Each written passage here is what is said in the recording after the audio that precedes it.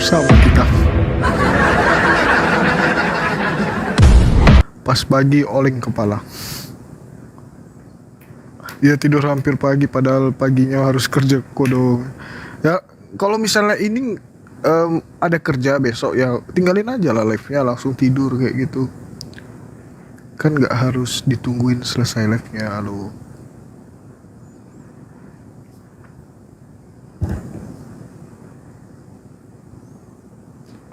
Pekanbaru tetap stay tune.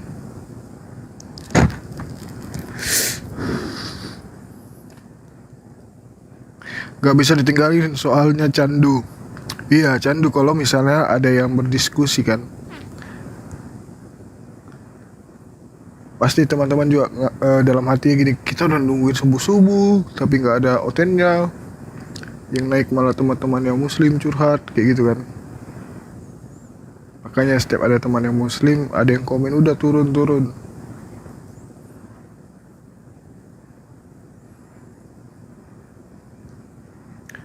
Curhat cepat. Kok curhat? Di tap-tap dulu lah. Kita diskusi seperti biasa 30k. Pantun dulu, gak mau. Soalnya THR sampai hari ini belum ada. Gajian juga baru setengah dikasih.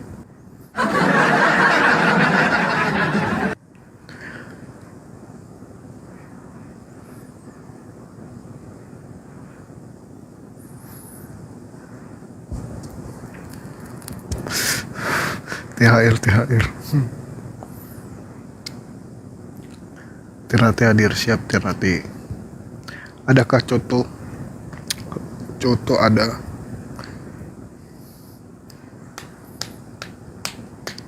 Cotonya pakai daging kan, tapi bukan Firman.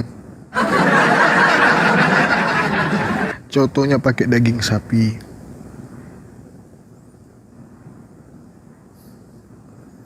Demo lah Bang Zuma, masa gajiannya setengah dua. Ayo lah bantu aku, kita demoin Bang Zuma.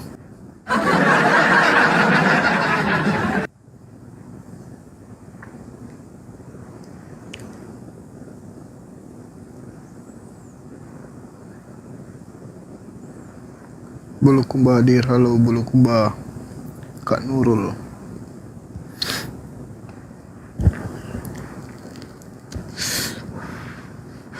THR dirapil tahun depan, kelamaan. THR lebaran haji aja nggak apa-apa, aku masih terima. Nanti infoin ke Bang Juma ya guys. Kalau aku tanya langsung ntar aku dipecat.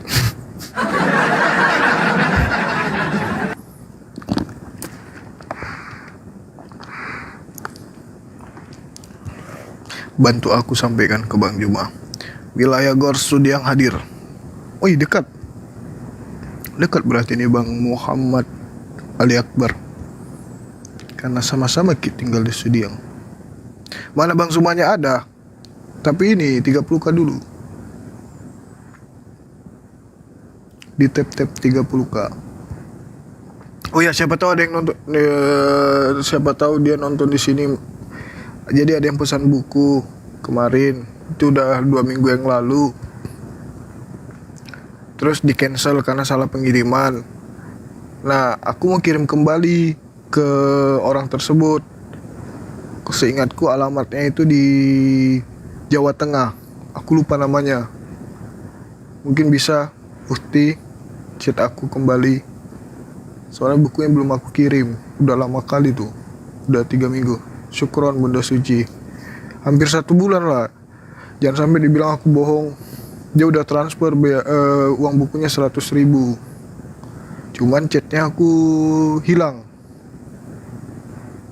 Siapa tahu beliau ada di sini, mungkin boleh chat aku kembali Uhti.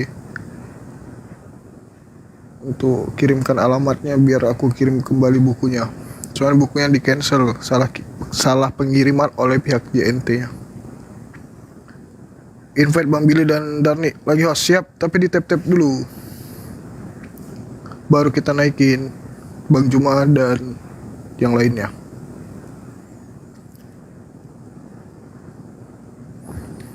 Dan kita masih tagih janjinya Bu Darni, dia bakal push up.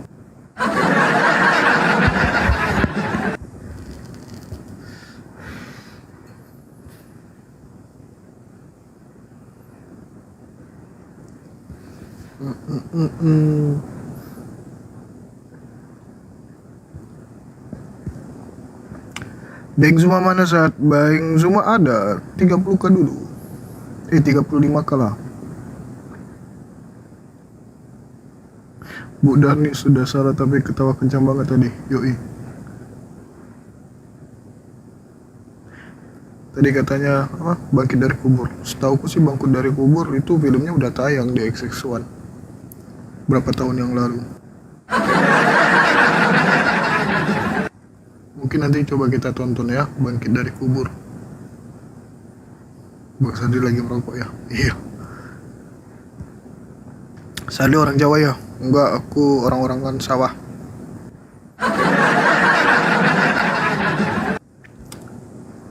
Kangen pantun host. Oke, nanti aku buat. Kalau THR Lebaran Haji udah dikasih.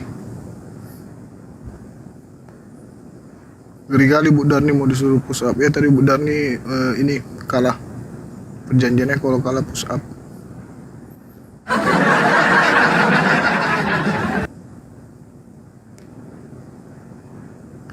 Udah 35k. Oke, aku info dulu ke Bang Coba. Ada ke Bang Coba.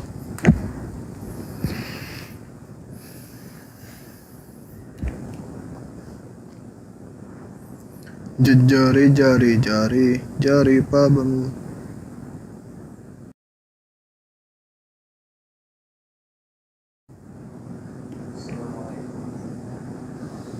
Belum. Oke Bang. Pairing. Assalamualaikum warahmatullahi wabarakatuh. Waalaikumsalam warahmatullahi wabarakatuh. Alhamdulillah, puji syukur kembali kita aturkan kepada Allah Subhanahu wa Ta'ala. Pada malam hari ini berjumpa lagi kita, sahabat-sahabat sekalian, untuk berdiskusi ya kan, melanjutkan materi pembahasan kita pada sore hari tadi. Kalau misalnya Bang Billy dan juga Ibu Darni masih mau ketemu di atas ring untuk membahas, kita jadi wasit aja kita, ya kan? Ya, kita sambil menyaksikan Bu Darni push up. Iya itu tadi, tapi ya yang namanya orang-orang kafir itu pasti ada saja caranya kemudian untuk mengelak ketika kebenaran sudah terungkap. Artinya gini teman-teman, yang punya otoritas mengkaji isi daripada kitab Tanak itu kan orang-orang Yahudi ya, Bani Yakub ya, termasuk Akhi Billy ya, saudara kita dari praktisi Tanak, yang mengerti tentang isi kandungan daripada kitab mereka ya pasti tentulah mereka. Sedangkan Ibu Darni ini kan hanya umat terjemah, dan itu pun terjemahan bukan dari Tanak langsung, tapi terjemahan dari Septuagint. Ya, sehingga miris ya, ada umat terjemahan membantah yang mempunyai kitab ori menurut pandangan kita sebagai umat Islam yang netral menyikapi ini. Artinya ketika ada pertentangan terjadi antara orang yang mengaku sebagai pengikut Taurat dan orang yang mengaku sebagai pengikut Injil, di mana Al-Quran memang sudah menerasikan bahwa mereka akan bertentangan satu sama lain. Dengan demikian, apa yang ada di Al-Quran semakin nyata kebenarannya. Seperti itu teman-teman sekalian. Perlu kita bikin tema Bang? Silakan. temanya apa guys? Bang Zuma kasih noise bang. Noise ya. Kayak mana itu? Tunggu ya. Tunggu. Masih. Temanya oke aman. Ini ada yang komen katanya temanya masih menerima THR walaupun lebaran haji. Lebaran. Bagus juga itu. Ya mengerti lah dikit.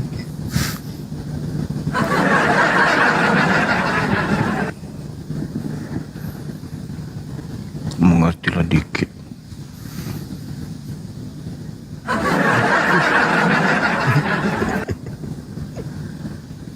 Silakan Bu Darni naik. Bu Darni sudah datang? Belum bang. Oh, Kode iya. guys.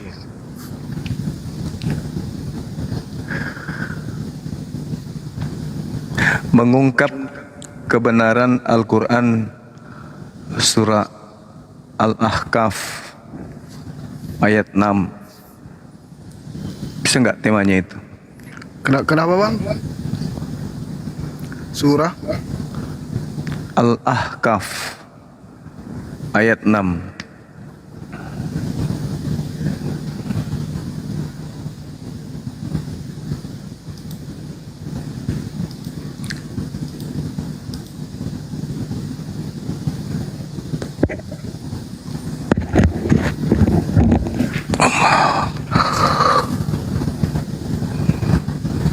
Allahu Akbar kabira walhamdulillahi katsira.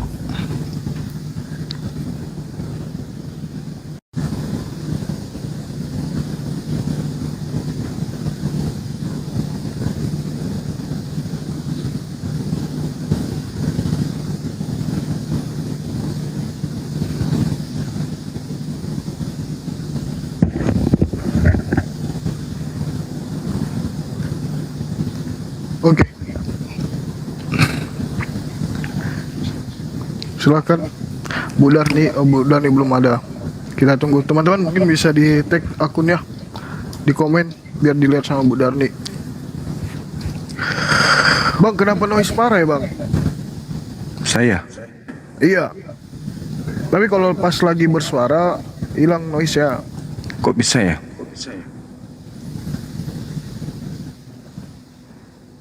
Soalnya ini lowbat. Oh sambil ngecas itu ya. Heeh.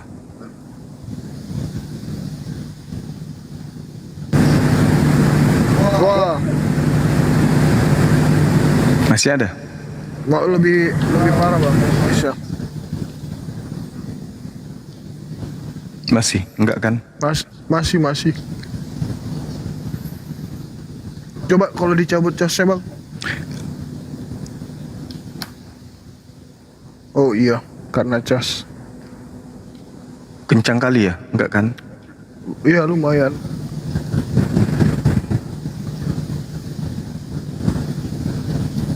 Tunggu ya, aku ganti dulu coba.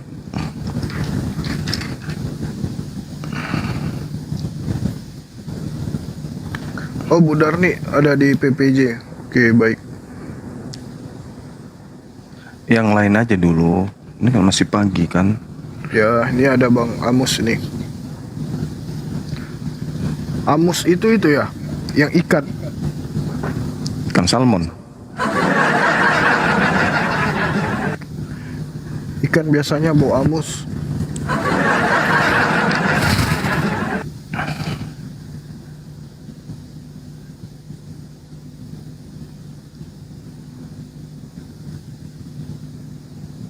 Malam Halo. Bang Juma.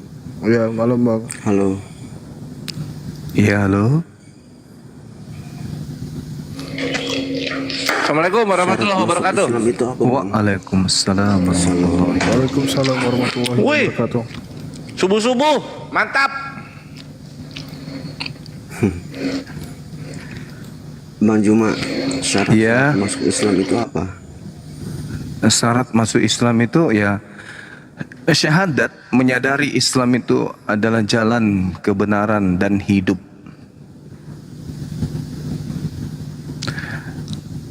Satu-satunya jalan untuk menuju kepada keselamatan ya hanya Islam. Kalau udah sadar sampai di situ, baru kemudian bersyahadat. Bagaimana? Oh, bro. Yang pertama syahadat dia. Iya. Kapan mau syahadat, saudara Amus? Kayaknya besok sih ada itu Ustadz Ustadz di mana? Masjid langsung ya? di masjid ya. Masya Allah. Bagaimana dengan keluarga? Kenapa Bang Juma? Kalau misalnya saudara Amus ini syahadat, bagaimana dengan keluarga? Keluarga saya ya itu Bang Juma, masalahnya keluarga saya ini Bang Juma. Gimana? Keluarga? Keluarga saya ini Bang Juma, apa saya bisa mengikut? Insya Allah bisa. Nanti kita bantu. Selama keluarga itu membuka diri kemudian untuk bersyahadat, insya Allah kita bantu. Kita bantu mau berdiskusi, mau membuka sharing, kemudian menggunakan akal untuk kita komunikasi, insya Allah kita bantu. Selama mereka mau buka diri untuk berdiskusi. Iya Bang Juma. Terus kalau saya masuk Islam berarti saya nikah secara Islam ya? Betul. Nikah secara Terus Islam. bagaimana dengan anak saya Bang Juma? Anaknya pasti Islam. Otomatis. Oh, Islam. Iya, karena ikut sama bapak sama ibunya kan gitu. Calonnya Islam kan? Enggak, Kristen. Ya gimana itu? Calonnya juga harus menjadi Islam. Iya. Mau ndak dia? Kayaknya besok untuk dia mau ikut saya masuk Islam besok. Masuk Islam. Iya Alhamdulillah. besok. Kenapa bisa dia selalu mengikuti di kata Ustaz. Alhamdulillah. Dia mengikut saya saja, istri saya. Dia selalu ikut debat juga enggak? Enggak. Cuma dengerin Abang Juma aja. Nih, Oh, di gitu. samping saya istri saya ini. Oh, Bang Amus berarti sudah berkeluarga ya? Iya. Oke. Alhamdulillah. Cuman kalau syahadat kita nanti di sini disaksikan sama Bang Juma dan yang lain, itu nanti akan mendapatkan sertifikat mualaf ya Bang ya? Gimana? Kalau di kita kan dapat sertifikat. Oh, baru tahu? Cek. Nah, ini Amus mau syahadat beneran? Insya Allah. Dia kan sudah lama dia selalu bertanya-tanya tentang Islam. Tapi aku masih dengar 3-4 hari kemarin hujat-hujat Islam dia, buta batu. Di mana? Di Kumal yang lain? Iya, bukan di room ini, di room yang lain kalau nggak salah. Kalau nggak salah di Bokir Permanen. Ya mungkin ini kali. Untuk lebih meyakinkan dirinya kali ya. Woi Amus, Kenapa Bang?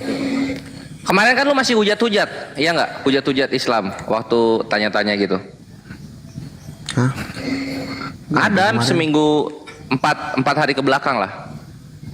Oh, 4 hari ke belakang ada. Ya, gara-gara apa itu hujat-hujat Islam? Ya, nggak tahu kebenaran belum. Apa?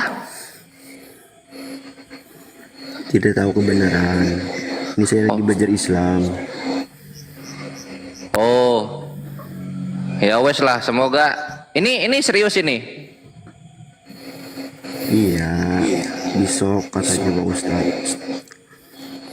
Oh iyalah. Nah sebelum kita lanjut ke seriusannya, gue pengen tahu dulu. Emang latar background keluarga apa agamanya? Kristen. Terus Amus di KTP apa? Kristen. Terus kenapa kepikiran habis hujat-hujat Islam malah mau pindah Islam? Nggak, bukan punya hujat, tapi kan kumal-kumal TikTok kayak gini, kayak Bang Juma ada pencerahan gitu. Berarti udah nggak percaya Yesus ini adalah Allah itu sendiri gitu? Nggak percaya sih. Apa? Yesus itu kan utusan. Iya. Seperti Nah, dalam Al-Quran utusan Nabi ini. Isa itu. Oh, mantap. Nah, terus utusan ini pengutusnya nggak? Si pencipta itu sendiri nggak? Enggak, yang pencipta itu kan Allah Bapa kan. Oh, jadi Amus untuk saat ini, hari ini, dan beberapa minggu kebelakang ini mengimani bahwa Yesus itu ciptaan. Iya. Oh, mantap lah. Alhamdulillah kalau gitu. Terus mulai berguncang imannya tuh dari kapan? Ceritain. Kenapa bang? Imannya Kristennya mulai berguncang itu dari kapan? Kok bisa gitu? Semenjak dengar kumal-kumal Bang Juma ini, terus belajar tentang Islam. Oh alah, mantap Gurunda. Dapat amal jariahnya dari Amus.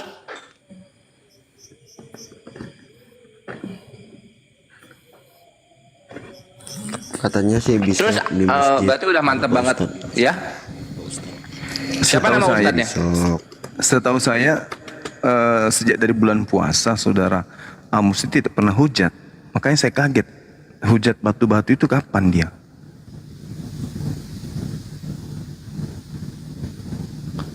Iya, mana ada.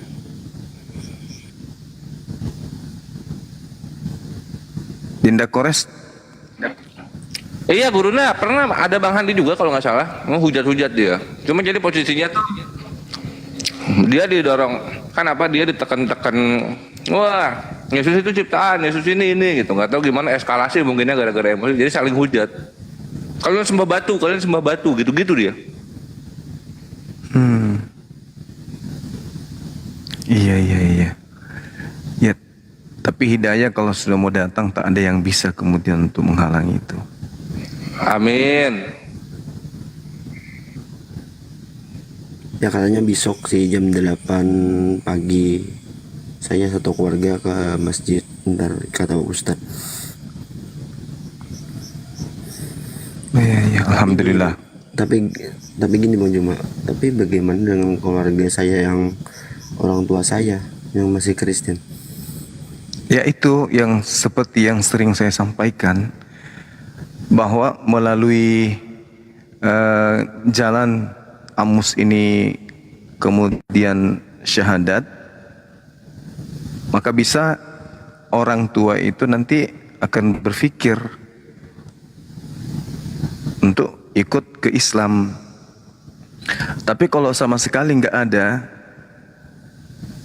sama sekali tidak ada kemudian yang syahadat di keluarga, berarti tak ada yang membuka diri kemudian untuk menuju kepada Islam.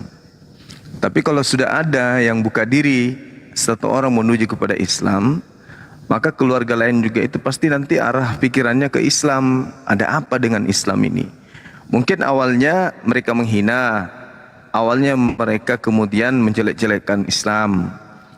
Tapi pasti ada titik di mana mereka itu penasaran, ada apa ini dengan Islam?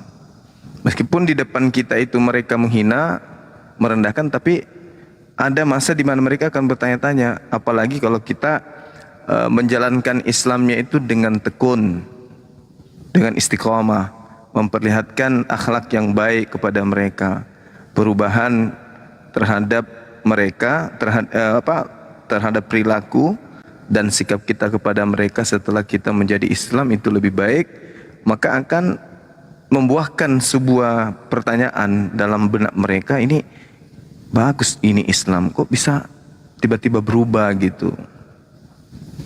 Ya, makanya kalau masuk Islam itu belajar dan baik bagaimana menjadi seorang Islam, menjadi muslim yang taat, untuk menjadi cahaya bagi keluarga yang lain, untuk menjadi contoh sehingga mereka penasaran, maka mereka akan bertanya-tanya. Awalnya bertanya, lama-lama penasaran, habis itu ingin coba.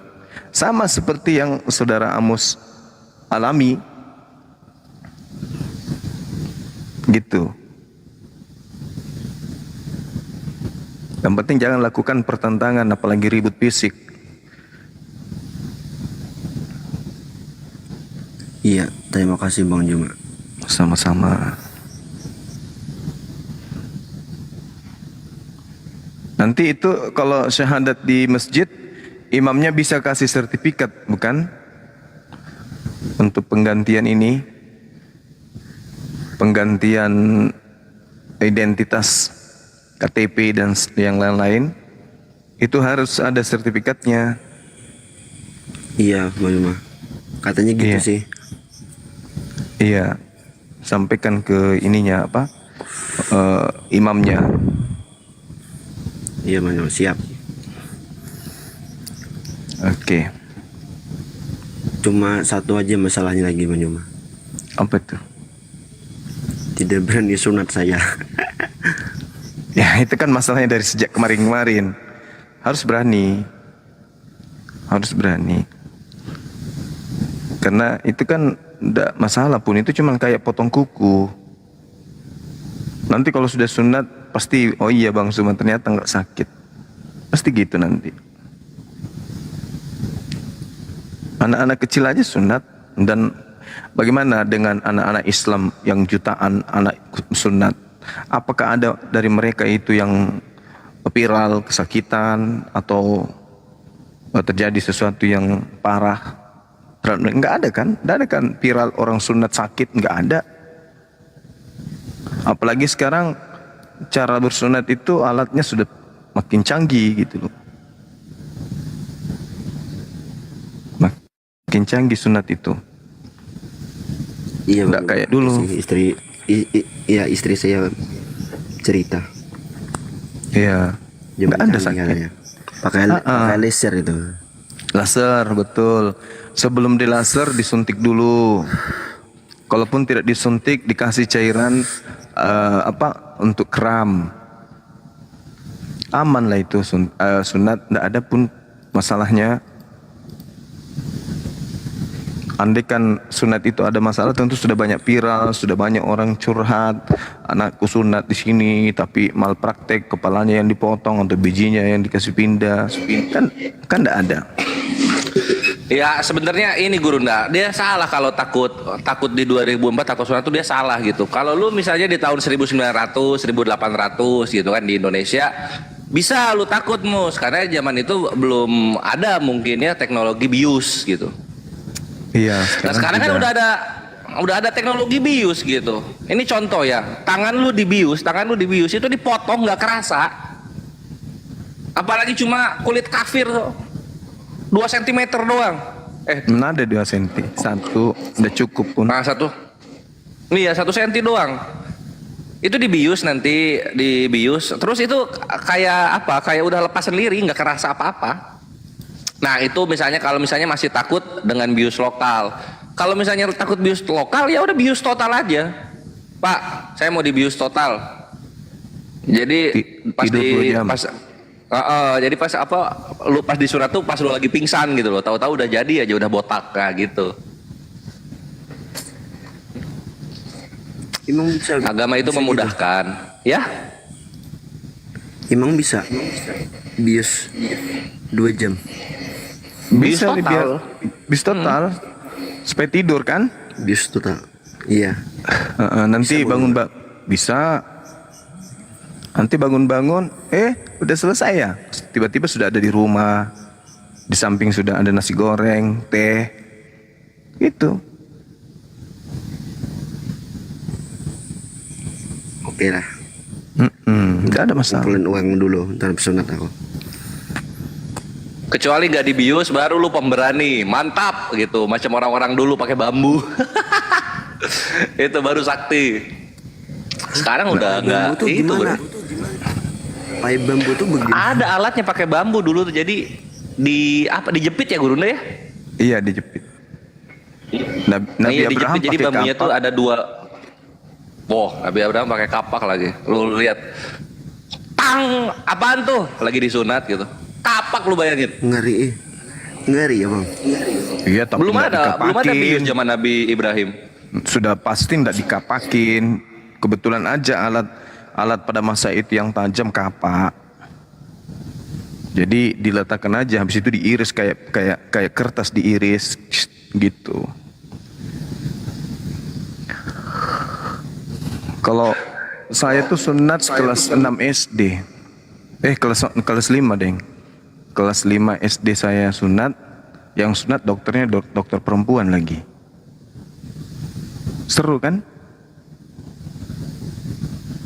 Seru, Bang. Wah, itu ini apa? Berdiri dia, memudahkan. Nggak boleh berdiri ya, susah. Jadi susah. Jadi ke bawah. Iya, Ikhwan nggak boleh ini loh. Sunat itu nggak boleh berdiri. Nanti dia malah turun si kulitnya. Assalamualaikum. Lupa lagi. Gurunda, Waalaikumsalam warahmatullahi wabarakatuh. gini Gurunda boleh bertanya nggak sih perihal tentang bab sholat? Soalnya takut keliru aja. Iya, gimana? Gini Gurunda, kira-kira apa sih hukumnya? Contoh nih ya, kayak saya kan kerja capek, terus kayak sholat zuhur itu kadang ketinggalan, ketiduran, terus asar juga. Terus kalau misalkan kita sholat asar nih, terus di waktu jam-jam setengah 6 gitu, itu boleh nggak sih? Dan hukumnya apa? Terus kalau misalkan kita menggabungkan antara sholat zuhur dengan asar sekaligus, itu apa hukumnya? Itu ada memang dimudahkan bagi orang yang memenuhi syarat untuk itu. Namanya sholat jamak, digabung antara zuhur azhar. Emang kerjanya apa sih? Perang. Aku kerjanya ya biasalah nguli Gurunda. Nguli tapi kan ada sempat sholat. Iya cuman kan Ini maksudnya di bawah ngulinya- jamak. Ini nguli Itu- bukan nguli sembarang nguli. Enggak, berapa kilometer dari rumah ke kantor? Kurang lebih 2 jam, 1,5 jam lah. Wah lah nggak bisa. Nggak bisa. Kalau misalnya jaraknya 3 jaman baru tuh dapat 81. Cuman beda kota nggak? Kalau beda kota sih enggak, cuman beda ini aja, kabupaten aja. Oh. Ini ya setahu aku kayak Gurunda dan ahli psikopat dan yang lainnya nggak bisa di jamak di kodo itu nggak bisa Oh enggak bisa. kecuali safar nggak bisa. Terus gini Gitu. Bang, ada yang bilang kalau kita sholat asar nih, terus sholat asar itu kan minimal kalau di sini tuh kan jam 3:15 gitu kan. Nah terus kalau kita sholat asar jam mau di ujung maghrib ataupun setengah 6 itu katanya hukumnya haram, tapi untuk sholatnya sah katanya sih. Makanya aku sini nanya sama Gurunda gitu. Nggak, memang bukan apa namanya. Nanti sama Gurunda ini lengkapin ya. Ini aku tahu dulu. Bukan haram, ya haram ya nggak sah lah. Kayak mana sih? Dalam hadis itu dikatakan orang-orang yang selalu menyelesaikan sholatnya itu di akhir-akhir waktu sholat itu jatuhnya kaum munafik gitu. Nah terus sama gini, ini fikihnya ya. Ketika lu sholat ini misalnya jam udah mau maghrib nih, lu baru bisa asar. Nah Betul. pas lu sholat asar itu adzan. Itu dilihat tuh apakah udah 1 rakaat atau belum. Kalau udah 1 rakaat kehitung itu sholat asar. Tapi kalau belum jatuhnya kodo dan itu dosa. Oh. Terus Bang, kira-kira boleh nggak sih kalau misalkan kita mengkodok sholat zuhur atau asar di waktu yang isya gitu? Rumah apa itu anjir? Yang Nggak ada itu. Oh, nggak ada Bisa ya? di kodo bisa gitu. Contoh kayak zaman Nabi Muhammad SAW ketika perang Badar gitu kan, berpapasan sama kudanya Umar. Ya Nabi, aku belum sholat asar. Ini sebentar lagi matahari udah mau tenggelam, udah mau maghrib maksudnya. Jangankan kamu wahai Umar, saya juga, kata Nabi gitu. Terlaknatlah orang-orang kafir Quraisy yang membuat kita lalai dalam sholat. Nah lalu kemudian setelah itu dikodok tuh semua. Hikmah yang diambil apa? Urgensinya itu ya ketika perang gitu, dan ketika safar. Safar juga jamak sih. Jadi kalau secara mazhab, 4 mazhab itu nggak ada, kalau soal kerja itu nggak ada. Enggak, jadi gini Bang, intinya boleh nggak kira-kira antara sholat zuhur, asar kita kodok di waktu yang isya, setelah sholat isya? Hukumnya haram, tapi kalau misalnya memang ada uzur bisa, boleh. Oh bisa, oh. Iya. Tapi mau sampai kapan, masa tiap hari, Bre? Ya enggak bre, ini maksudnya udah dalam beberapa hari ini sih, udah 3 hari ini bre itu. Soalnya pas aku nanya-nanya sama kayak anak-anak santri kan ikut-ikut kayak di grup-grup yang lainnya, katanya hukumnya haram katanya gitu. Makanya tak tanya sama gurunda gitu biar enak apa hukum-hukumnya gitu. Ini kerjaannya dulu kerja apa sih? Tadi kamu tanya lagi perang gitu. Enggak sih gurunda, kalau kerjanya itu aku kerja asisten dokter gurunda. Asisten dokter, Iya. nanganin operasi. Oh, Kayak ada yang kecelakaan, terus ada kayak kehamilan. Kalau kehamilan kan memang di situ ada bidan, cuman kan aku di bagian kayak infus atau alat-alat kayak ngebutin darah atau apa gitu. Kalau untuk masalah lahiran kayak maksud contohnya kayak lahiran nih itu khusus untuk bidan, kalau aku yang bagian lainnya gitu. Tapi kalau misalkan ada kayak mau dibedah ya itu aku harus ikut turun tetangan juga gitu. Makanya kalau untuk waktu sholat itu pun minim.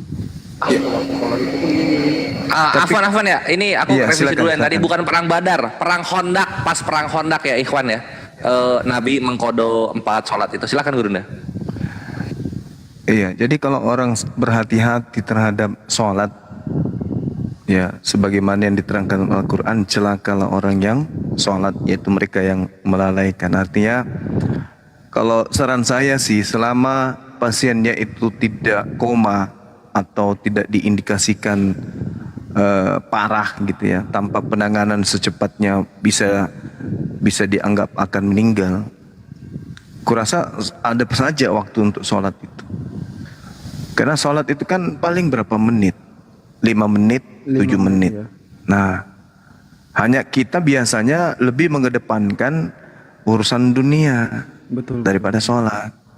Justru bisa jadi dengan sholatnya kita, dengan takutnya kita kepada Allah, pasien yang diberikan tanggung jawab ke kita itu ya bisa kita doakan dalam sholat.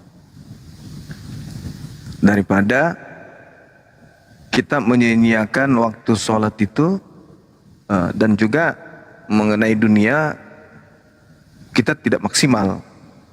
Alangkah baiknya kalau kita mengutamakan Allah daripada urusan semuanya. Nah ini saudara ini pegawai tetap kan? Iya. Nah itu dia, sholat harus tetap lebih diutamakan.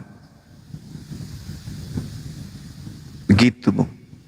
Apapun ceritanya, cobalah cari celah di mana ada waktu untuk sujud. Nanti lama kelamaan lingkungan Anda akan mengetahui saudara ini pasti sholat. Dia nggak mau tinggalin sholatnya karena sudah dikenal orang-orang ini. Artinya waktu sholat jangan dicari, orang itu pasti lagi ibadah. Ngerti nggak? Iya ngerti, paham. Ya. Enggak, satu lagi nih Gurunda, kan kebanyakan gini kayak contoh atahiyatul nih, itu kan kalau kita assalamualaikum itu kan tangannya dibalik tuh, itu ada nggak sih Gurunda kayak dalil-dalilnya gitu? Ya, kalau saya pas tahiyat langsung nunjuk telunjuk. Ya, tahu kan pas atahiyat kan kita Iya. nunjuk. Nah pas udah Iya. atahiyat itu kan assalamualaikum, terus tangan kita tuh yang kanan kan otomatis kan ngebalik, terus tangan kiri juga Ngebalik gitu, mana? udah, Itu ada Ngebalik nggak sih, kemana? Gurunda? Enggak, maksudnya kan kita kan assalamualaikum, terus tangan yang kanan itu kan balik Sejauh gitu. ini saya belum pernah menemukan dalil itu. Hmm, Iya, sejauh ini saya belum pernah menemukan dalil tersebut. Mungkin saya absen kali pada saat pengajaran itu ya. Wallahu alam. Yang kayak membalikkan begitu salaman salam kanan, ya tangan benar, kanan benar. dibuka. Ya, Salam kiri, tangan kiri yang dibuka. Saya belum pernah menemukan dalil itu. Sejauh saya belajar, mungkin karena saya absen kali ya. Mungkin juga itu hanya pemikiran orang untuk menjabat tangan dengan malaikat atau apa, wallahu alam bisawab. ya udah Gurunda, itu aja sih Gurunda. Baik, Ya, makasih ya Gurunda, Abang. sama-sama. Ya, assalamualaikum. Ya. Waalaikumsalam. Ini aku dikit lagi, boleh ya? Silakan, silakan. Jadi inget ini Gurunda, aku tuh seneng ada dua yang aku pelajari tahun-tahun kemarin tuh ada tahadus bil nikmah, cuman itu nggak nyambung sama pertanyaan. Sama satu lagi tuh tafhidun nafs atau hidun nafs, yaitu memelihara jiwa. Jadi dalam makosid syariah itu ada 5 gitu. Hukum syariat itu tujuannya 5: memelihara agama, memelihara jiwa, memelihara keturunan, memelihara harta. Satu lagi apa? Nah, menyangkut tadi soal kerjaannya beliau ya, Ikhwan ya. Kerjaannya beliau itu kan jiwa jatuhnya itu. Jadi jatuhnya memelihara jiwa. Nah, itu kalau alasannya gitu itu kuat itu untuk memelihara jiwa. Insya Allah dihalalkan untuk dia dijama gitu. Kalau memang kejadiannya seperti itu gitu. Kalau misalnya dia sholat dulu maka nggak ada tenaga medis yang bisa ngisi posisi dia pas ada orang lagi di bedah jantungnya gitu. Atau pas dia nggak ada, nanti pas operasi orang yang kanker otaknya nggak ada yang megangin. Nah kayak gitu-gitu itu insya Allah dibolehkan akhi. Iya, uzur gitu. itu. Itu jatuhnya uzur dan itu kuat, dan itu nanti jatuhnya juga termasuk memenuhi untuk makosid syariah yang kedua, yaitu hifzun nafs, memelihara jiwa gitu. Tapi benar yang dibilang Gurunda, kita sebagai muslim harus mengutamakan perintah yang ada, sehingga solusinya tadi udah bagus banget, cari sela-sela waktunya bawa sajadah, karena dalam maqasid syariah juga yang pertama itu adalah memelihara agama gitu. Sip. Ya, orang-orang itu akan kenal beliau ahli ibadah. Jadi kita akan dicari pada saat waktu ibadah, waktu sholat. Orang sudah pada tahu bahwa saudara tadi itu pasti lagi di masjid atau lagi di musola. Sehingga semua yang ada di sana itu akan saling mengetahui satu sama lain, saling membantu satu sama lain. Artinya orang-orang perawat lain itu udah tahu kalau bapak ini pasti ibadah jam sekian. Maka kalaupun dibuatkan jadwal yang ada nanti itu mengikut daripada waktu sholatnya beliau. Artinya dia sudah dikenal sebagai ahli ibadah kan. Tak ada yang bisa kemudian untuk mengganggu waktu ibadah beliau karena sudah dikenal. Lain cerita kalau dalam keadaan darurat. Seperti yang diterangkan Dinda Kores tadi barusan, ada yang benar-benar butuh, ya maka itu uzur jatuhnya. Masya Allah, mantap Gurunda. Aku jadi inget, bener itu loh, itu yang dibilang Gurunda, perkenalkan diri kita sebagai ahli ibadah di lingkungan gitu, Ikhwan. Itu benar banget gitu. Nanti lingkungan itu akan memudahkan kita untuk melaksanakan ibadah kita ketika kita dikenal seperti itu, Ikhwan. Ini baru nemu kata-katanya pas Gurunda ngomong, itu aku kelakuin di Bali, Ikhwan. Insya Allah jadi ibroh. Aku tuh kalau nongkrong sama anak-anak ya, sama anak-anak yang di Bali, dan mereka tuh ada Hindu, ada Kristen, ada Katolik lah, ya namanya Bali ya. Nah, itu orang-orang tuh tahu tuh kalau misalnya udah waktunya sholat, mereka nggak nyariin aku tuh. Dan kadang pas lagi nongkrong aku hilang tuh berapa kali, 2 kali tuh biasanya, asar sama maghrib. Nah mereka tahu aku sholat gitu, dicariin tempatnya buat sholat yang enak di mana. Oh res di sini res, nih ada kosong, di sini aja lu sholat. Akhirnya di sana gitu. Jadi selama niat kita ibadah itu pasti Allah mudahkan melalui sekitar kita. Mantap Gurunda, Masya Allah.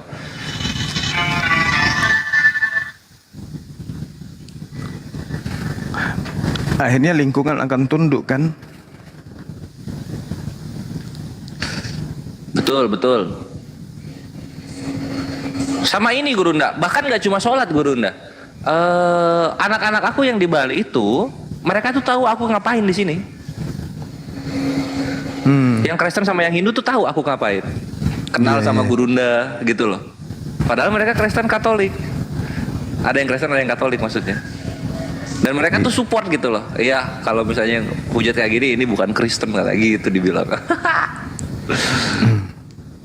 Terus justru nanti lingkungan kita yang mengingatkan, Pak, waktu sholat Pak. Begitu tuh.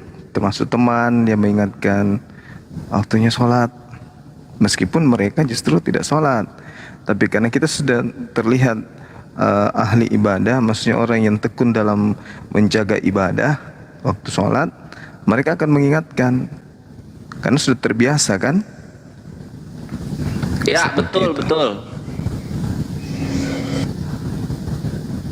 Oke, pembahasan lain silakan. Belum ada, Oten. Yang WA mau debat itu hari belum ditanggapin. Iya belum bang. Pak Saifuddin Ibrahim juga pura-pura nggak kenal.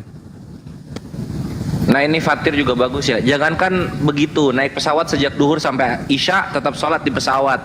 Iya betul. Cuman ini yang mesti ini ya, supaya kita nggak teledor jatuhnya malah nggak sholat. Maksudnya gini, kalau itu pesawat atau transportasi apapun arahnya ke kiblat ikhwan, itu sholatnya sah.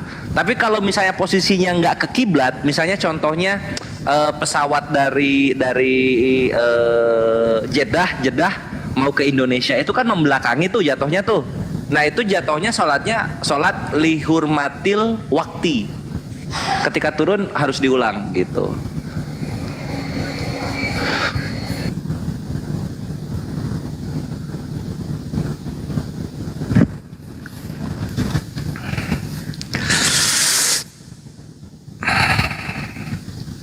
Gimana, Otennya belum ada ya?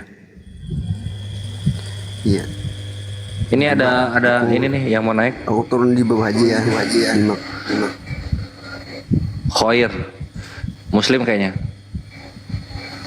Sholat menghadap kendaraan tuh kayak mana?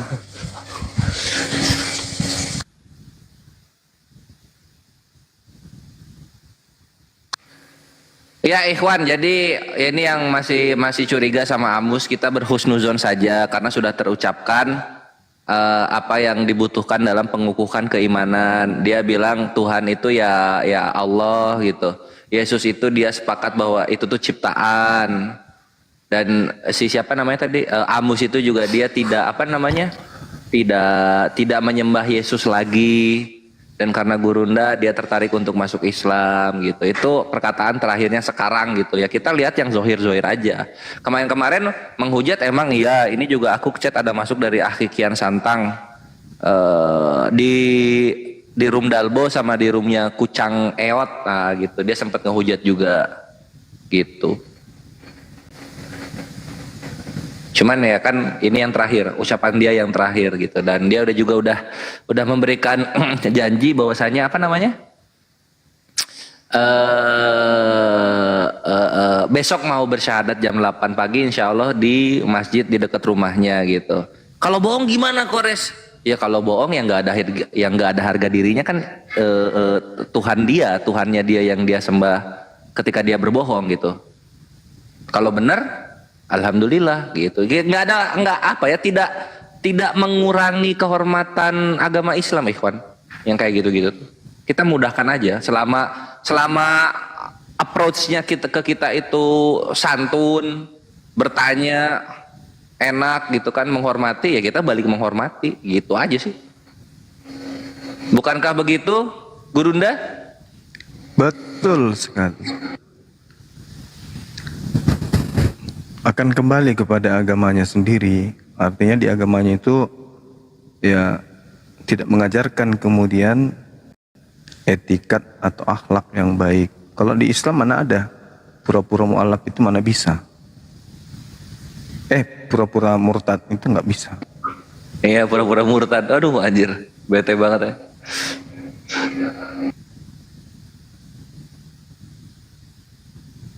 Pura-pura murtad itu paling dari mereka sendiri yang pura-pura Islam lalu kemudian meninggalkan Islam. Itu yang ada biasanya. Iya. Iya kan ya? Betul. Karena apa ya? 1 Korintus 9, 19 sampai 23.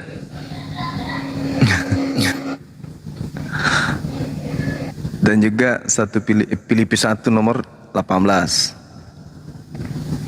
1 Korintus 19:20. Jadi Ya. mengajarkan tentang kekristenan itu pakai trik-trik mengelabui itu bisa. Aku akan menjadi seperti orang yang tidak mengenal hukum Taurat. Oh gitu. Ya, apa nih? Ajarannya kok bisa begitu? Aku tampil seakan-akan sebagai orang yang taat pada hukum Taurat meskipun aku sendiri tidak taat pada hukum Taurat untuk memenangkan banyak orang. Ah ya. Bisa Kan gitu ya? Jelas banget diajarin ini. Ya, itulah yang Enggak- dikatakan enggak. waspadalah pada serigala. Nyamar seperti domba, artinya nyamar seperti penganut Taurat. Kan itu poinnya. Betul. Itu yang 20-nya Gurunda. Yang 21 itu Islamnya baru tuh. Pura-pura Iya. jadi Islam ya. Bagi orang-orang yang tidak hidup di bawah hukum Taurat, aku menjadi seperti orang yang tidak hidup di bawah hukum Taurat. Sekalipun aku tidak hidup di luar hukum Allah karena aku hidup. Nipu-nipu. Geli banget bacanya. Paulus.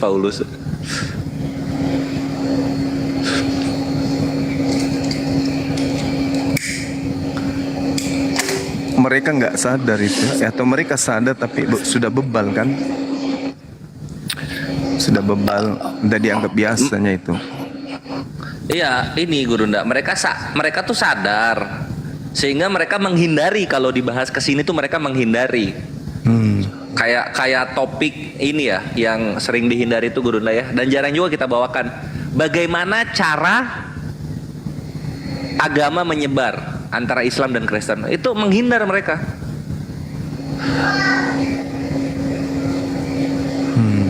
Karena Iya, takut iya. keluar video-video misionaris, video-video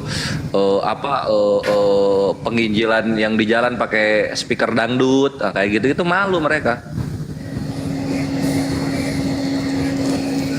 Iya, iya. Bosnya ngorok di mana? Enggak. Ini noise ini ini Ikhwan, Gurunda sambil ngecas, jadi maklumin aja dulu. Iya, bentar aja kok. Ini ada Kalau 3 yang saya request, tutup- coba kita lihat.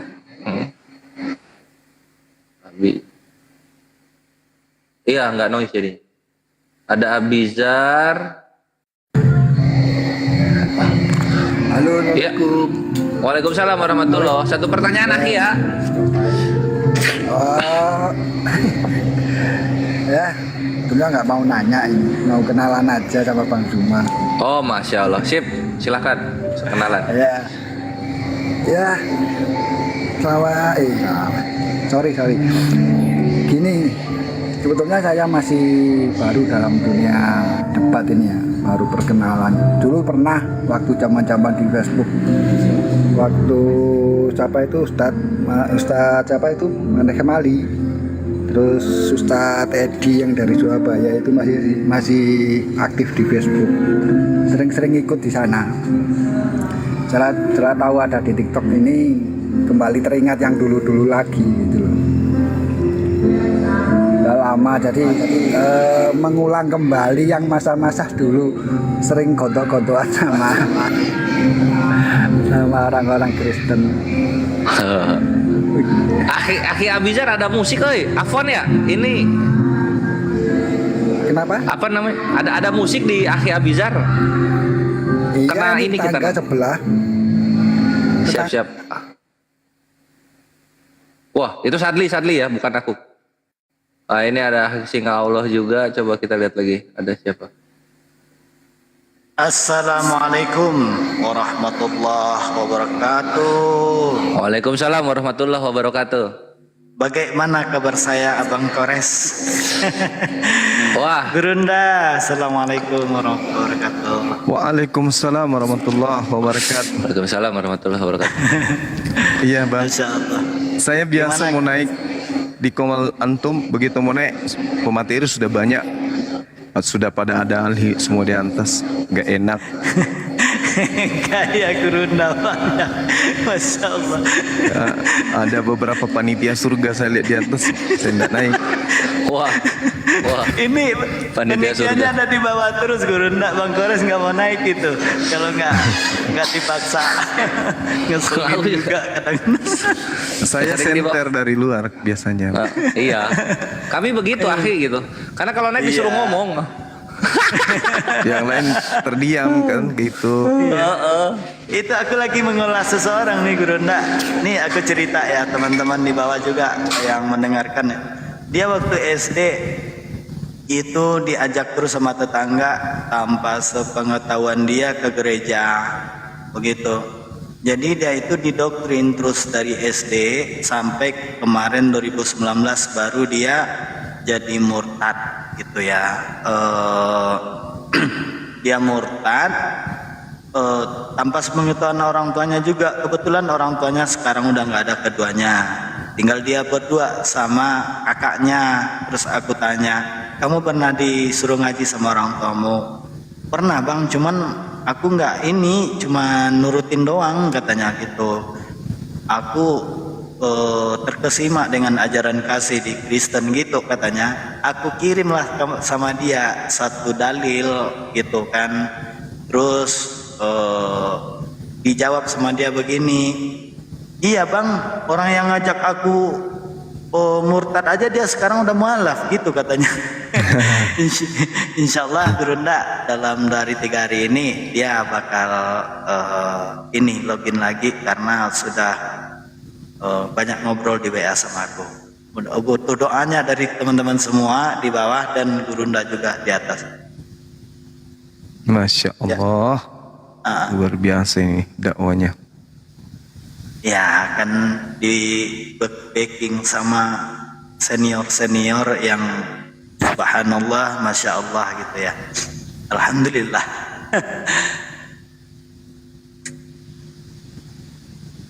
Alhamdulillah, mudah-mudahan ya semakin hari semakin banyak kemudian yang ini, yang bersyahadat.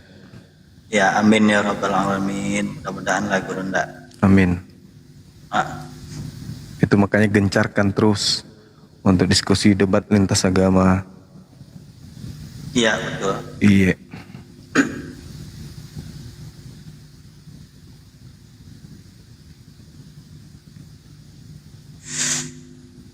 Kapan syutingnya lagi Gurunda ke Jakarta? Ini tinggal tunggu apa? Tanda tangan kontrak.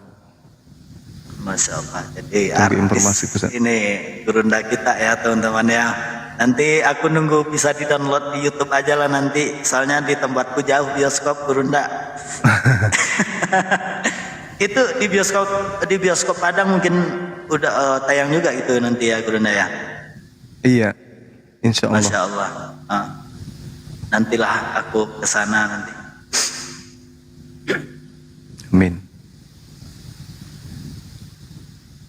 Itu sih itu minta naik dari tadi Gurunda. Esau udah jadi naik ya.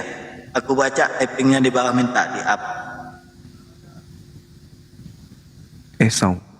Iya, Agak Esau ada. dia Request aja sini. ada Nggak ada request.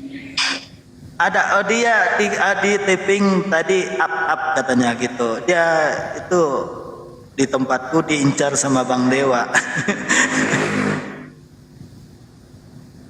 Emang biasa Oten suka gitu pas dilihat akunnya private atau udah dinaikin tapi nggak mau naik kayak gitu.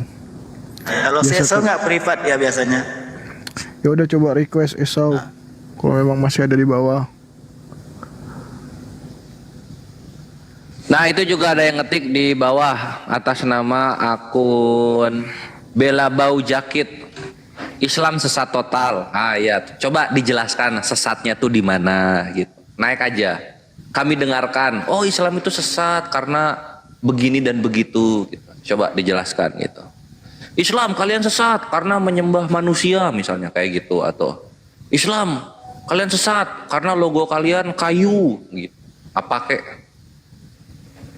Islam kalian sesat karena kalian ibadahnya nyanyi-nyanyi, ya kayak gitu-gitu. Oh, iya. Coba dijelaskan di atas. Udah aku jambak dia, tapi nggak mau naik. Oh.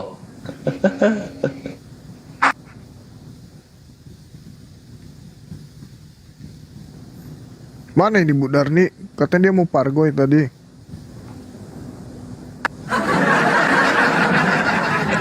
Coba Pengagum gelap Gurunda. Pengagum gelap. Aduh, aku undang Ito Teti ke sini gimana Gurunda? Boleh? Boleh. Kalau Bentar dia ya, masih Gurunda. mau berdiskusi, ya. Ya, ya perhatian banget sama Gurunda. Aku jadi bingung ini. Setiap hari Perhatian. nanya Gurunda, bener. Nih Esau nih minta up lagi nih dia di bawah. Naik aja bang, Bang Esau naik aja. Ajukan permintaan Bang Esau. Udah aku jambak Bang Esau, silakan diterima. Coba aku undang juga. Oh, Ah, mantap.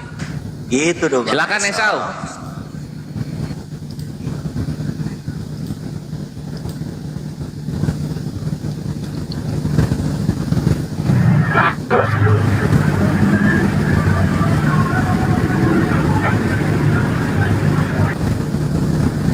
Mana suaranya? Nggak ada suaranya tadi. Ya, selamat malam. Ah, malam-malam silakan.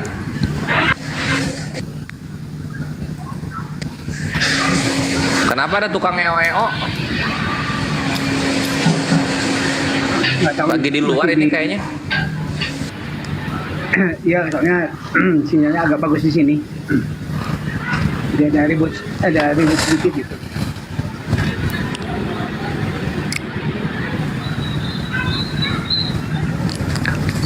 Oke, lanjut. Iya nih, Bang Bima, saya mau menanyakan beberapa hal yang memang sifatnya apa ya berbuat gitu ya. Gimana? Ya ada beberapa ayat yang sifatnya nurbuat ya, terutama dari baginda Nabi Muhammad yang menyatakan bahwa Isa dan Masih itu akan datang lagi di akhir zaman. Iya. Mungkin sebagai narasi awal bahwa saya adalah seorang Nasrani yang mengimani beberapa Injil yang memang dianggap pihak gereja itu apokrif ya. Jadi memang literasi saya itu adalah salah satu yang berbentuk pewahyuan yang memang jelas buat Isa dan Masih sebagai seorang Nasrani yang memang beliau adalah seorang guru atau panutan atau junjungan kami sebagai pengimanan di dalam ketauhidan yang beliau ajarkan. Itu aja sih literasi yang saya pengen sampaikan sebelum melanjut ke yang lain gitu. Iya. Jadi kalau di dalam Islam itu kan diajarkan bahwasanya wa im min ahlil kitab illa la yu'minan nabihi qablal mauti wa yaumal qiyamati yakunu alaihim syahida. Tidak ada seorang pun di antara ahli kitab yang tidak beriman kepada Nabi Isa alaihissalam menjelang kematiannya. Dan pada hari kiamat nanti Nabi Isa akan menjadi saksi bagi Bani Israel. Seperti itu Bang. Jadi ketika Nabi Isa datang, dia akan menjadi titik tumpu konsentrasi ahli kitab, bahwa apa yang diceritakan Al-Quran tentang Nabi Isa alaihissalam ternyata itu betul, sehingga mereka semuanya akan beriman kepada Nabi Isa bahwa beliau itu adalah Mesias yang ada kemudian yang datang kepada mereka yang menjadi jalan menuju kepada Allah. Seperti itu bang. Jadi Nabi Isa ini hanya sebatas sebagai nabi bagi Bani Israel, bukan seperti yang dipahami oleh saudara-saudara Kristen kebanyakan. Seperti itu. Baik, jadi sepakatnya bahwa Bang Jumat juga menarasikan barusan dari literasi Quran bahwa Isa Al-Masih atau Isa Al-Masih itu akan lahir sebagai pemimpin di akhir zaman. Yang saya maksud adalah begini Pak. Dari satu ayat itu dinubuatkan oleh baginda Nabi Muhammad bahwa Isa itu datang lagi sebagai nabi. Yang saya pahami, Isa Al-Masih itu belum meninggal. Jadi dia datang lagi nanti di akhir zaman itu akan, yang saya tahu dari dua literasi yang saya pahami juga di Quran itu adalah Dajjal, kalau di kami adalah Masih Dagala. Sebagai informasi bahwa yang bisa membunuh Dagala atau Dajjal adalah seorang nabi. Artinya, betullah apa yang dikatakan sebagai literasi. Mungkin ini sedikit kontradiktif ya dengan pemahaman saya, bahwa setelah membunuh Dajjal atau Dagala, beliau adalah memimpin selama 30 atau 40 tahun di masa jayanya. Beliau itu juga menikah dan dia juga akan meninggal sebagaimana yang masih manusia. Artinya Nabi terakhir adalah Nabi Isa Al-Masih. Nah, dari pandangan Muslim itu bagaimana Pak? Karena saya hanya menganggapnya nubuatan ini adalah satu tanda bahwa Nabi akhir zaman itu adalah Isa Al-Masih atau Isa Al-Masih. Begitu. Iya, jadi gini. Ketika Nabi Isa alaihissalam datang, Inni Abdullah atani al-kitaba wa ja'alani nabiyan. Beliau datang mengajarkan kemudian kepada Bani Israel bahwa aku ini adalah hamba Allah yang diberi nikmat kenabian, yang diutus kepada kalian. Tapi kemudian Nabi Isa alaihissalam pada saat itu ditolak, tidak diimani mayoritas Bani Israel. Hanya sebagian kecil dari Hawariyun yang percaya akan kenabian dan kerasulan beliau. Bahkan ada di antara orang-orang pada zaman itu bukan hanya menolak, tetapi membuat cerita kalau dia ini adalah jelmaan Tuhan, pencipta langit dan bumi. Lalu kemudian penolakan yang datang kepada Nabi Isa akan kenabiannya itu diterangkan kembali oleh Al-Quranul Karim. Wa isqala Isa bin Maryam ya Bani Israel inni rasulullahi ilaikum musaddiqan lima baina yadayhi minat Torah wa mubashiran bi rasuli ya'ti min ba'di ismuhu Ahmad. Ini penyampaian Nabi terakhir, bukan hanya sebatas kepada satu kelompok, tapi kepada seluruh umat manusia. Dikabarkan kemudian bahwa dulu ada Nabi Rasul diutus oleh pencipta langit dan bumi khusus kepada Bani Israel. Nah, kenapa dia disebut Rasulullah wa khataman nabiyyin? Karena memang tak ada lagi Nabi yang diutus setelah dia. Diutus dalam arti kata membawa risalah baru, membawa hukum baru, membawa ajaran baru. Itu tak ada lagi. Adapun kedatangan Nabi Isa alaihissalam justru mengaminkan ajaran baginda Rasulullah Muhammad sallallahu alaihi wasallam yang mengatakan wa immin ahlil kitab illa la yu'minan nabihi qablal mauti. Dia datang kemudian untuk menggenapi ayat ini, melengkapi, menyempurnakan informasi ini menjadi sebuah fakta kebenaran. Sehingga beliau tidak disebut lagi sebagai nabi terakhir, tetapi dia disebut sebagai penggenapan terhadap pengajaran dari khataman nabiyyin. Seperti itu. Karena dia sudah datang nih. Kedatangan beliau mengajarkan tentang kenabiannya dilanjutkan kemudian oleh oknum baginda Rasulullah Muhammad sallallahu alaihi wasallam. Jadi kedatangan Rasulullah itu adalah melengkapi misi para nabi, mewakili para nabi. Bukan kemudian Nabi datang untuk mengajarkan syariat baru atau hukum baru. Tidak, Nabi Muhammad SAW sebagai penyempurna dari ajaran para nabi. Jadi apa yang diajarkan oleh Nabi Muhammad, apa yang dilakukan oleh umat Islam hari ini, itu meneruskan misi ajaran Nabi Isa alaihissalam kepada Bani Israel. Makanya umat Islam itu beriman Nabi Isa adalah Nabi Rasul untuk Bani Israel. Makanya Al-Quran selalu menyerukan, ya ahlal kitab, qad ja'akum rasuluna yubayyinu lakum.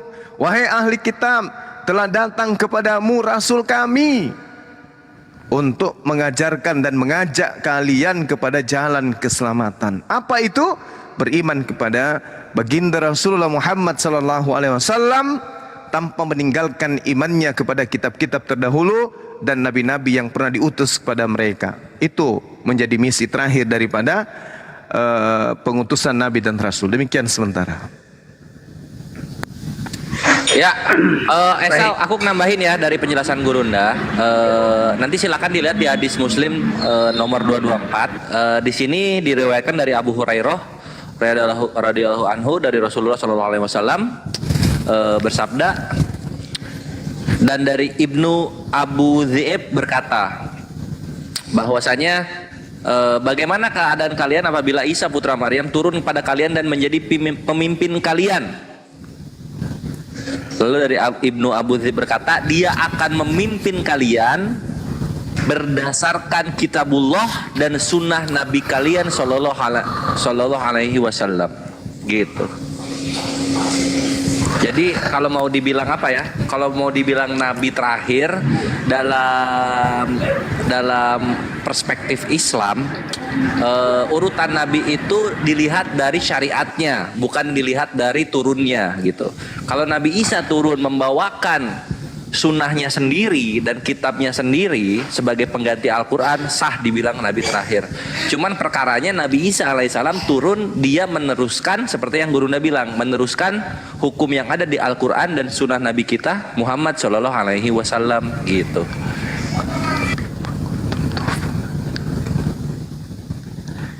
Iya, silakan. Begini Bang Juma, Masya Allah. kalau masalah syariat yang saya pahami ya dari zamannya Abraham, kami milah Abraham itu mengajarkan monoteisme ya dengan ketauhidannya. Dilanjut oleh beberapa nabi yang memang yang sepaham dengan kami, ada seperti Yakub, Ismail, Zakaria, Yahya dan Isa dan Masih sendiri. Itu adalah syariat yang sama. Artinya Nabi Muhammad juga tidak membawa ajaran baru. Dalam hal ini adalah yang membedakan atau yang menyamakan adalah ketauhidan. Secara implisit yang saya tahu adalah perbedaannya adalah di syariat. Jadi artinya secara syariat ketauhidan itu tidak ada yang baru yang saya pahami. Jadi artinya begitu Isa dan Masih dalam datang yang kedua itu, yang saya pahami memang tidak ada ajaran atau silsilah baru karena udah finally di monoteisme itu. Begitu yang saya pahami Pak Juma. Iya. Jadi gini, ketika kemudian di dalam Al-Quran itu diterangkan pada hari ini kemudian disempurnakan agamamu, Al-Quran dengan tegas mengatakan al-yauma akmaltu lakum dinakum wa atmamtu alaikum nikmati wa raditu lakumul Islam madina. Artinya Allah kemudian sudah mencanangkan aturan hukum-hukum yang diajarkan kemudian sentralnya ada pada Islam. Al-Quran juga menerangkan bahwa ajaran para nabi itu mengajak nabi dan umatnya untuk menjadi seorang muslim. Al-Quran juga mengajarkan bahwa nabi-nabi itu membawa hukum-hukum, membawa syariat, membawa aturan main seperti apa kemudian manusia berlaku terhadap hubungannya kepada Tuhan dan hubungannya kepada sesama manusia pada ajaran yang datang melalui nabi yang ada pada mereka. Nah, terakhir kemudian Allah mengatakan al-yauma akmaltu lakum dinakum. Pada hari ini telah aku sempurnakan agamamu untukmu. Berarti tadinya itu agama belum sempurna. Maka Yesus mengatakan dalam Matius 5, Yohanes, masih banyak yang ingin aku sampaikan, tapi kamu belum sanggup untuk menanggungnya. Berarti dengan kata lain, Yesus pun mengakui belum sempurna. Matius 5 nomor 20, jika hidup keberagamaanmu tidak lebih baik dari ahli Taurat, maka engkau tidak akan masuk ke dalam surga. Artinya setelah Yesus pergi, akan muncul pembawa ajaran yang jauh lebih sempurna dari Taurat. Dan Taurat itu kesempurnaannya pada zaman itu untuk kaumnya. Tapi tidak bisa kemudian dikatakan sempurna karena itu cakupannya bukan untuk seluruh umat manusia. Taurat hanya berlaku kepada Bani Yakub, Bani Israel, Bani Yehuda, tidak berlaku kepada seluruh umat manusia. Nah, bahkan kalau kita lihat di dalam Al-Quran, Allah Subhanahu wa taala kemudian mengajarkan bahwa kedatangan Nabi Muhammad sallallahu alaihi wasallam itu untuk menghapuskan kemudian hukum Taurat itu, dalam arti kata Allah memasukkan hukuman Taurat itu ke dalam Al-Qur'anul Karim, mengajak kemudian ahli Taurat, ahli kitab untuk masuk mengikuti ajaran Al-Qur'anul Karim. Diterangkan di dalam Al-Qur'an bahwa Rasulullah Muhammad SAW itu datang untuk mengajak Bani Israel masuk mengikuti jalan keselamatan yang menjadi tolak ukur akhir daripada seluruh ajaran para nabi. Ya ahlal kitab, qad ja'akum rasuluna yubayyinu lakum katsiran mimma kuntum tukhfuna minal kitab wa ya'funa an katsir. Qad ja'akum minallah nurun wa kitabun mubin. Wahai ahli kitab. Nah, ini yang diseru, ini yang didatangkan Torah kepada mereka. Taurat datang kepada mereka. Ketika Allah menyeru, ajarlah kaummu, ajarlah umatmu untuk berpegang teguh kepada hukum Taurat. Itu perintah Allah. Itu dalam surah Al-Araf ada tuh. Ayat 144, 145. Ajak kaummu wahai Nabi Musa agar berpegang teguh kepada hukum Taurat. Tapi kemudian apa yang terjadi? Kaumnya ya sebagian besar kemudian tidak memegang teguh hukum Taurat itu. Malah ada sebagian kelompok dari mereka yang sengaja merubah-rubah hukum Taurat itu. Maka Allah mendatangkan hukum terakhir. Wahai ahli kitab, sungguh Rasul kami telah datang kepadamu, menjelaskan kepadamu banyak hal dari isi kitab yang kalian sembunyikan, dan banyak pula yang dibiarkannya untuk tidak dia jelaskan. Sungguh telah datang kepadamu cahaya. Al-Quran datang kepadamu cahaya. Islam datang kepadamu sebagai cahaya. Baginda Rasulullah Muhammad SAW sebagai rahmat dari Allah. Dan kitab yang menjelaskan berupa Al-Quran. Yahdi bihillah manittaba ridwanan subulan salam. Dengan Al-Quran itu Allah memberi petunjuk kepada manusia yang mau mengikuti jalan keridaan kepada keselamatan. Jadi Islam itu datang sebagai jalan keselamatan satu-satunya. Tak ada lagi yang lain. Karena jalan satu-satunya yang ada dulu itu dikhususkan kepada mereka Bani Israel. Nabi Musa datang untuk Bani Israel, Isa alaihissalam untuk Bani Israel. Lalu kita yang di luar Bani Israel siapa? Makanya dikatakan dalam kitab saudara dalam Yohanes 16, apabila ia datang, dia akan mengajarkan keadilan, hukum-hukum, penginsapan dunia akan dosa. Kenapa dia datang menginsapkan dunia? Karena ada penyesat yang sudah datang kepada seluruh dunia mengajarkan menyembah kepada manusia. Maka hukum yang datang kemudian adalah hukum yang menegakkan aturan tauhid, di mana dosa dunia, orang-orang yang sudah menyatakan diri menyembah kepada manusia itu diajarkan untuk meninggalkan agama tersebut. Makanya dikatakan mengisapkan dunia, karena dunia sudah dicemari dengan ajaran paganisme yang mengajarkan untuk manusia menyembah kepada sesamanya manusia. Demikian sementara, silakan. Syukron Bang Wedus kesasar.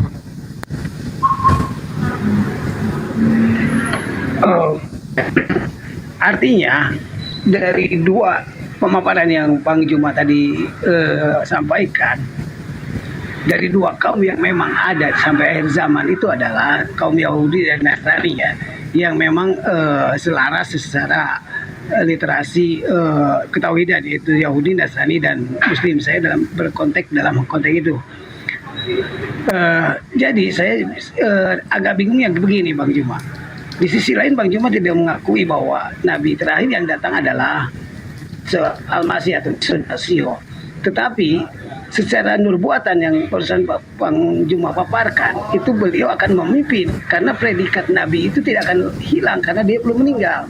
Nah, perbedaan persepsi saya dan Bang Juma mungkin di situ. Jadi hal-hal yang berbau perbuatan dari Muhammad itulah benar terjadi, dan Muslim juga sepakat bahwa titel kenabian itu tidak akan lekang. Yang saya pahami begitu Bang Juma. Iya. Makanya tadi di awal saya menyampaikan ajaran para nabi itu sama, Bang. Kita lihat ya dalam Al-Qur'an surah Ali Imran. Ya. Al-Maidah atau Ali Imran dalam ayat 981. Allah Subhanahu wa taala kemudian menerangkan di dalam surah Al-Maidah Ali Imran ayat 81, Allah Subhanahu wa taala mengangkat perjanjian pada masa praeksistensi para nabi.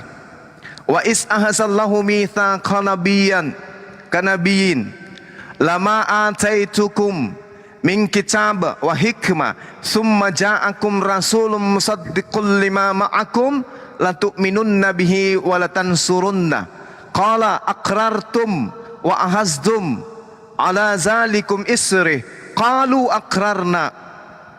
Para nabi kemudian mengatakan kami setuju, kami berikrar dengan itu. Jadi pada masa praeksistensi Allah mengangkat perjanjian agung di antara seluruh para nabi. Allah berkata, manakala aku memberikan kitab dan hikmah kepadamu, lalu datang kepadamu seorang rasul yang membenarkan apa yang ada padamu, niscaya kamu akan sungguh-sungguh beriman kepadanya dan menolongnya. Allah kemudian berfirman, apakah kamu setuju dan menerima perjanjianku ini? Atas yang demikian itu, para nabi kemudian di masa praeksistensi sebelum mereka turun ke bumi menjawab, kami setuju ya Allah. Kemudian Allah berfirman, kalau begitu bersaksilah kamu wahai para nabi, dan aku juga bersaksi bersama kamu. Maksudnya apa? Ketika mereka didatangkan kitab, Allah mengatakan, apakah kamu akan menolong, mengajarkan kepada kaummu, akan datang sosok rasul sebagai penolong dari ajaranku? Para nabi mengatakan, ya kami setuju dengan itu. Nabi Abraham memberikan indikasi munculnya keturunannya yang akan menjadi pemimpin. Nabi Musa memberikan keterangan akan datangnya sosok nabi yang akan menjadi penolong yang sama seperti dengan dirinya. Nabi Isa alaihissalam demikian juga adanya.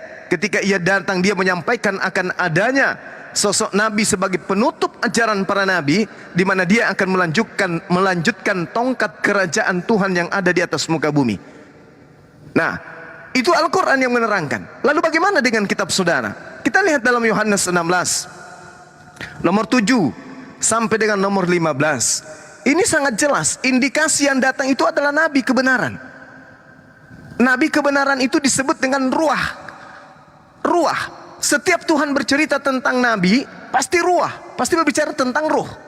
Ruh kebenaran itu akan memimpin kamu ke dalam seluruh kebenaran. Dan ini bukan Isa, ini bukan Yesus, bukan Isa. Aku akan minta kepada Bapa supaya dia memberikan penolong yang lain, dan penolong itu tidak akan datang sebelum aku pergi. Berarti bukan Isa, bukan Yesus. Ada sosok penolong lain yang datang kemudian, yang mengajarkan tentang seluruh kebenaran. Maksudnya gimana? Semua aspek ibadah, hubungan kita dengan Tuhan pencipta langit dan bumi diajarkan oleh roh penolong tersebut. Semua aspek ibadah, hubungan kita dengan alam semesta, dalam cakupannya manusia dan makhluk-makhluk lainnya, itu diajarkan oleh roh kebenaran tersebut. Sedangkan Yesus tidak mensifati itu.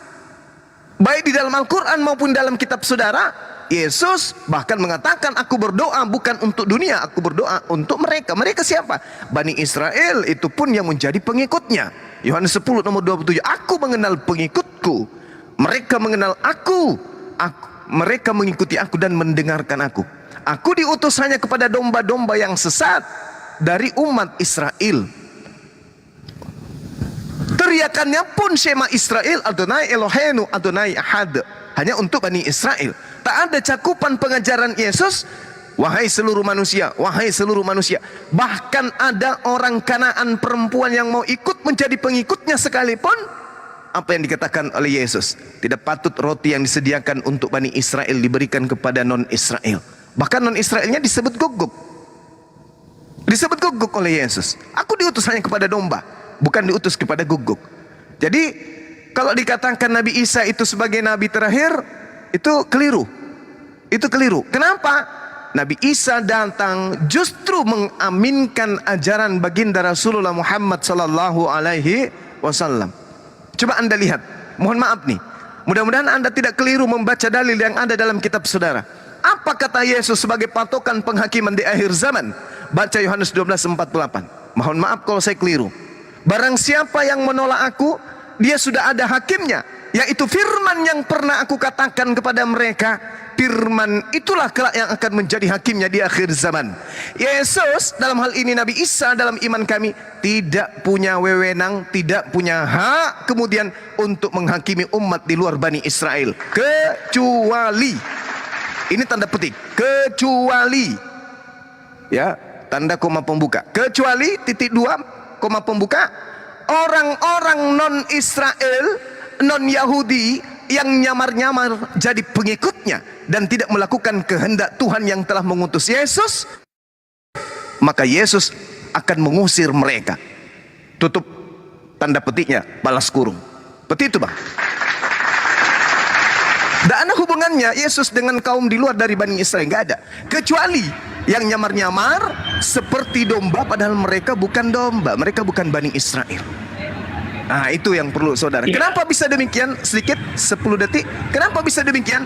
Yohanes 12:48. Ketika Yesus datang, dia hanya menghakimi berdasarkan dengan firman, dengan ucapan yang pernah dia ucapkan di tengah-tengah Bani Israel kurang lebih 3 tahun. Nah, sekarang pertanyaannya kemudian, mana ucapan Yesus kepada non-Yahudi, kepada seluruh manusia pada saat dia menyampaikan firman Tuhan kepada Bani Israel? Tidak akan pernah ada. Demikian. Ya baik, saya sepakat. artinya Nabi Isa Al-Masih ini atau Isa Al-Masih ini tidak mengajarkan memang selain kepada Bani Israel, terutama di dalam satu daerahnya, yaitu Nasaro atau Nasrani, ya, bagaimana yang saya pahami. Karena di Nasrani ini tidak menuhankan beliau ada memang seorang guru atau pemimpin. Nah, menarik tadi apa yang dikatakan oleh Bang Zuma, ya, di mana tongkat kepemimpinan ini akan diberikan kepada yang terakhir. Menurut versi Bang Zuma kan Nabi Muhammad sebagai tongkat, memang secara real dan faktanya bahwa negara Arab masih dalam bentuk berkerajaan. Nah, bukankah ini hanya pandangan saya, Bang, tolong debat kalau salah. Yang dimaksud dengan tongkat kepemimpinan dari satu kerajaan itu akan beliau dapatkan di akhir zaman nanti. Sesuai dengan informasi yang dari narasi Tuhan juga, dia adalah seorang pemimpin yang akan membawa selama 30 sampai 40 tahun sebelum dia wafat sebagai manusia biasa. Artinya tergenapilah apa yang memang menjadi suatu narasi tongkat dalam masa kerajaan yang memang dia pimpin. Begitu kalau pandangan saya, Bang Juman. Baik, saudaraku, saya hargai pendapat saudara. Tapi menurut Al-Quran dan menurut pengakuan Yesus itu, kedatangannya hanya untuk Bani Israel. Wa immin ahlal kitab illa la yu'minan nabihi qabla mauti. Ahli kitab hanya kepada kaum Yehuda saja beliau datang. Al-Quran menarasikan itu. Begitu juga di dalam pengakuannya di dalam Yohanes 12 nomor 48. Hanya untuk Bani Israel saja. Kenapa? Barang siapa yang menolak aku, dia sudah ada hakimnya, yaitu firman yang telah aku katakan kepada mereka. Kepada siapa? Mereka ini siapa? Bani Israel. Maka firman itulah kelak akan menjadi hakim di akhir zaman. Bagaimana non-Yahudi bisa dihakimi oleh Yesus? Sementara ucapan perkataan Yesus ketika dia datang ke bumi ini, tak ada ucapan satupun untuk di luar Bani Israel. Bagaimana kita mau dihakimi oleh Yesus? Bagaimana penghakiman Tuhan melalui Yesus bisa tertuju kepada kita yang non-Israel? Sementara ucapan-ucapan beliau ketika dia datang di tengah-tengah manusia Bani Israel itu hanya untuk Bani Israel saja. Makanya saya katakan boleh non Israel itu kena hukuman oleh Yesus ketika dia datang bersungut-sungut menyebut Yesus Tuhan, Tuhan. Bukankah kami mengusir setan demi namamu, bermujizat, bernubuat demi namamu? Tapi Yesus mengatakan, aku tidak mengenal kalian. Artinya non Yahudi yang sampai pada level mengusir setan dengan nama Yesus, dalam nama Yesus, dalam nama Yesus, saking percayanya pun diusir, malah dianggap sebagai pembuat kejahatan. Kenapa demikian? Karena Yesus menerangkan, aku ini untuk Bani Israel tok. Kok ada yang muncul non Israel ngaku-ngaku? Ibarat pasukan Yesus itu hanya TNI yang lulus. Tetapi muncul juga orang-orang yang menggunakan seragam TNI tapi tidak pernah lulus-lulus. Kenapa? Nasabnya, silsilanya tidak berasal dari darah Yakub. Inilah yang disebut kemudian dengan serigala yang berbulu domba. Nah, kembali kepada tema. Wa immin ahlal kitab illa la yu'minanna bihi qablal mauti. Tak ada satupun ahli kitab yang tidak beriman kepada Nabi Isa alaihissalam. Nah, sekarang permasalahannya, barang siapa yang menolak aku, dia sudah ada hakimnya. Siapa yang mau menghakimi umat Islam, orang Indonesia?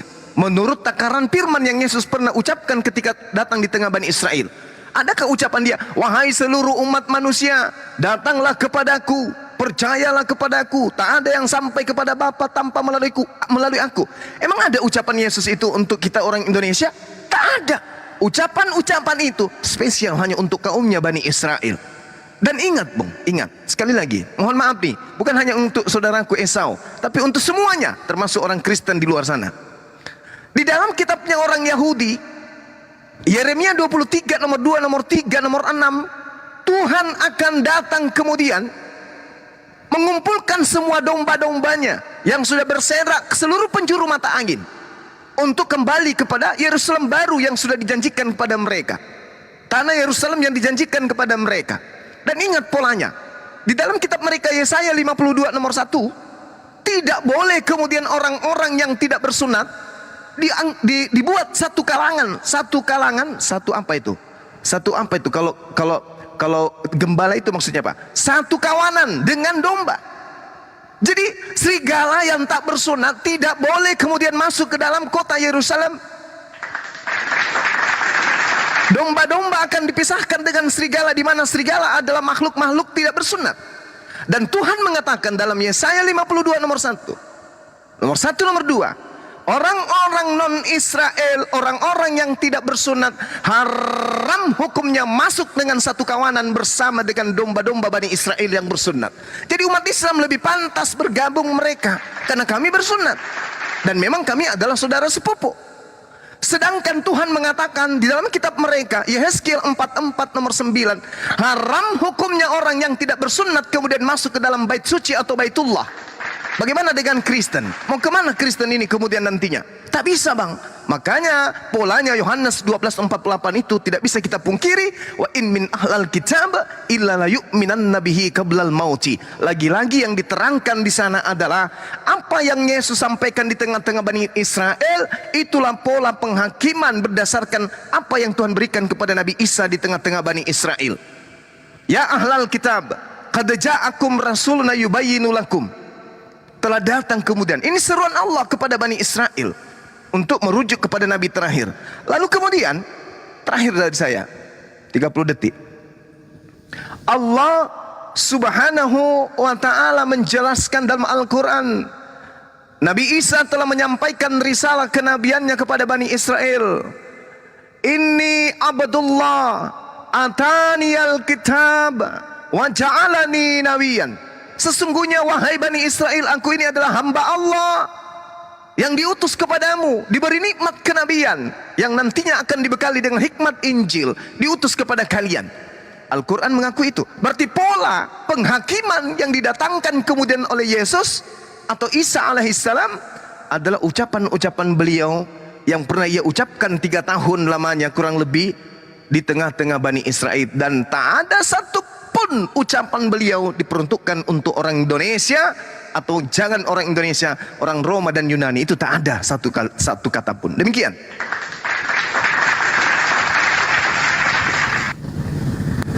Baik, terima kasih Pak Nyuman. Keyahudian, Nasrani ini intik dengan Yahudi Pak. Jadi Yahudi dan Nasrani jelas bersunat.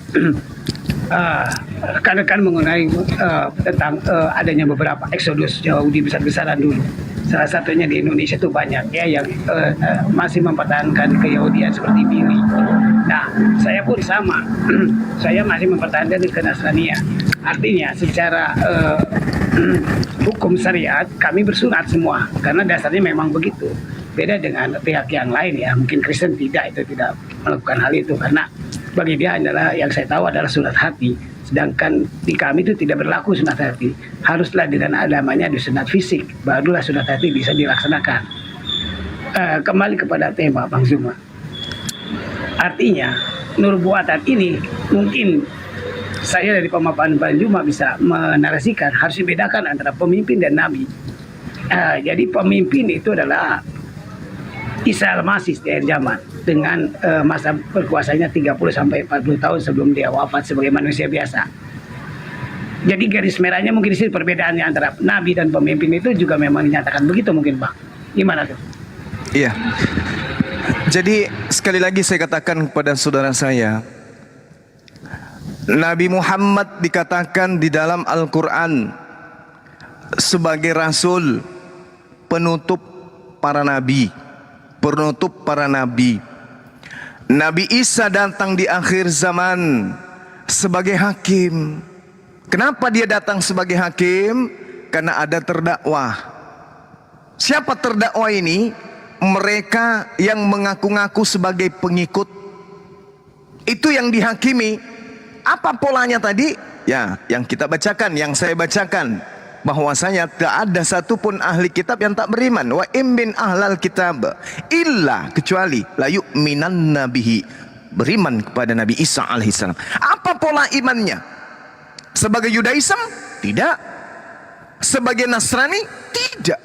Lalu sebagai apa? Sebagai umat baginda Rasulullah Muhammad sallallahu alaihi wasallam. Kenapa demikian? Karena yang dia hakimi adalah orang-orang yang mendatangkan pengajaran dari ketika ia datang. Wa iskalallahu ya Isa bin Maryam a anta qulta linnas. Apakah engkau yang mengajarkan kepada manusia-manusia ini untuk menuhankan, menjadikan dirimu sebagai sembahan selain daripada aku dan juga ibumu? Nabi Isa mengatakan, qala subhanaka ma yakunu li an aqula ma laysa li bihaqq. Maha suci engkau ya Allah, aku tidak punya hak untuk mengatakan, untuk mengajarkan, untuk menyampaikan, untuk menginstruksikan kepada mereka apa yang bukan hakku untuk aku sampaikan. Yang aku sampaikan hanyalah ma qultu illa ma amartani bi an i'budullah rabbi wa rabbakum. Aku hanya mengatakan kepada mereka kok, sembahlah Allah Tuhanku dan Tuhanmu. Adapun mereka yang menuhankan aku, itu siapa yang mengajarkan? Makanya di dalam kitab saudara sendiri, kitab saudara Kristen, dikatakan, enyahlah daripada aku kalian semua pembuat kejahatan, aku tak pernah mengajarkan engkau. Padahal dalil di dalam Matius 7 itu, Yesus sudah memberikan madunya di sana. Yesus sudah memberikan pola takarannya di sana sebagai jalan satu-satunya untuk melepaskan diri dari genggaman ajaran nabi palsu. Apa itu? Kecuali siapa yang melakukan kehendak Bapakku yang ada di langit. Atas kehendak siapa kemudian orang-orang itu menyembah Yesus? Apakah Bapak? Bukan. Atas kehendak siapa mereka makan babi? Apakah Bapak? Bukan. Atas kehendak siapa mereka ibadah hari Minggu? Apakah Bapak? Bukan. Atas kehendak siapa mereka tidak bersunat? Apakah Bapak? Juga bukan. Nah, inilah yang Yesus datang untuk membersihkan fitnahan-fitnahan mereka terhadap dirinya. Malu Yesus itu kepada Tuhan. Wa iskalallahu ya Isa bin Maryam anta qulta linnas.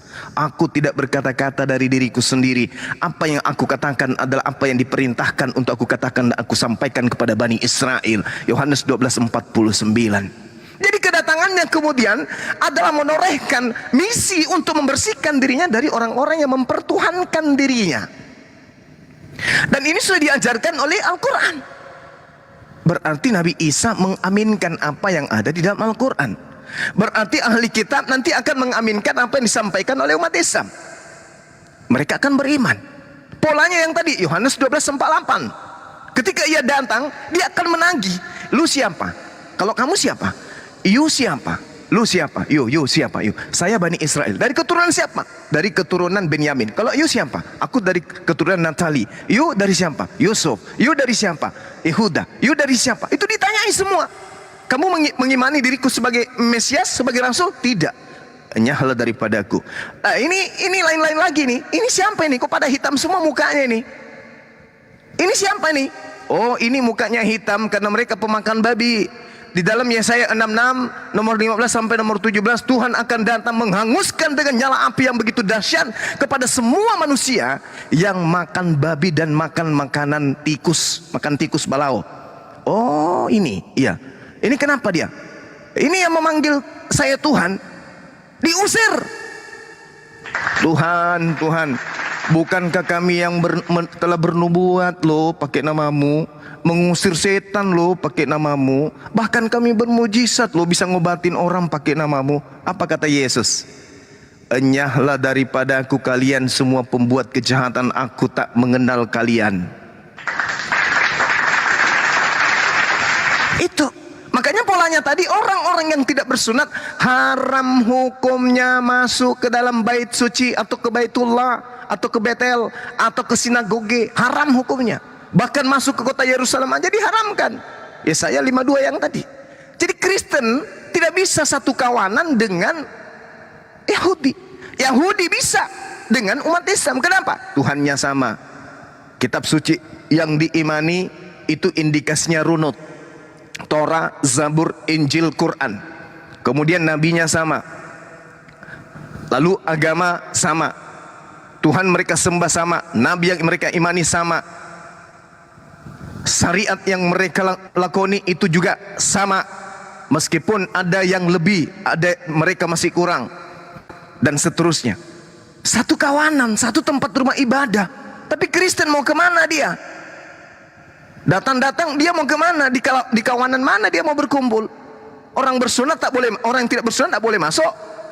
Nah, inilah yang saya katakan, Bung. Jadi kalau misalnya saudara Esau ini bukan dari kalangan mereka, tapi saudara Esau juga ini adalah bukan orang Yahudi, tetapi beriman kepada Nabi Isa alaihissalam, ya Anda selangkah lebih maju daripada Kristen biasa. Tapi ingat, hukum Taurat itu hanya berlaku kepada non-Yahudi apabila non-Yahudi tersebut adalah bangsa asing yang dibeli, budak yang ada, kemudian orang-orang asing yang tinggal di tengah-tengah mayoritas Bani Israel.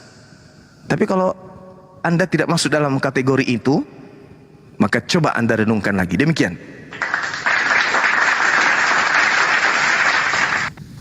Ya, baik Bang Juma. Karena saya pertanyakan ini dari rabi-rabi saya terdahulu, ya.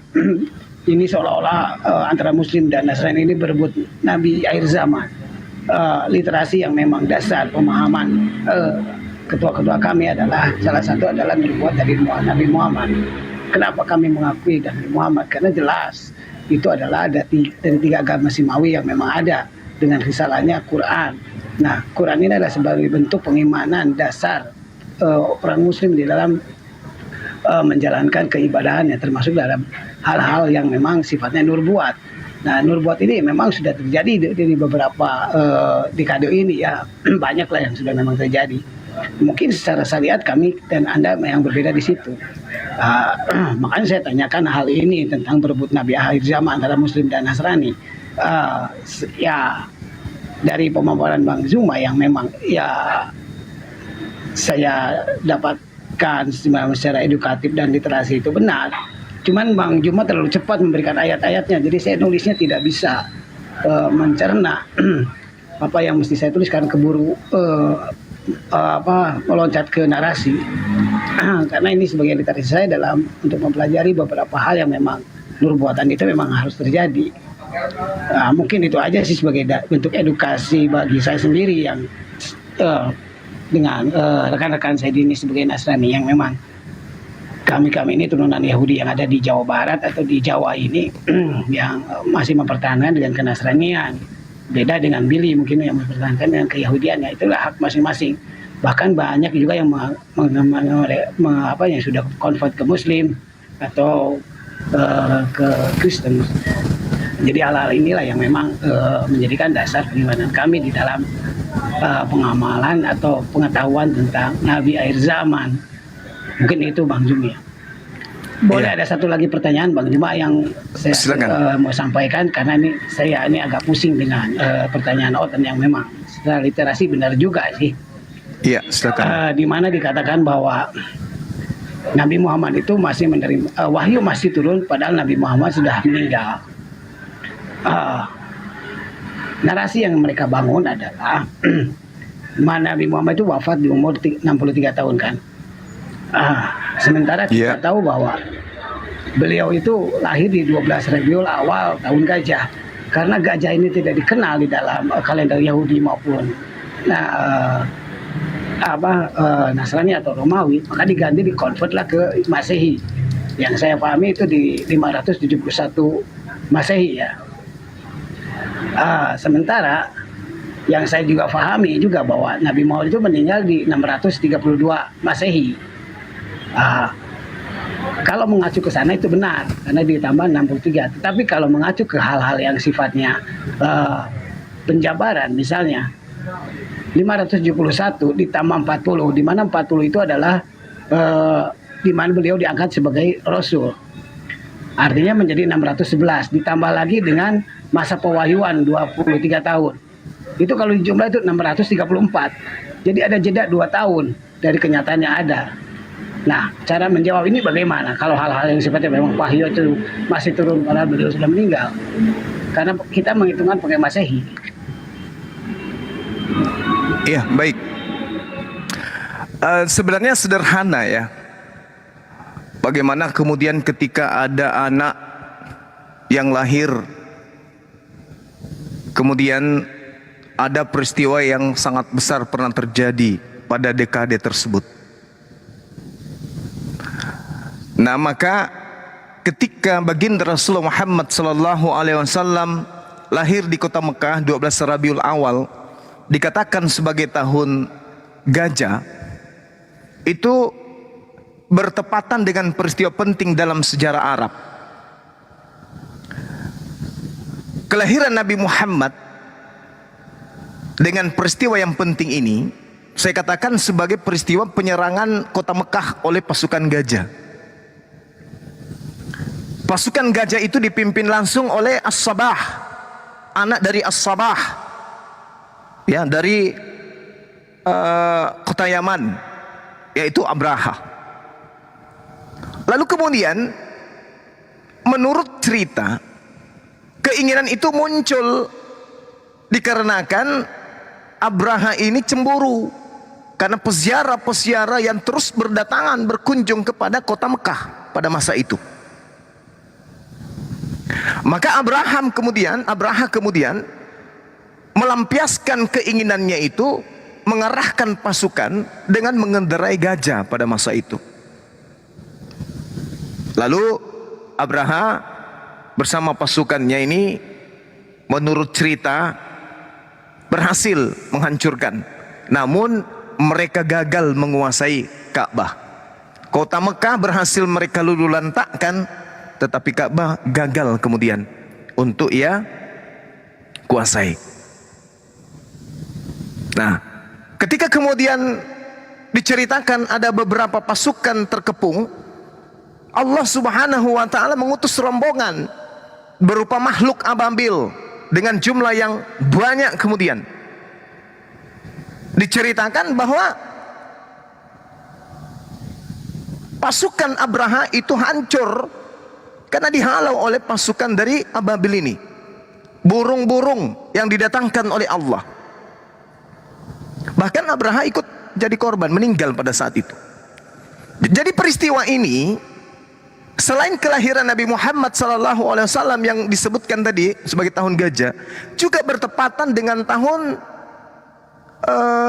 216 dalam sistem penanggalan Arab. Nanti teman-teman coba diluruskan kalau saya keliru. Ingat, seperti itu adanya. Jadi adanya keinginan yang berawal dari kelompok orang-orang yang dibawa oleh Abraha ini untuk menguasai Mekah dan Ka'bah pada saat itu sebagai salah satu pusat konsentrasi ya orang-orang yang ada di sekeliling Mekah atau Ka'bah. Mereka datang kemudian ke sana untuk membawa barang-barang berharga mereka sebagai hadiah yang diletakkan kemudian di Ka'bah atau di depan Ka'bah. Ini yang ingin dikuasai kemudian oleh Abraha. Nah, kenapa beliau dikatakan sebagai lahir di tahun gajah? Diceritakan gini, Abdullah ayahnya itu wafat ketika Nabi Muhammad SAW belum lahir. Nabi Muhammad SAW itu lahir di rumah pamannya Abu Thalib. Ya, kalau dicerita-cerita risalah kenabian itu, persalinan beliau ini Siti Syifa yang kemudian membantu. Jadi ibu dari sahabatnya Abdurrahman. Ketika Nabi Muhammad SAW itu lahir, kakeknya Abdullah sedang tawaf di Ka'bah pada saat itu. Kemudian ketika si kakek ini mendengarkan kalau anaknya ingin melahirkan cucunya laki-laki yaitu baginda Rasulullah Muhammad SAW, dengan perasaan gembira kemudian Abu Thalib menemui Aminah dan melihat cucunya yang baru. Nah, di riwayat ini dikatakan bahwa kakeknya Abdul Muthalib itu menggendong kemudian cucunya yaitu baginda Rasulullah Muhammad SAW, lalu membawanya segera ke Ka'bah. Nah, cerita ini yang kemudian berkembang untuk menjadi pola dasar menyatakan bahwa Nabi Muhammad lahir pada zaman itu, tahun gajah, karena di situ memang adalah masa di mana Abraha datang untuk menghancurkan Ka'bah. Nah, di mana titik permasalahan yang Anda katakan tadi itu? Silakan.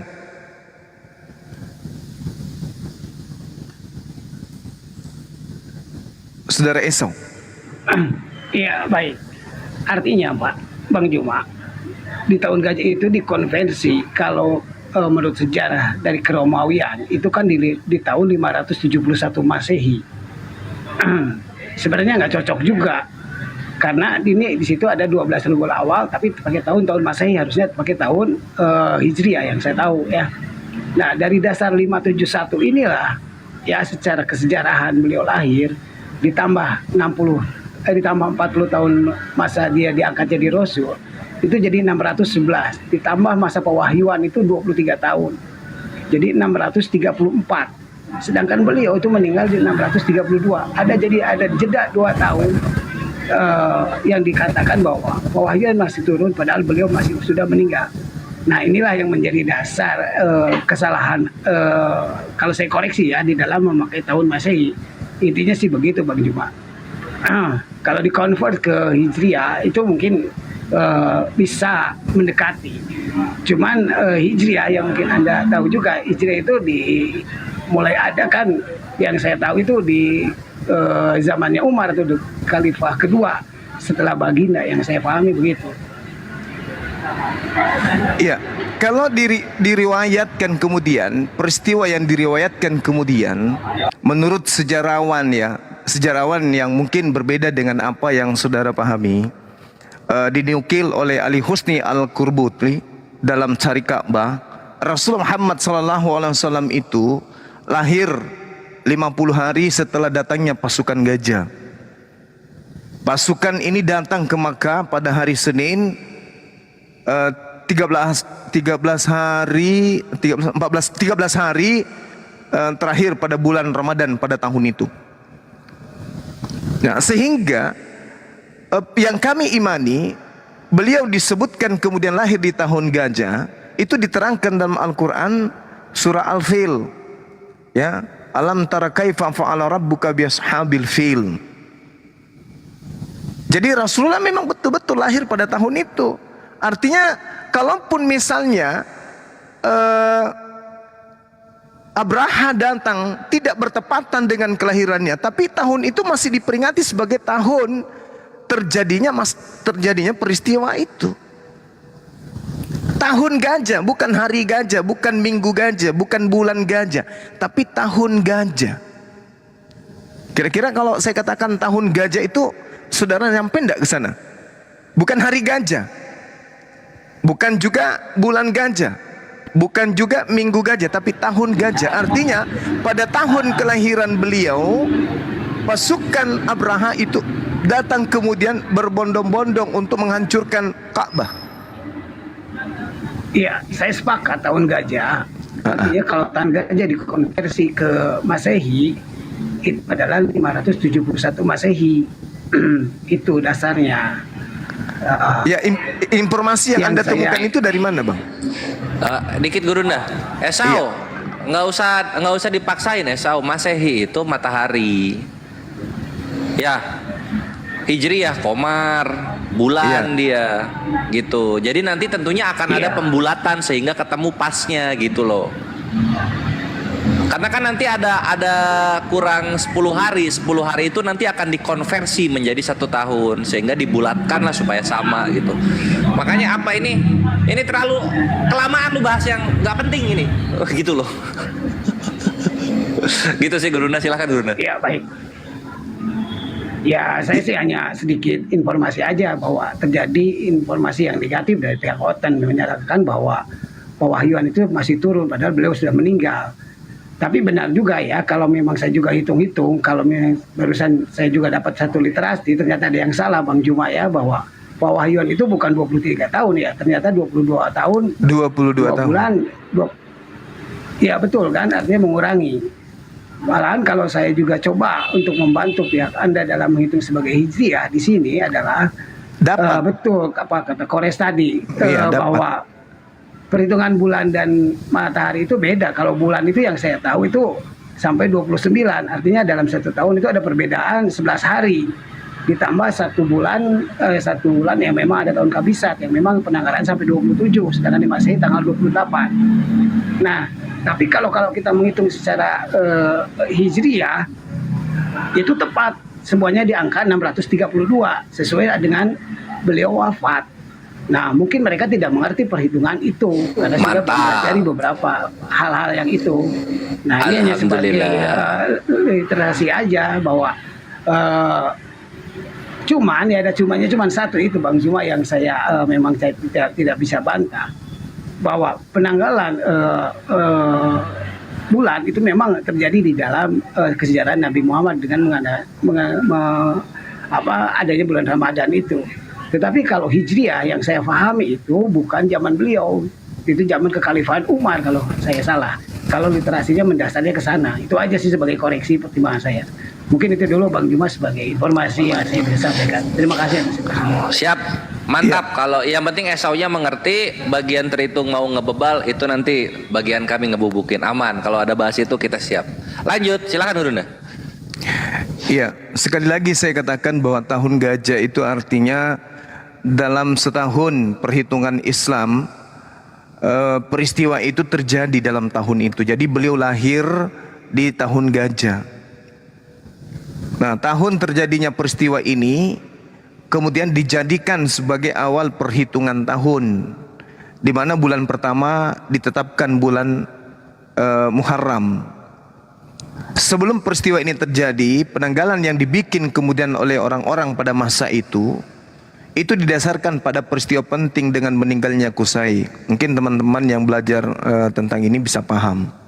Sebab Qusay sendiri merupakan seorang pemimpin mereka yang agung, yang mulia, yang dipertuankan pada masa itu, yang meninggal kisaran tahun 480 sampai 481. Jadi kalau di Islam ya tak ada masalah Bang, karena penyerbuan pasukan Abraha ke Mekah itu meruntuhkan kemudian kota Mekah terjadi pada 12 Muharram tahun 1 gajah atau 1 tahun gajah atau Amul Fil yang bertepatan dengan 2 Maret 571 yang saudara sebutkan tadi itu. Jadi tidak ada kemudian yang keliru di sini.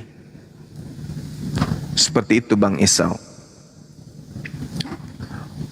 Itu juga kalau kita berdasar kepada pendalaman materi tentang ilmu falak Mesir, ya penuturannya itu juga mendekati 571 Masehi, gitu Bang. Ya kalau saya lihat sih Bang Bima ya, antara kalender Yahudi dan Muslim itu ada kesamaan karena menghitung dari bulan, bukan seperti kalender Gregorius yang menghitung dari perputaran matahari. Itulah yang memang jadi sedikit perbedaan antara perhitungan hari. Jadi narasi mereka ya untuk mengatakan bahwa wahyuan itu masih turun pada beliau sudah meninggal itu ya menurut saya salah begitu. Ya itu aja Bang Bima, silakan yang lain. Terima kasih Pak. Iya, makasih Bang, makasih. Makasih.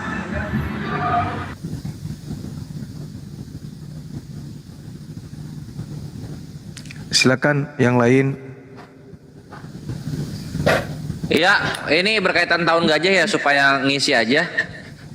Kejadian mengenai Mekah itu diinvasi oleh Abraha. Ini perlu diketahui ya. Abraha itu Kristen, ikhwan. Jadi sebelum Islam lahir pun Kristen Yaman ya. Kristen Yaman ini sudah memang mencoba untuk mengganggu wilayah-wilayah di sekitarnya gitu.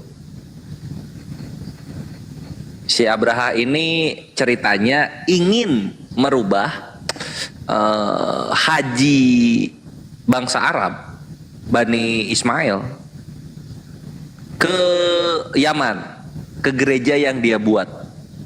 Nah gitu ceritanya. Dan ini dikonfirmasi oleh fakta-fakta sejarah yang sudah tampil di website-website yang ada gitu. Aku mau ngasih, cuma nanti nyari-nyari lama lagi. Jadi aku kasih tahu kayak gini aja dulu. Itu fun fact. Lanjut. Ya memang kayak gitu. Pak Esau masih sanggup berbicara Pak Esau? Ya, Pak Esau, iya. ya, Kalau boleh tahu Pak Esau ini dari Katolik kah, dari Protestan kah Pak Esau? bukan Pak, saya dari Nasrani. Saya di luar Kristen dan abang saya ya dari denominasi Oke. Kristen. Kalau Nasrani itu kan berasal dari Nazaret ya Pak ya? Kan Yesus Mesias dari Nazaret ya Pak ya, Nazaret gitu ya? Ya, Betul ya, kalau Pak Esau, ya? kami ini betul, tapi kami itu tidak misalnya begitu. Karena Nazaret ini sebenarnya berbahasa Suriani ya, yang memang tulisannya mendekati Arab. Jadi kami menyebut beliau itu adalah Isa Damasio gitu. Oke, baik. Tapi yang kami pahami Pak, di zaman sekarang ini, kalau ada masih mengikuti ajaran Yesus gitu ya Pak ya, ambil umumnya aja nih. Apakah masih relevan itu ajaran Yesus dikombin dengan perkembangan ilmu pengetahuan dan teknologi di zaman serba canggih dan terbuka ini? Apakah masih bisa dikombin Pak? Apakah masih nyaman begitu? Menurut Pak Esau seperti apa Pak? Ya, ajaran Isa Damasio adalah satu ketauhidan ya, di mana menuhankan monoteisme. Itu masih sejalan. Beda dengan yang di sebelah, dengan Kristen yang menuhankan, karena itu kan sudah berbeda konteks, berbeda pengimanan. Karena Injil yang kami adalah Injil yang memang secara lisan murid-muridnya catat, sedangkan Kristen kan Evangelion atau Bible itu beda mungkin konteksnya dalam bernarasi. Oke. Kalau untuk habluminallahnya ya, hubungan kepada Allah ya, kita yakin sama lah ya. Dari Adam sampai Nabi Muhammad SAW.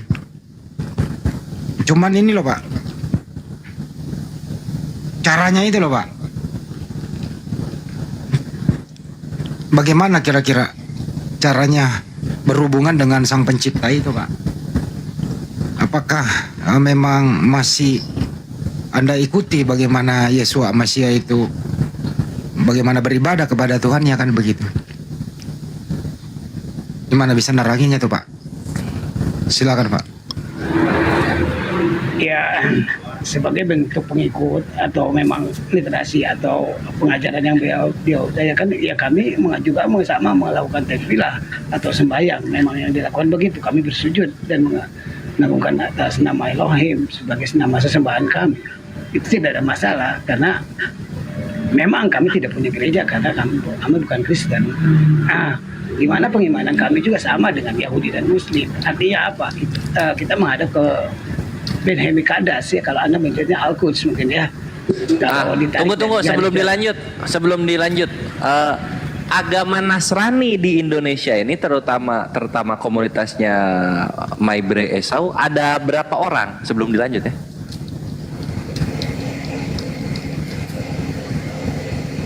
Ya mungkin antara 100 sampai 120 orang lah Pak, sedikit kalau kami sih.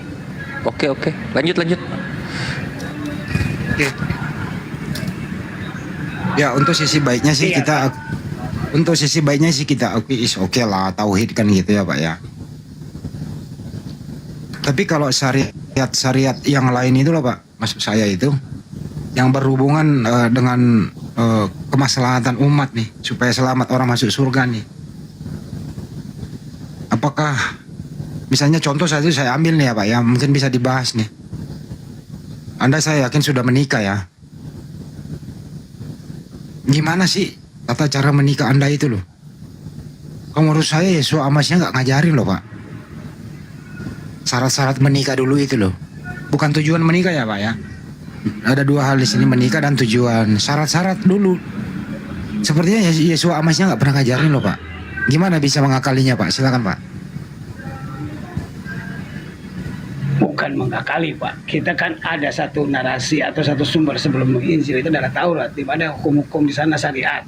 Memang saya akui bahwa tidak sekonferensif, tidak sesistematik di Muslim ya, karena kami menikah hanya untuk ulang kami. Yang pertama kami memang menikah itu intinya harus seagama. Kedua ada 2 saksi. Yang ketiga ya menikahnya di depan rabi. Ya itulah syariat yang memang disampaikan oleh pendahulu kami dari pengajaran Abraham yang saya pahami dari Taurat atau dari Musa itu, begitu Pak. Tapi persoalannya Pak kan gini loh ya, Yesus Amasya kan nggak pernah menikah menurut kepercayaan Bapak atau jadi bagaimana mungkin orang mengajari cara menikah begitu? Dia sendiri mengajarnya belum begitu lama, 3 tahun setengah kan gitu Pak. Jadi hal-hal masalah syariat itu menurut kami ini belum komplit gitu Pak. Itu gimana Pak? Bukan mengakali lah. Bagaimana caranya supaya bisa sinkron gitu loh Pak. Kan Nasrani ini kan dari Nazaret pengikut Yesus Amasya nih kan gitu.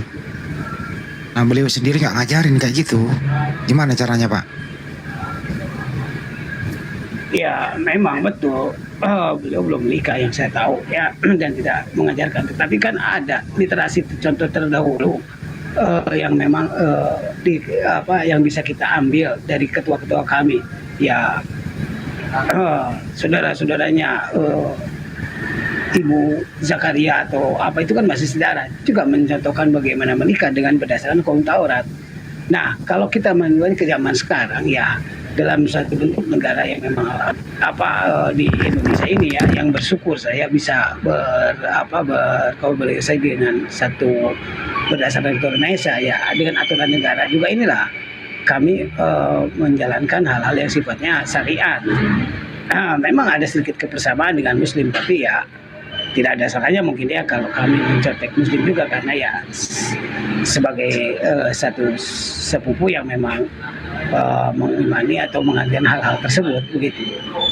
Enggak, gue cuma takutnya aja Pak Esa, gue mah takutnya aja nih ada sesuatu yang Anda langgar tapi Anda sendiri udah tahu tapi masih happy untuk menjalankan itu gitu loh. Maksud saya di sana Pak, artinya apa? Jangan sampai menyesal seumur hidup gitu. Kan ini orang oke lah sekali menikah, jangan-jangan pernikahan ini di mata sang pencipta itu nggak sah gitu loh. Takutnya ada persinahan terselubung Pak.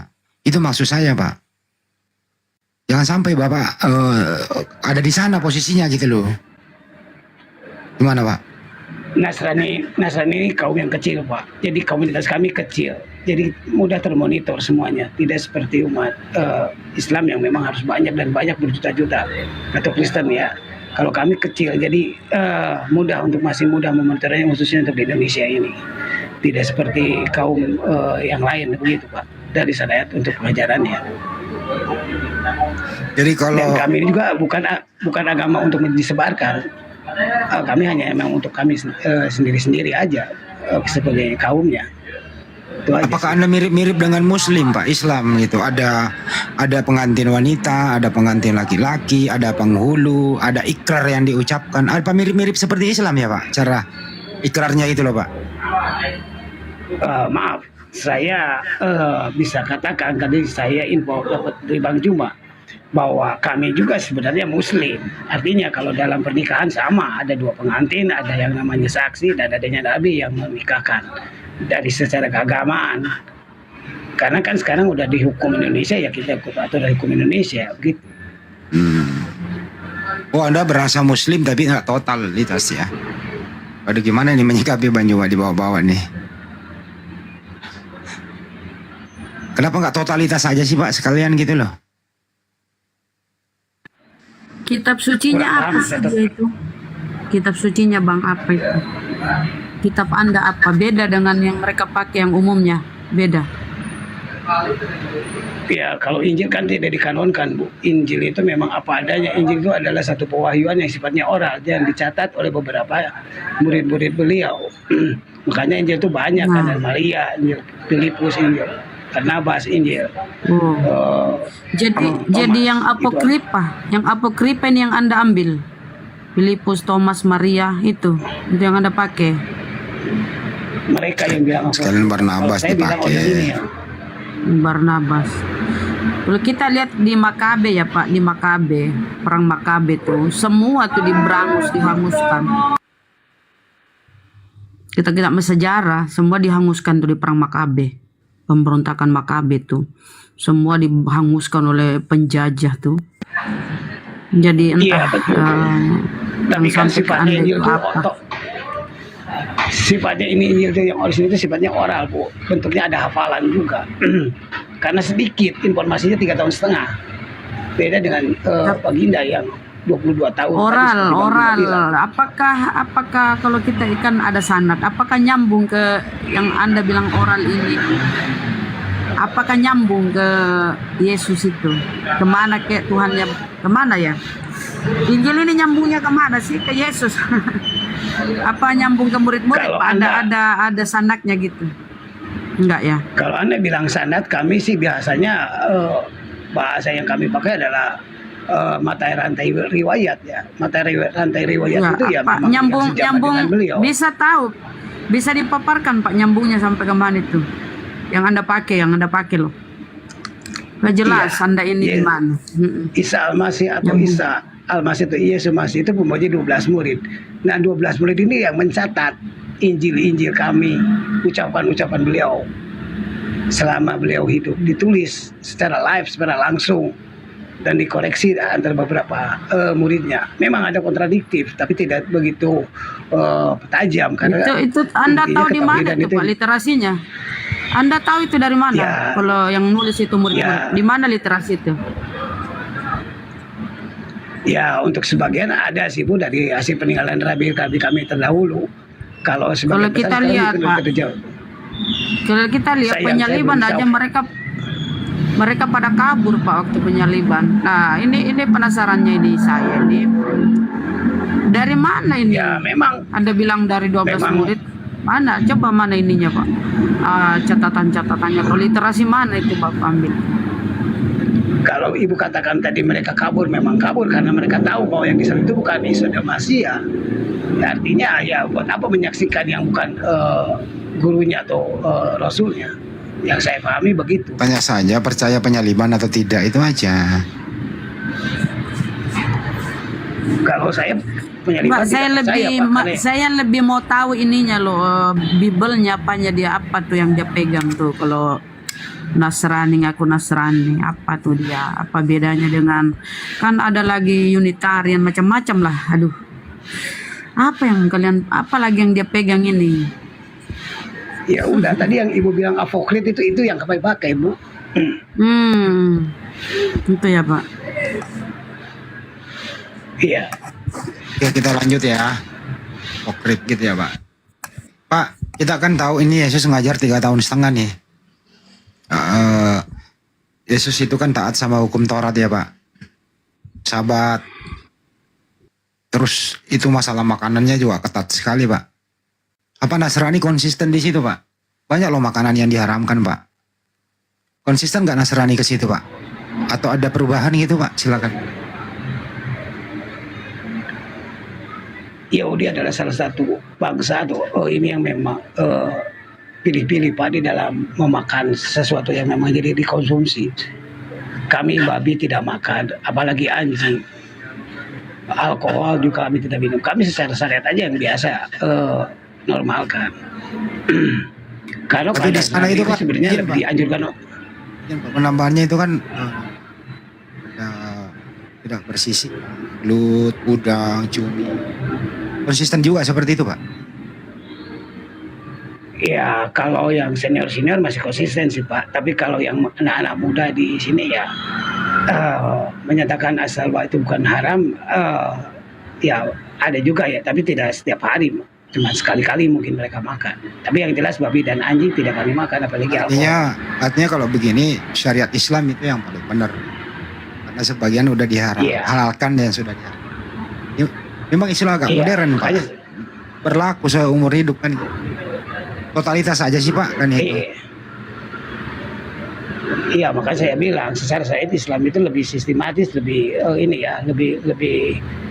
lebih komplit di dalam beberapa konsumsi yang sudah dihalalkan gitu. Ya kalau Anda memeluk Islam kenapa sih Pak? Ada kira-kira ada yang mengganjal terus ada sesuatu yang berat gitu apa seperti apa sih Pak? Ya, barusan saya dengan Pak Juna diskusi masalah Nabi akhir zaman. Itulah yang menjadi titik pendiskusian kami. Literasi yang disampaikan Bang Juma ya menurut Quran, cuman beliau kecepatan dalam dalam memberikan ayatnya, tidak sempat saya tulis semuanya, begitu Pak. Islam itu jelas Pak, syariatnya jelas. Udah jelas Pak. Ada perintah, ada larangan, ada sunnah, ada wajib. Jelas itu Pak. Tidak ada kan yang nggak diatur dalam Islam itu. Jadi kalau begini Bapak ini tidak punya pegangan, cenderung keislaman, tapi dia bukan Muslim gitu. Tapi dalam kehidupan sehari-hari kalau dilihat Anda Muslim. Nah, Berarti ngambang. Ya kurang lebih kayak gitu. Nah, jadi segerakan saja lah Pak. Tapi ini himbauan saja sih. Karena hidup ini cuma sekali loh Pak. Gitu loh ya. Jangan sampai apa yang kita lakukan, kita melakukannya tapi kita nggak mempercayai hukumnya itu gitu loh. Anda ke Islaman begitu, tapi Anda nggak percaya Islam. Itu. Tapi terakhir Pak, apakah Anda percaya Nabi Muhammad SAW?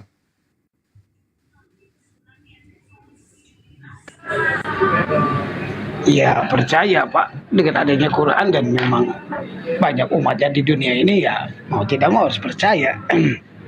Cuman memang ada yang mesti saya diskusikan sebenarnya dengan Bang Juma. Cuman ya malulah terlalu banyak nanya. Banyak di Taurat yang bertentangan, yang beberapa Muslim apalagi yang memang kurang paham, mungkin di Ulangan 18 itu katanya bukan ke Nabi Muhammad, ada yang menyatakan ke yang lain. Ya coba nantilah itu next untuk saya tanyakan kepada beliau.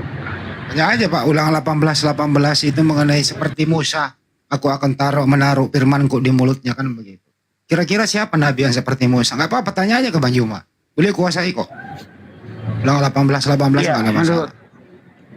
Menurut Su'aib dan Billy itu ke Yusa bin Nun. Ya, saya jadi bingung mana yang benar. Makanya dalam pencarian ini ya pelan-pelan lah saya nanyanya begitu Pak. Oke, kalau Anda percaya itu Ishak bin Nun gitu ya, apakah kira-kira pengajaran yang dimaksud itu gitu bisa merepresentasikan kehidupan kita di zaman modern ini begitu? Kalau itu ya siapa lagi kalau bukan Nabi Muhammad SAW? Karena kita bisa mikir ke sana Pak. Gitu loh ya. Kan tadi udah berbicara syariat. Syariat apa kira-kira yang tidak ada dalam Islam, Pak. Untuk seluruh umat manusia mengajarkan kepada kebaikan. Hablum minallah, hablum minan nasnya, Pak. Komplit loh Islam itu. Nah, kalau Anda mengatakan ulang 18, endingnya bukan ke Nabi Muhammad, ya ke Ishaq bin Nun itu. Apa yang diajarin itu? Buktinya dia nggak punya kitab kok. Kan gitu, Pak. Kan mikirnya di situ, Pak. Jadi sebelum memilih itu mikir. Gimana Pak pendapatnya? Silakan.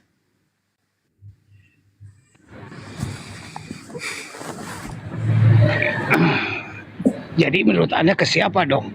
Karena memang di Muslim juga ada beberapa pendapat yang memang berbeda. Apalagi saya yang di luar Muslim yang secara nubuat di literasi kami tidak ada untuk menyatakan hal itu. Kalau begitu saya beri kerjaan lagi deh ke Banjum. Mungkin udah nggak capek. Ya, bagaimana sih Pak 18 ulangan Banjum? Itu kira-kira jatuhnya kemana ini ajarannya nih yang dimaksud? Sama seperti engkau ya Musa. Aku akan menaruh firmanku di mulutmu. Dan seterusnya. Banyuma bisa bekerja lagi atau capek? Bang Juma. Menjauh mungkin Bang Juma ya? Capek, istirahat, iya. Ya sudah dulu aja, makanya jangan terlalu kebanyakan saya. Tapi sedikit lagi Bang, sedikit lagi kalau sebelum Bapak turun, kalau mau turun. Turun? Nah, belum turun ya. Pernah aku nyimak ya, Bapak mengaku keturunan Israel. Dari mana Pak? Suku yang mana tuh? Boleh tahu Bapak suku mana? Baik Pak, Ibu, memang Bapak, kakek dan buyut saya itu turunan dari Yehuda sana. Karena kami dulu besarnya di Ambon, bukannya di Asia Timur ini. Asia Timur itu besarnya di Indonesia itu ada di Pulau Sulawesi dan Pulau Maluku. Nah dari situlah untuk menghindari kristenisasi misionaris kami lari ke Pulau Jawa. Enggak, sebentar. Di Ambon ada, sebentar Bang sedikit. Di Ambon ada suku Yahudi ke Ambon tinggal. Itu keturunannya yang menjadi. Oh, siapa kira-kira orang Yahudi ke Ambon? Perasaan agama Yahudi itu bukan agama Syiar loh. Agama Yahudi itu dikhususkan untuk suku 12 suku Yahudi. Terus Bapak aliran. Larinya ke Pulau Ambon. Larinya bukan ada di yang Ambon. merantau. Larinya ke Pulau Ambon dan Sulawesi yang terbesar di Asia Timur termasuk di Indonesia ini gitu. Sebagian ada yang mengimani masih Yahudi. Ya, ada tuh pendaku. Yang kita baca itu ketika tersebar itu suku-suku 12 suku itu nggak pernah disebut ke Indonesia. Ada Bun. Ada Bunda. Itu neneknya Bang Billy itu di Manado kan?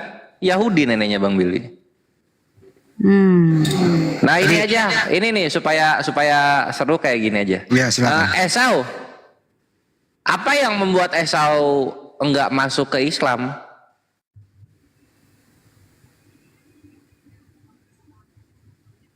Kan nanggung tuh. Iya. Ya mungkin pertama-tama kita satu tauhid ya. Kedua ya saya belum banyak belajar tentang di kemusliman atau keislaman. Ya memang itulah mungkin yang saya tahu untuk hal di ranah diskusi ini. Bertanya dulu. Oh, I see. Jadi karena belum tahu Islam sehingga belum terpanggil untuk masuk Islam gitu ya?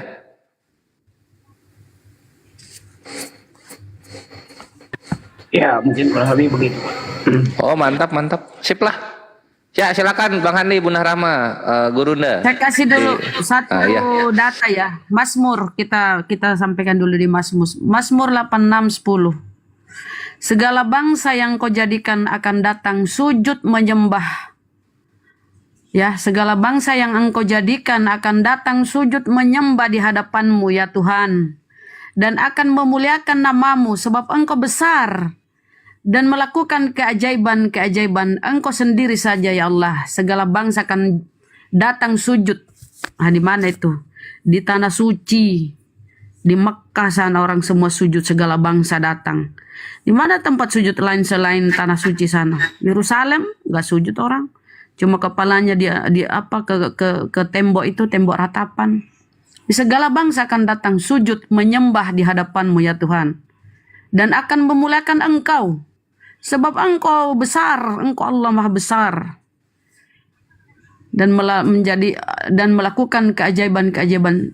Engkau sendiri saja ya Allah, sendiri saja, tidak ada Tuhan selain Allah. Gitu Bang ya, ini di Mazmur 86:10. Sujud. Di mana lagi? Di Vatikan, di Roma, nggak ada orang sujud-sujud. Di Yerusalem. Kita izin Bunda, kita lanjutin ke Esau ya. Oke, lanjut. Pak Esau setuju nggak? Pak Esau masih monitor Bang. Oh iya. Oke, ya. Gini Bang, Abang setuju nggak setiap nabi yang diutus itu, ya, selain Nabi Muhammad ya, setiap nabi yang diutus itu khusus kepada kaumnya. Setuju nggak sampai sini Pak? Dan syariatnya itu Allah Maha tahu, jadi diberi syariat sesuai kemampuan kaumnya. Jadi semua para nabi itu diutus kepada kaumnya saja dan disesuaikan kondisi kaum itu. Setuju atau tidak Pak sampai sini Pak? Oh, kalau Anda setuju, saya tanya. Saya setuju Pak itu.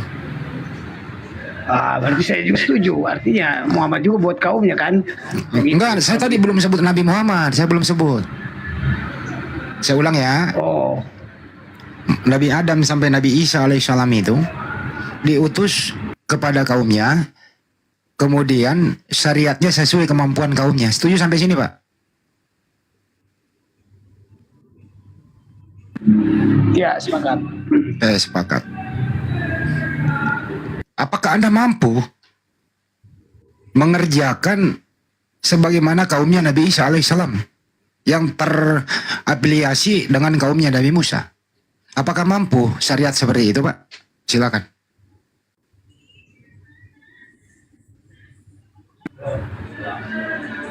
Ya itulah makanya dalam secara tok 100% kami yakin tidak ada yang mampu.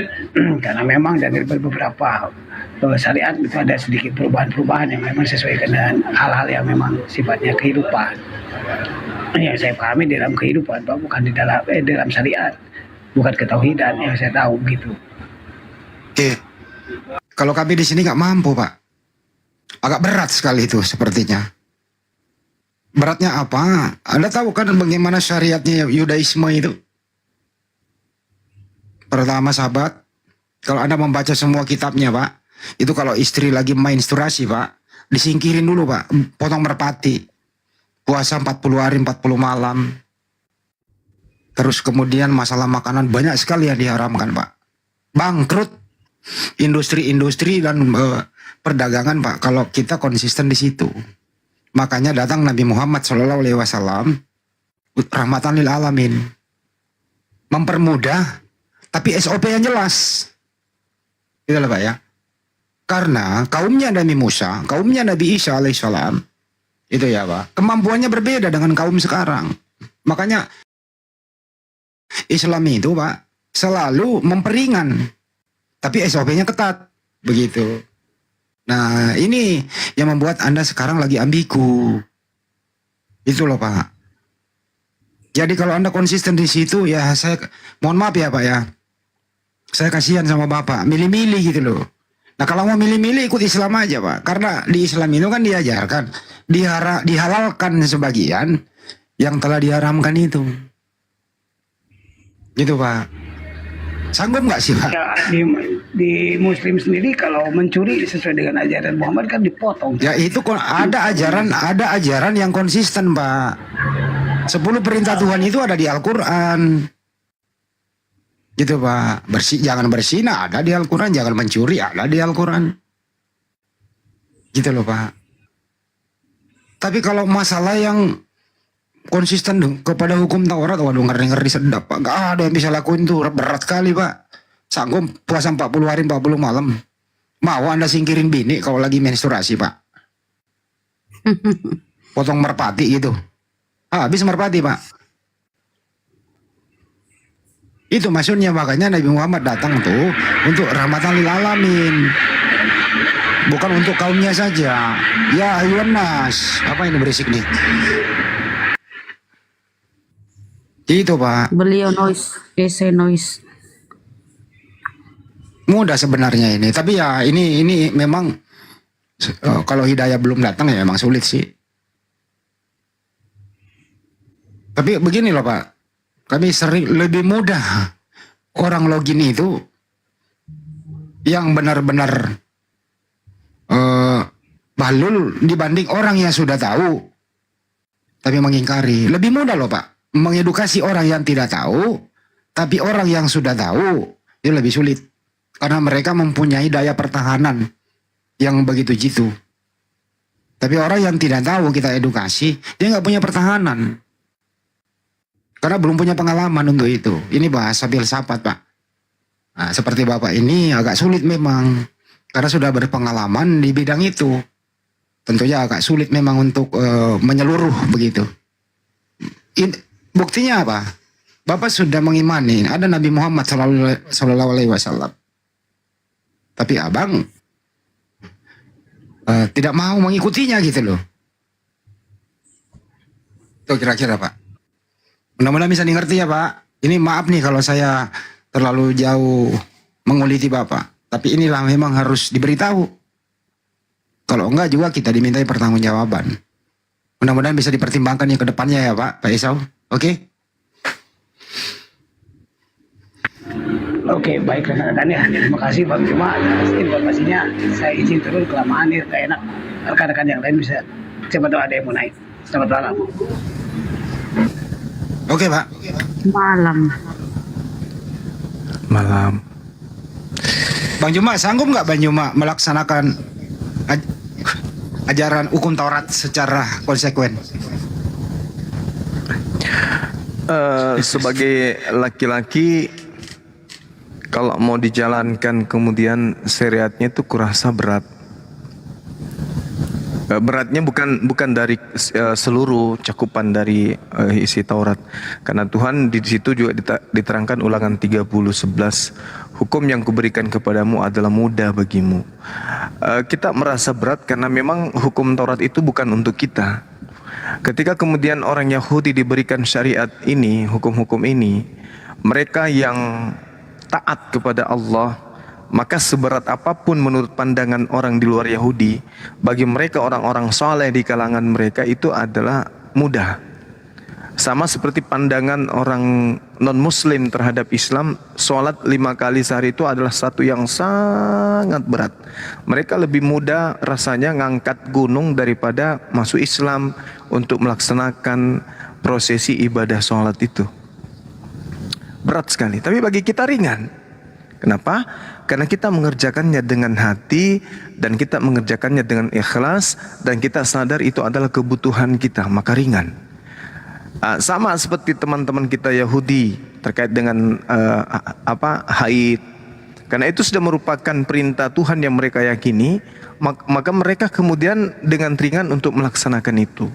Tapi sebagai muslim ditanya berat. Berat. Karena ada beberapa hal yang masih aneh, asing dan tidak pernah kita lakukan dalam kehidupan kita. Tapi kalau bagi mereka yang sudah terbiasa ini detik-detik saya haid, maka dia sudah melakukan persiapan-persiapan yang berkaitan dengan itu. Terkait dengan suaminya, anaknya, benda-benda yang tidak mereka harus pegang dan seterusnya. Karena itu sudah menjadi habit bagi mereka, maka itu mudah, gampang. Ulangan 30 nomor 11. Seperti itu Bang Handi. Sekali lagi saya katakan, orang Kristen menganggap syariat Islam itu berat, malah mereka lebih mudah merasa angkat gunung daripada menjalankan syariat Islam ini. Seperti itu Bang. Tapi gini loh Bang Juma, ada kaum hukum Taurat bukan diperuntukkan untuk dia, tapi dia membuat surat malah membatalkan hukum Taurat itu. Ini logisnya di mana ini? Hukum Taurat bukan untuk dia, tapi dia mempergunakan itu, membatalkan itu, membuat hukum baru dengan mengorbankan seorang manusia begitu. Ini logisnya di mana ini? Iya, baik. Ini pertanyaan menarik dari Bang Handi. Saya sekali lagi mengatakan sudut pandang saya ditanya sebagai seorang muslim selalu berpola kepada Al-Quran. Al-Quran mengatakan begini. Bismillahirrahmanirrahim. Wa iza husyiran nasu kanu lahum a'da wa kanu bi ibadatihim kafirin. Ya, jadi pola pertanyaan datang, jawaban saya itu arahkan kepada Quran. Nanti di hari kiamat kita manusia itu akan dikumpulkan. Lalu sembahan-sembahan yang ada kemudian selain daripada Allah itu akan menjadi musuh bagi penyembah-penyembahnya. Jadi sesembahan yang ada di luar daripada Allah menjadi musuh kemudian terhadap yang menyembahnya. Mengingkari pemujaan-pemujaan yang mereka lakukan kemudian itu adalah pekerjaan mereka nanti di hari kiamat tuh. Artinya apa? Oknum yang disembah, yang tidak pernah memerintahkan untuk disembah, itu akan mengingkari, sama seperti dalam Al-Quran. Qala subhanaka ma yakunu li an aqula ma laysa li bihaqqa. Maha suci Engkau ya Allah, aku tidak pernah mengajarkan mereka untuk menuhankan diriku selain daripada dirimu. Yang aku ajarkan adalah sembahlah dirimu, karena Engkau adalah Tuhanku dan Tuhan mereka. Nah, Al-Quran mengatakan wa iza husyiran nas kanu lahum a'da. Apabila dikumpulkan seluruh umat manusia pada hari kiamat, sesembahan mereka itu menjadi musuh.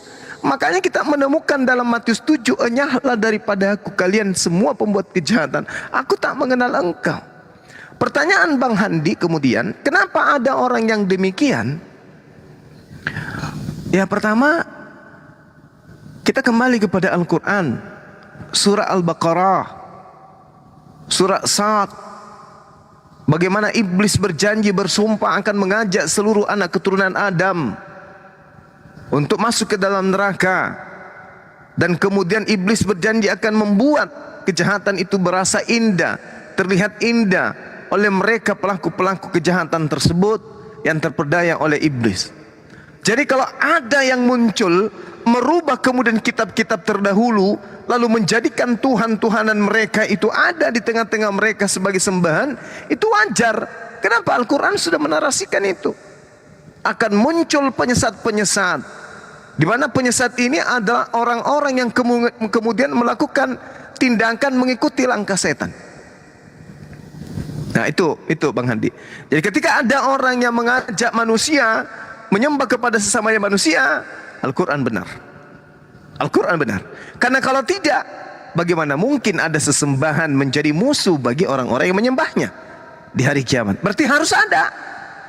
Masya Allah. Inilah kebenaran Al-Quran yang tidak bisa diragukan kemudian. Demikian Bang Handi. Selama ini yang kita dengar, masa bodoh dengan itu. Bukankah saya sudah mati? Ya kelar urusan semuanya, enggak ada lagi yang ditanyain, enggak perlu lagi dipertanggungjawabkan.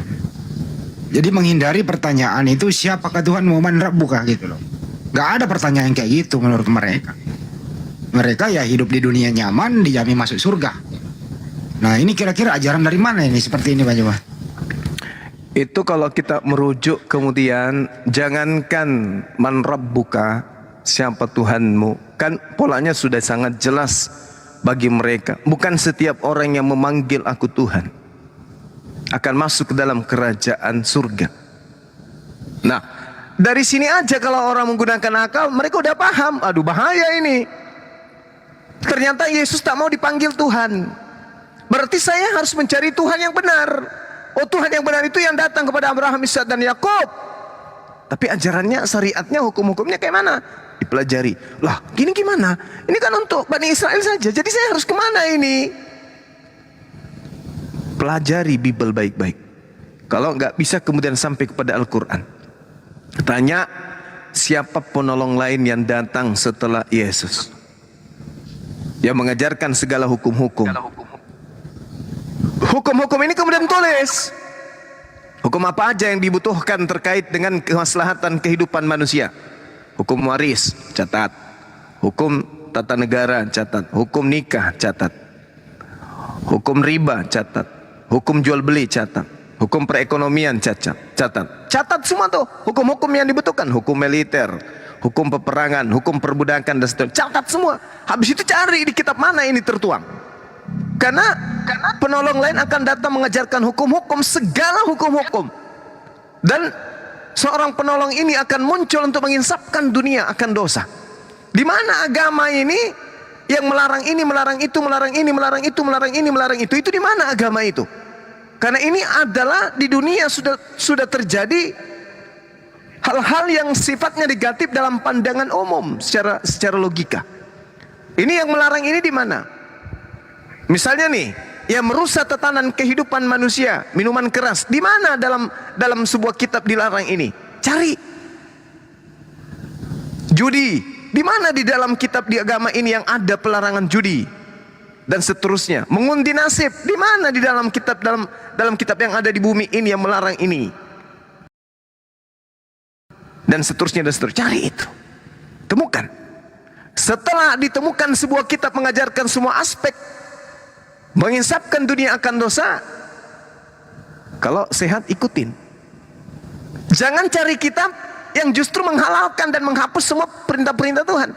Segala sesuatu halal bagi ajaran yang didatangkan kemudian katanya Yesus akan datang seorang penolong lain yang akan mengajarkan segala hukum-hukum.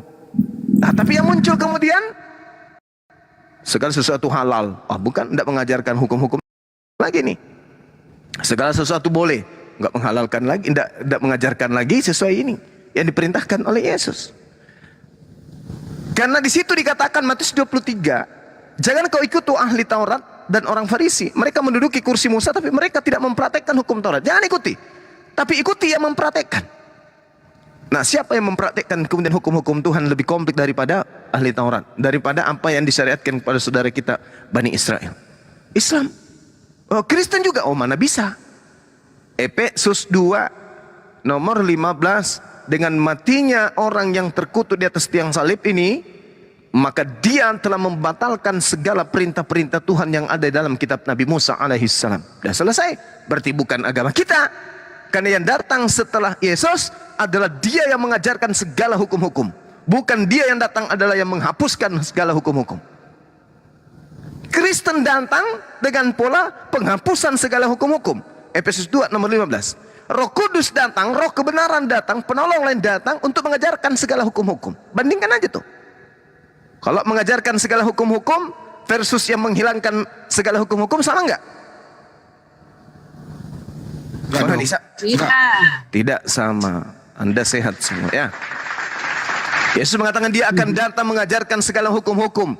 Paulus datang apa? Menghapuskan segala hukum-hukum.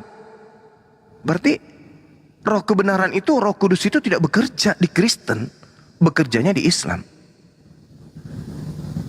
Makanya pertanyaan apapun polanya akan kembali kepada Al-Quran. Begitu Bang Handi. Masya Allah. Terima kasih Bang Juma. Teman-teman Kristen di sini ada yang mau menanggapi begitu? Ada Borasmi, ada Leo.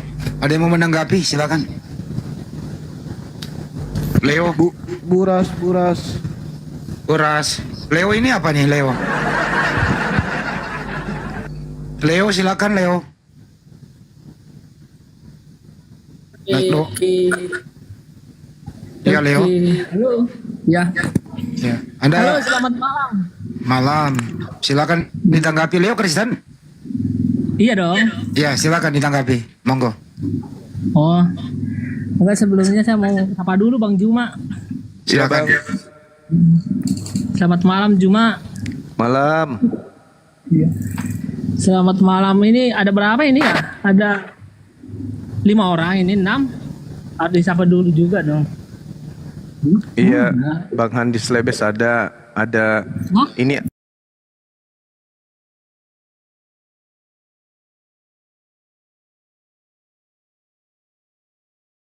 Bang Juma nggak bisa kenal. Kok Romo Rasmi Iya, dia Romo itu, dia penginjil. Oh, dia penginjil. Iya, Oh, dia ke situ nginjilin siapa, Pak Juma?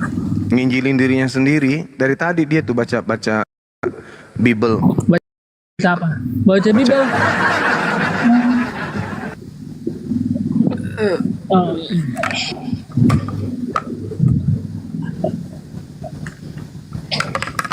Leo, iya, Anda sudah lama menjadi Kristen, bro? udah. Kalau Kristen itu mengikuti ajaran siapa sih? Kristen itu mengikuti ajaran Yesus. Ajaran Yesus. Ya, karena Kristen itu pengikut Yesus. Baik. Cuman segitu? Bentar, ini saya pengen Bang Juma dulu yang bertanya, jangan. Ya Siapa ini yang nanti kayak- disanggah. Ini topiknya. Kristen ini mengikuti ajaran Yesus. Ya silakan menyimak, katanya mengikuti ajaran Yesus. Ya, Kalau ajaran Yesus dikumpulkan semuanya, dikumpulkan dalam satu catatan, iya. tak ada satupun dari ajaran Yesus itu yang akan mengantarkan kita menjadi Kristen. Yang mananya kira-kira ya? Yang akan mengantarkan kita menjadi Kristen. Iya, Kita maksudnya saya udah Kristen. iya. Maksud saya gini, ajaran Yesus kalau dikumpulkan, disatukan, dipisahkan dengan ajaran orang lain, kira-kira Iya. ajaran mananya yang membuat kita menjadi Kristen? Oh, kalau ajaran Yesus itu, Bang Juma, bukan mengajarkan masalah Kristen. Kristen itu kan pengikut Yesus. Oke.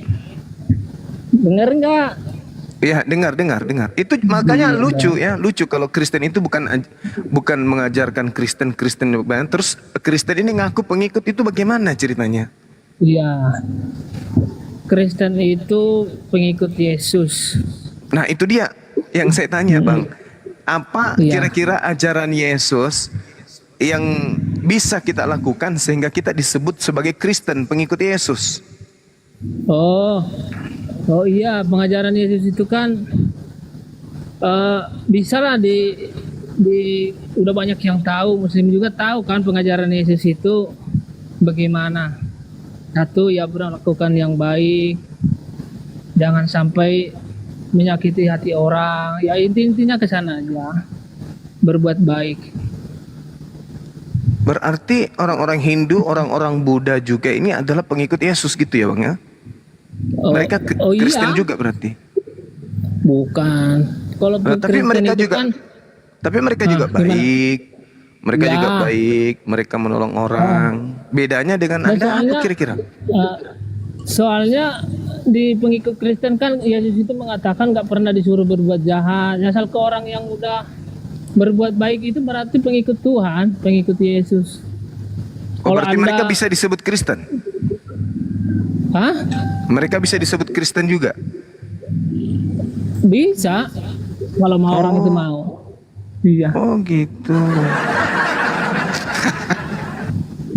Jadi kalau saya misalnya Gimana? saya Islam nih, tetap Islam, tapi saya Iya. melakukan kebaikan-kebaikan, jadi saya juga bisa disebut Kristen? Bisa. Oh, Mas. berarti saya Kristen juga dong ya? Iya, kalau mau Kristen bisa. Berarti saya pengikut Yesus juga? Ya, iya. Oh, begitu. Ternyata gampang jadi begini, pengikut Yesus itu. Iya. Begini Mang Juma, saya pernah Mang Juma kata dengar-dengar udah guru ya, udah guru apa sih gurunda itu apa sih guru apa gimana? Udah jangan dipindahin topik lah. Iya kan? Itu Tadi kan itu si kakak Anda itu- bertanya, saya jawab. Sekarang kan saya bertanya kok dipindahin topik. Saya nggak ngerti. Apakah saya nggak bisa bertanya? boleh bertanya. Nah, iya, jangan itu yang menyela yang begitu. fair Dia nggak? dia host kita. Oh, Dia jadi- moderator. Oh, dia moderator kita. Iya. Oh, jadi Jadi begini, dia Mang juga Juma. berhak usir kita dari forum ini. Oh, berarti kalau ibaratnya kalau pendapat saya nggak sesuai dengan keinginannya, berarti bisa main usir aja gitu. Diarahkan. Tidak diusir, diarahkan. Iya, maksudnya kalau pendapat saya nggak sesuai dengan kemauan sama Bang Juma, diarahkan keluar gitu. Enggak, diarahkan, bukan dikeluarkan. Selama tidak menghujat, Bang. Diskusi akan tetap berjalan. Oh iya, maksudnya benar, diskusi itu jangan jadi menjadi perselisihan. Langsung kau bertanya aja, banyak kali kau ngomong. Tanya Nah, aja. itu moderator juga itu, asisten dia. Ini moderator juga asisten ya. Iya. Bang Juma, Tapi di tangan saya mau kanannya ada nanya bambu. ini ya. Iya, gimana? Saya pernah dengar ini. Saya bukan menguliti-uliti lah, maksudnya pernah dengar. Iya. Dan juga saya lihat sering karena di Facebook aja atau di media sosial. Benarkah di surga itu ada apa aja sih? Kalau Bang Juma bisa jelaskan. Iya, kalau di surga itu segala sesuatu Ya. segala sesuatu yang dibutuhkan oleh kehidupan manusia itu disiapkan oleh Allah. Yang diinginkan oleh manusia berkaitan dengan kebutuhan manusia itu sudah disiapkan oleh Allah di sana. Iya. Terus Bang,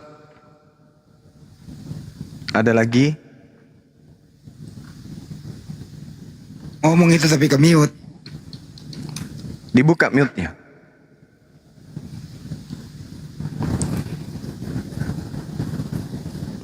Leo, oh pingsan. Ya, silakan. Iya, saya mau nanyain soalnya kan saya Kristen ya. Iya. Belum pernah mendengar bidadari, maksudnya emang di surga itu ada bidadari?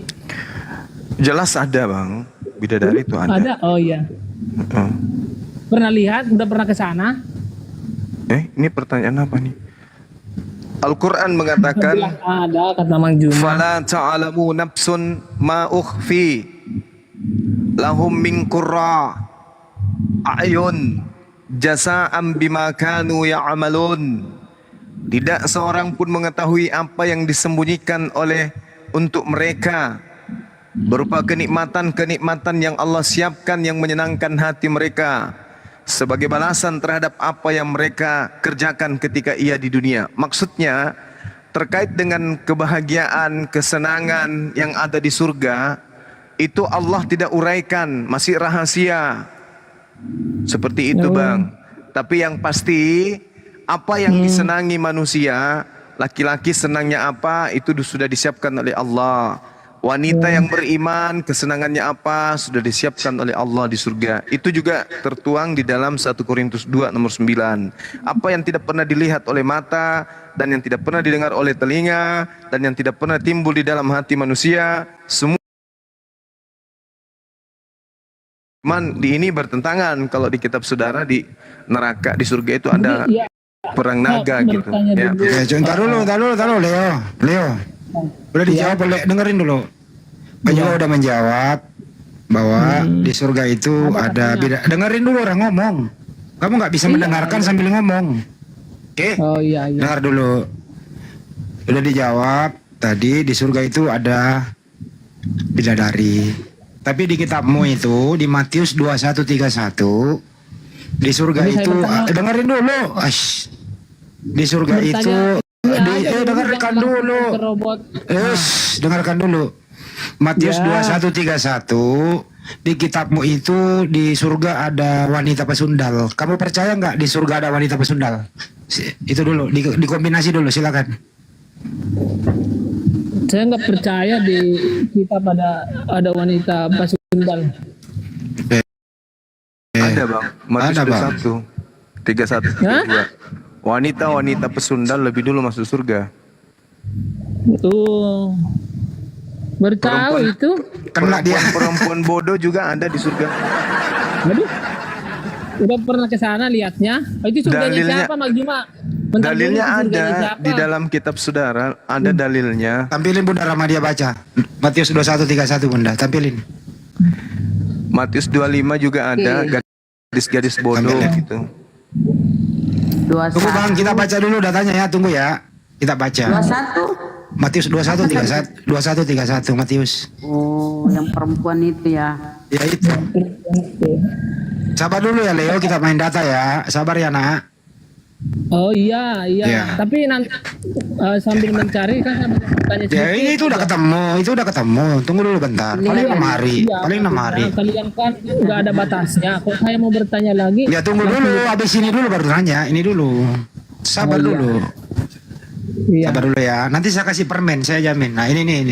Nah, Baik, ini. iya. Nah, bacain Iya. Bunda, bacain. Coba dibaca. Siapa? Simak ya Bang ya. Siapakah di antara kedua orang itu yang melakukan kehendak ayahnya? Jawab Jadi sahabat mereka. semua Yang bisa- terakhir kata Yesus mereka. Aku berkata kepadamu, sesungguhnya pemungut-pemungut cukai dan perempuan-perempuan sundel akan mendahului kamu masuk ke dalam kerajaan Allah atau Theos atau Dewa ya. Ini sun. Kamu percaya Masuk nggak ke ada dalam pesundal? Kamu percaya nggak ada pesundal di surgamu? Pasundal nggak ada, itu nggak ada pasundal tulisannya. Itu Dari Anda membaca juga nggak perempuan ngerti. sundal ini perempuan sundal. Jangan kau kira Bukan sandal pasundal. ini. Sun. Perempuan sundal.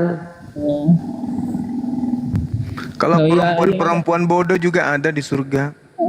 Ada ayatnya juga coba. Matius 25 itu kalau itu. Nggak.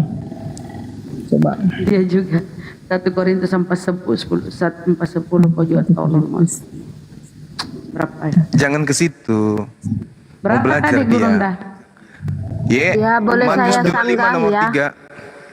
Ya, saya sanggah sedikit ya. Boleh ya.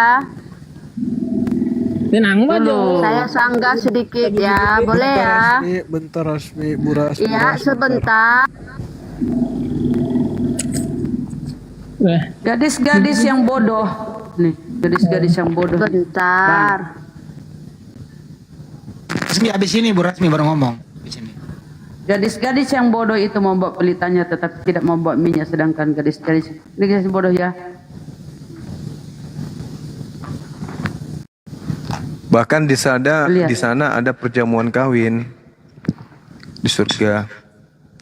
Bahkan di surga Kristen itu ada ini, ada perang naga. Ada perkawinan memang di surah Wahyu 19 nomor 7. Perkawinan anak domba. Iya, Matius 25 juga kan dah. Iya. Bu Rasmi mau membantah, silakan Bu Rasmi, apa yang mau diluruskan? Percuma masuk surga kalau di dalam ada peranaga. Iya. Ya, silakan. Itu tentang perempuan sundal tadi. Itu kan di situ ayatnya perempuan sundal akan berjalan duluan. Ya. Berjalan duluan mendahului kamu. Jadi di situ dikatakan berjalan duluan dan masuk kita ke Wahyu 22 ayat 15.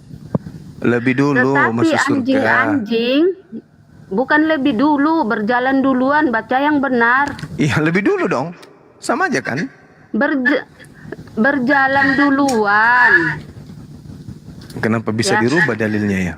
Gini aja Bu Rasmi, apakah di Bu Rasmi?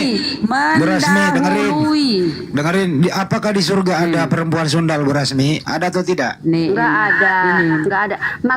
Makanya ini saya baca.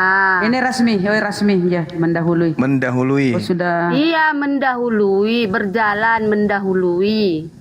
Ya. Kenapa ada lagi berjalan? Berarti ini tuh ditambah-tambahi.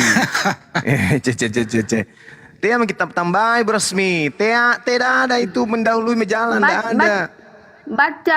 Yesus berkata kepada mereka, Aku berkata kepadamu, sesungguhnya pemungut-pemungut cukai dan perempuan-perempuan sundel akan mendahului kamu masuk ke dalam kerajaan Allah. Mana ada jalan di situ? Nggak ada. Matius berapa?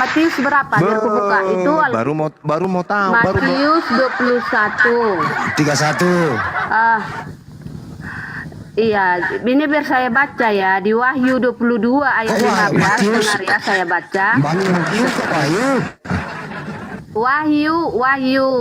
Karena kan yang masuk ke dalam Jangan kerajaan ditutup, surga benar itu Rama. kan di Benar Rama, Wahyu. jangan ditutup. Di Wahyu, di akhir zaman. Itu baru kita penentuan masuk surga ya. Jadi Ini ada penentuannya Yesus. di Wahyu. Jadi ini tidak dipercaya ini perkataan Yesusnya. Iya, itu masih ada perjalanannya ya. Di situ belum mati masuk aja. surga orang. Aku Yesus Tapi orang berkata masuk kepada surga. sesungguhnya pemungut cukai, perempuan sundel akan mendahului kamu masuk ke dalam kerajaan surga. Jangan termiut, dibuka Om Le. Saudara Leo, dibuka mic-nya. Lagi dialog cuma. Ya Kan ini. bagus kau Leo kalau dapat perempuan ini nih.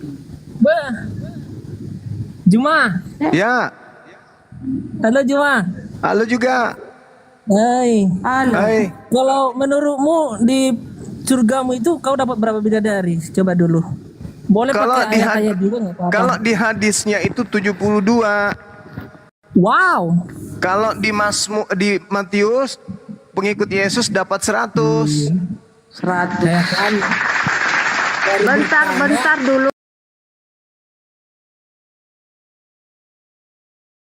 Pengikutnya. Kalau bidadari, tahu kan cantik molek kan, suci. Nah ini pesundal ini sudah lebar ini pantatnya nih. Ini kau dapat nih. Pantatnya Dengar dulu, Jadi jangan yang didapat nanti suka di surga fitnah Kristen itu lu. kayak Jangan Ibu suka Rasmi. fitnah. Dengar dulu Wahyu 22 ayat 15 biar saya baca ya. Tetapi informasi dulu dengerin. Menurut informasi adalah tukang sihir, pantat lebar itu kencingnya lancar loh. Dengar dulu. Wahyu itu bukan perkataan Yesus. Pantatnya depan belakang ini udah lebar ini, depan belakang udah lebar ini yang kau dapat ini. Wahyu Leo, itu bukan ini. perkataan Yesus. Ini perkataan Yesus Mencintai dusta dan yang melakukannya Oh, tinggal jadi di luar ya. ini perkataan tinggal Yesus. di luar. Ini perkataan Yesus nubuatan Di mana tentang Yesus ke akhir Pulau zaman Patmos itu di mana? kepada Yohanes. Kepada Di mana Yohanes Yesus? ya. Enggak. Nubuatan baca Bukan. Wahyu 1, Wahyu 1 ya. Bukan Yesus yang Jangan berkata di bukan. situ. Loh, Bu Rasmi, maksud gua gini loh. Kenapa di surganya Kristen profesi sundal ini masih ada gitu loh?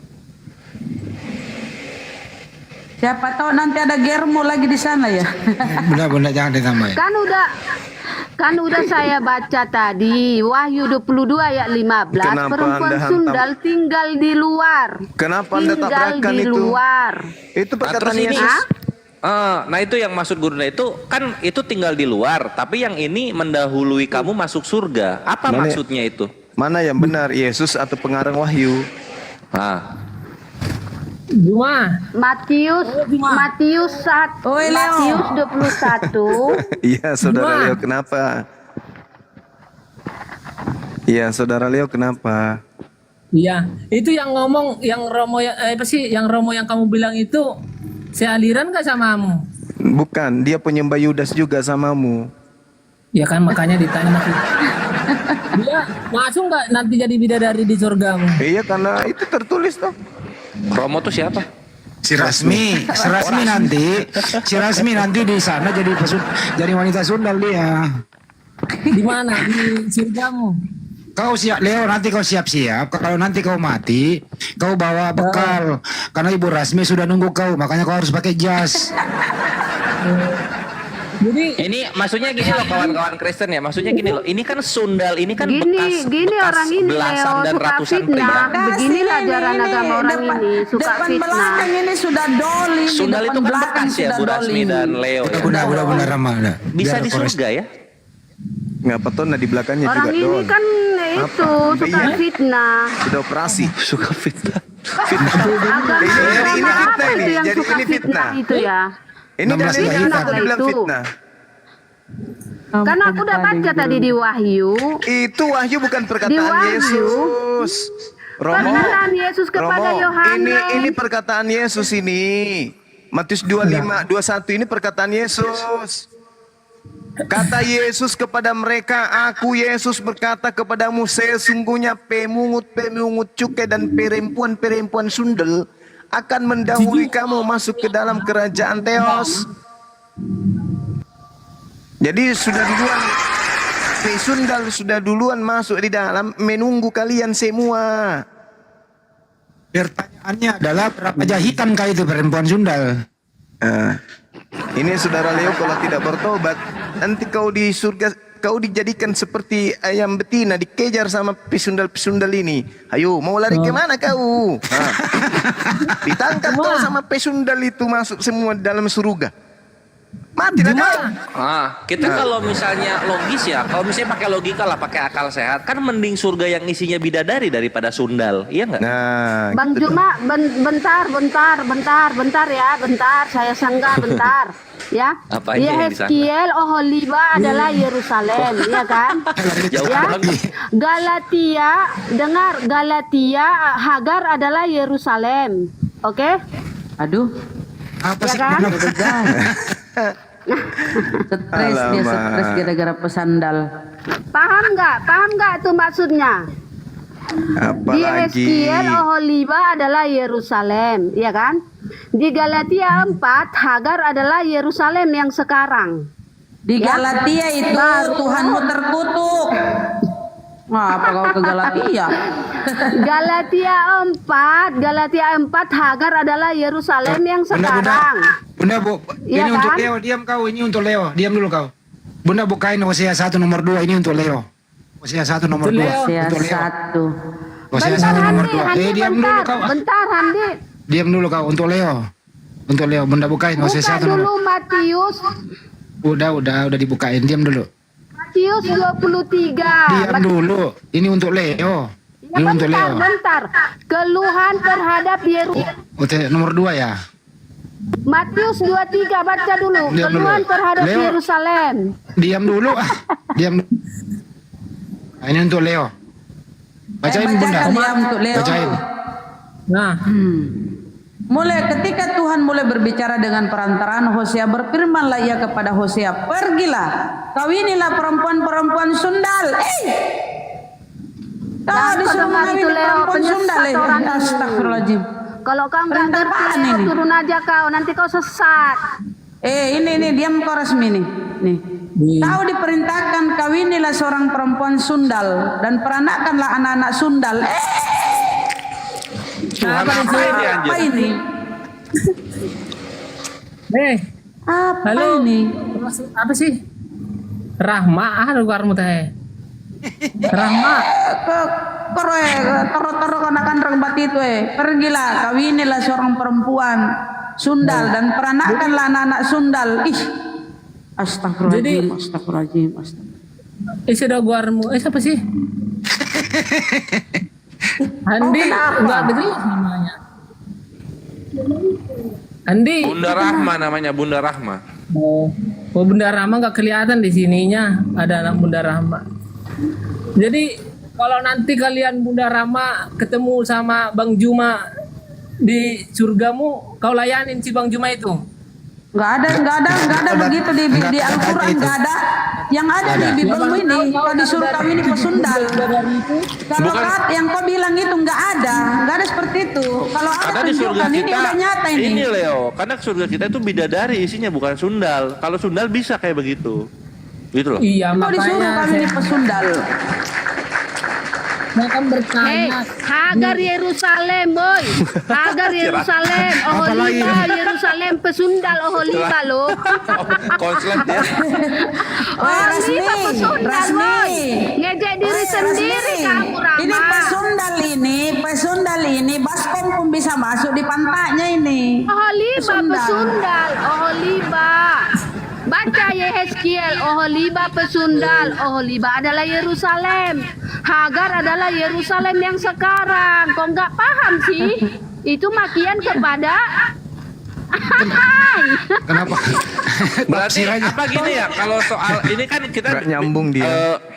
bidadari, bidadari. Kok nggak nyambung? Iya, dengar. tolong tunjukkan Yehezkiel, satu. Oholiba ada. Coba tunjukkan perilaku dari Oholiba Hagar. ada. Coba tunjukkan perilaku dari Siti Hagar yang sesuai dengan tuduhanmu. Coba apa kelakuan beliau Hagar ini? Nah, Dia- tunjukin. Cari dulu dalilnya Rasmi. Coba, Yang gue coba. pengen tahu Aku begini. hanya Apa? Kalau misalnya perempuan-perempuan Galatia- Kristen nanti Galatia berubah jadi 4. sundal di kerajaan surganya Galatia- Kristen, artinya apa? Artinya perempuan-perempuan contoh misalnya ibu atau anaknya Rasmi, apa itu akan digunakan oleh pria-pria Kristen yang lain gitu? Galatia 4 Kayak gitu ya? adalah Yerusalem yang Apa sih orang ini sarap. Sekarang begini aja, kalau kamu itu berpikir negatif tentang Siti Hagar, itu adalah istri daripada Nabi Abraham. Kau menghujat Hagar itu, kau menghujat Abraham. Itu beliau istrinya. Di mana Iya. imanmu? Imanmu di mana? Kitab yang kau Hagar pegang. Kejadian Hagar lebih mulia 12 dari Yesus nomor loh. 3. Siapapun yang menghujat engkau Abraham, maka dia pasti akan dihujat oleh Allah. Yang mengutuk Abraham dikutuk oleh Allah. Kau mengutuk istrinya Abraham, kau mengutuk Abraham, itu namanya pantas saja otakmu nggak berfungsi. Juma. Bang Juma, baca lagi dong itu Matius 23. Baca lagi Matius 23 ayat 37.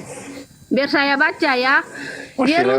Yerusalem, engkau yang membunuh nabi-nabi dan melempari dengan batu orang-orang yang diutus kepadamu. Berkali-kali aku rindu mengumpulkan anak-anakmu, sama seperti induk ayam mengumpulkan anak-anaknya di bawah sayapnya. Tetapi kamu tidak mau. Lihatlah rumahmu ini akan ditinggalkan dan menjadi sunyi. Dan aku berkata kepadamu, mulai sekarang kamu tidak akan melihat aku lagi.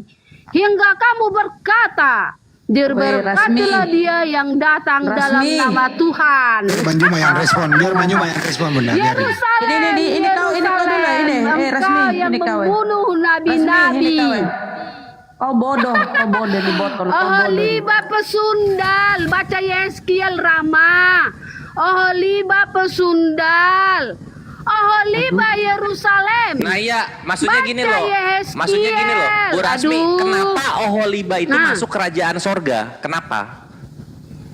Kan udah kubaca tadi Wahyu kubaca Apakah nggak tadi, nyambung dia ini, nggak tinggal di nyambung. luar. Dia mau lagi Pesundal mabuk lagi tinggal dia di malam ini. luar. Hanti selebet. malam ini mabuk lagi Kenapa dia. ada bacaannya di Matius, pesundal-pesundal si Oholiba ini dia akan masuk mendahului kamu ke dalam kerajaan sorga.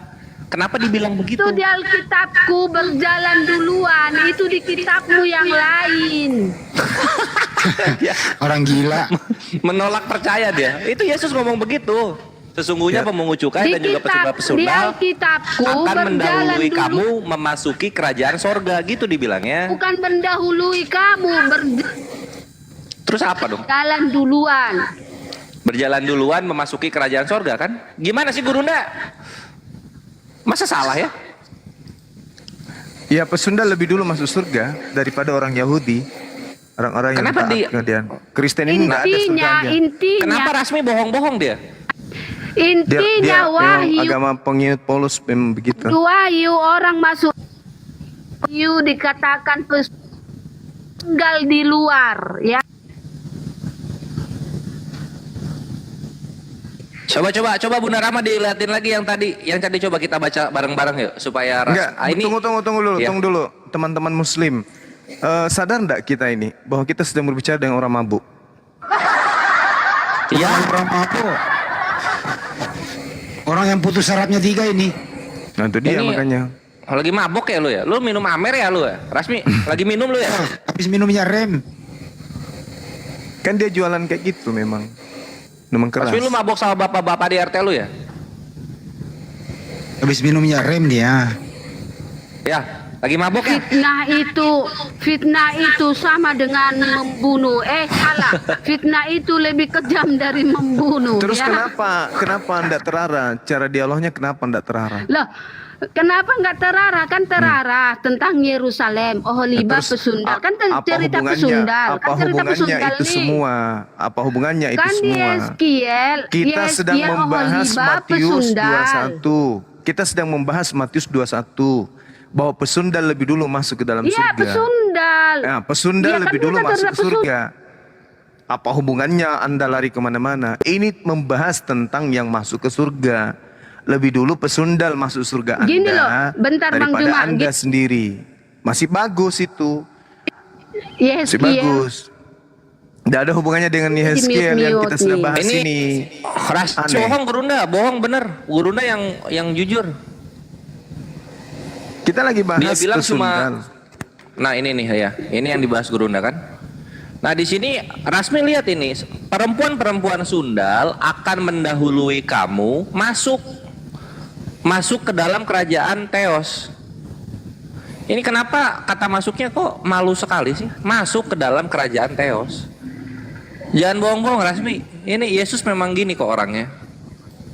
Itu Alkitabmu, karena yang kau pakai Alkitab penghujat. Alkitabku bukan Alkitab begitu. penghujat. Itu kan Kok kubilang ada orang Alkitab penghujat? mabok dia ini, mabok ini dia. Itu Alkitab penghujat itu aslinya begitu, tulisan merah pula lagi. Alkitabku Mabuk dia. bukan seperti itu isinya. Alkitabmu Alkitab penghujat. Coba kau baca deh, Ya. coba baca di situ. Kau baca Matius 21:31 Rasmi. Coba kau baca Alkitabmu. Coba kau baca sendiri Alkitabmu kalau ini nggak benar. Coba kau baca. Baca, saya tunggu. Matius 21 ayat 31. Ya. Baca. Siapakah di antara kedua orang itu yang melakukan kehendak ayahnya? Jawab mereka, yang terakhir. Kata Yesus kepada mereka, aku berkata kepadamu, sesungguhnya pemungut-pemungut cukai dan perempuan-perempuan sundal akan mendahului kamu masuk ke dalam kerajaan Allah. Kebaca. Eo. Ah. Sebab Yohanes datang Sebab untuk Yohanes. menunjukkan, dengar, baca. Wah, Sebab lu, udah nggak usah dilanjutin, itu kitab lu kitab penghujat itu, kitab penghujat ya. Kita penghujat itu yang kau baca. Ku Rasmi yang baca kitab penghujat. Lucu. dengarkan di situ Nah, yang kau baca dikatakan tadi ya. itu, Bu Rasmi. Sebab iya, Yang kau baca tadi itu kitab penghujat ya? baca lanjutannya. Sebab Yohanes datang untuk menunjukkan jalan kebenaran kepadamu dan kamu tidak percaya kepadanya. Tetapi pemungut-pemungut cukai dan perempuan-perempuan sundal percaya kepadanya.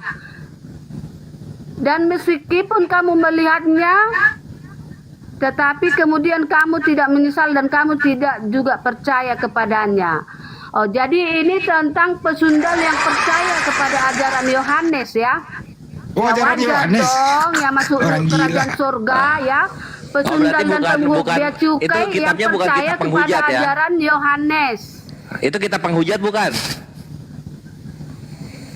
Rasmi, yang tadi dibaca kitab penghujat bukan? Rasmi. Tadi dia ngomong kitab penghujat katanya. Kamu menghujat di situ karena di sini dikatakan sebab Jadi Yohanes kita yang datang menghujat, untuk aduh. menunjukkan jalan kebenaran kepadamu dan kamu tidak percaya Dia yang kepadanya. baca. Dia yang Tetapi baca, pemungut kita disangka menghujat. cukai dan perempuan Dia yang baca, kita disangka menghujat. percaya kepada Yohanes. Jadi di sini pesundal dan pemungut cukai yang sudah bertobat. Bukan bersundal lagi mereka di kerajaan sorga. Nah, terus Paham kenapa nggak? dibilangnya perempuan sundal akan masuk ke dalam kerajaan sorga? Kenapa profesinya masih dibawa? Kan di sini dikatakan, tetapi Karena dibutuhkan. pemungut cukai, tetapi Iya, pemungut cukai dan ngeheng perempuan-perempuan dia, sundal percaya kepada Yohanes. Nah, kan udah percaya kepada nih. Yohanes. Iya, Bu Rasmi kan Dan udah percaya kamu- tuh sama Yohanes. Dia udah percaya sama Yohanes nih. Kenapa masih disebut perempuan sundal? Sampai masuk ke sorga masih disebut perempuan sundal dia. Kenapa? Kenapa kayak gitu ajarannya? Perempuan sundal emang satu. Perempuan Sunda yang nanya memang banyak satu. sedikit 1-2 siapa? Yang gua tanya, kenapa dia sudah bertobat tapi ketika masuk kerajaan sorga masih disebut perempuan sundal itu loh. Loh, Hah? kalau sudah dia bertobat tidak disebut lagi perempuan sundal. Lah itu buktinya Matius 21:31 masih disebut. Kan di sini dikatakan mereka perempuan-perempuan sundal mendahului kamu masuk dalam kerajaan surga sebab Yohanes datang, kan ada di sini Nah iya, kenapa nggak disebut? Kenapa nggak disebut perempuan-perempuan yang bertobat gitu loh? Kenapa masih disebut sundal? Loh. Katanya sudah diterima tobatnya. Katanya sudah menerima Yohanes. Kenapa masih disebut perempuan sundal ini?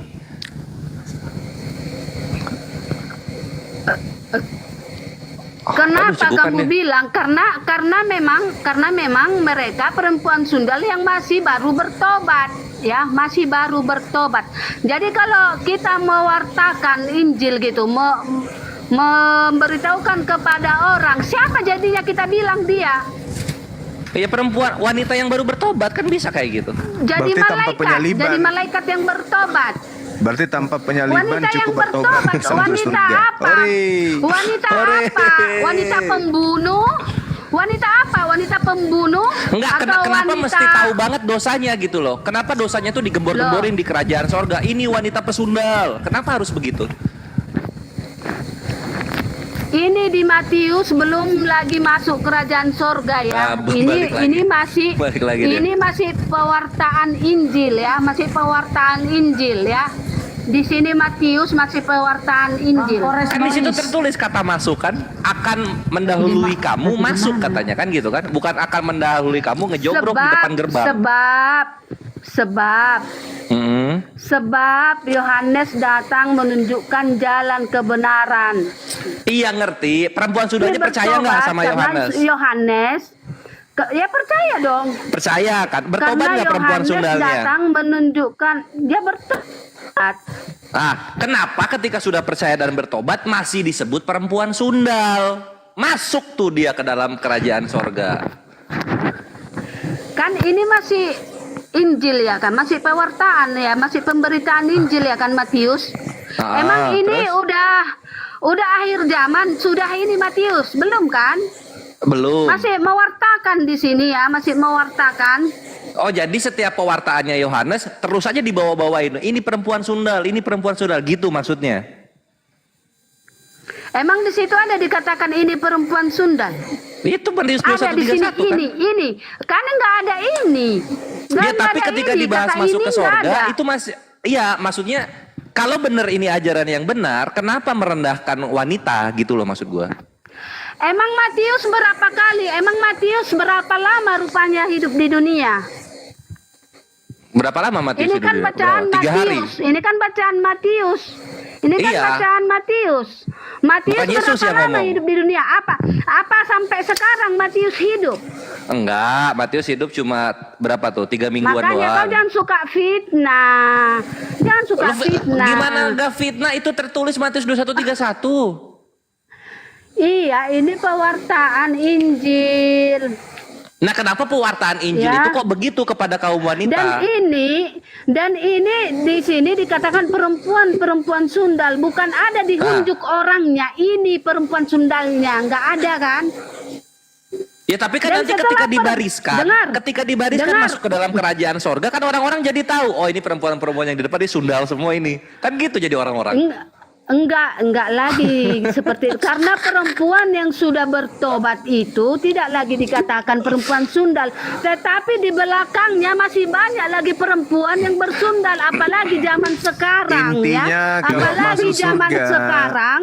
Intinya kalau Apalagi masuk zaman surga nanti sekarang begitu Rasmi, banyak perempuan Bu sundal Rasmi, di mana-mana, ya. Bu Rasmi, intinya Nah kalau sekarang perempuan sundal tidak banyak. mendengar telinganya orang Ngerti ini. nggak? Oh ya dia udah Susah konslet tadi udah tanya dulu pakai kamu. kena air.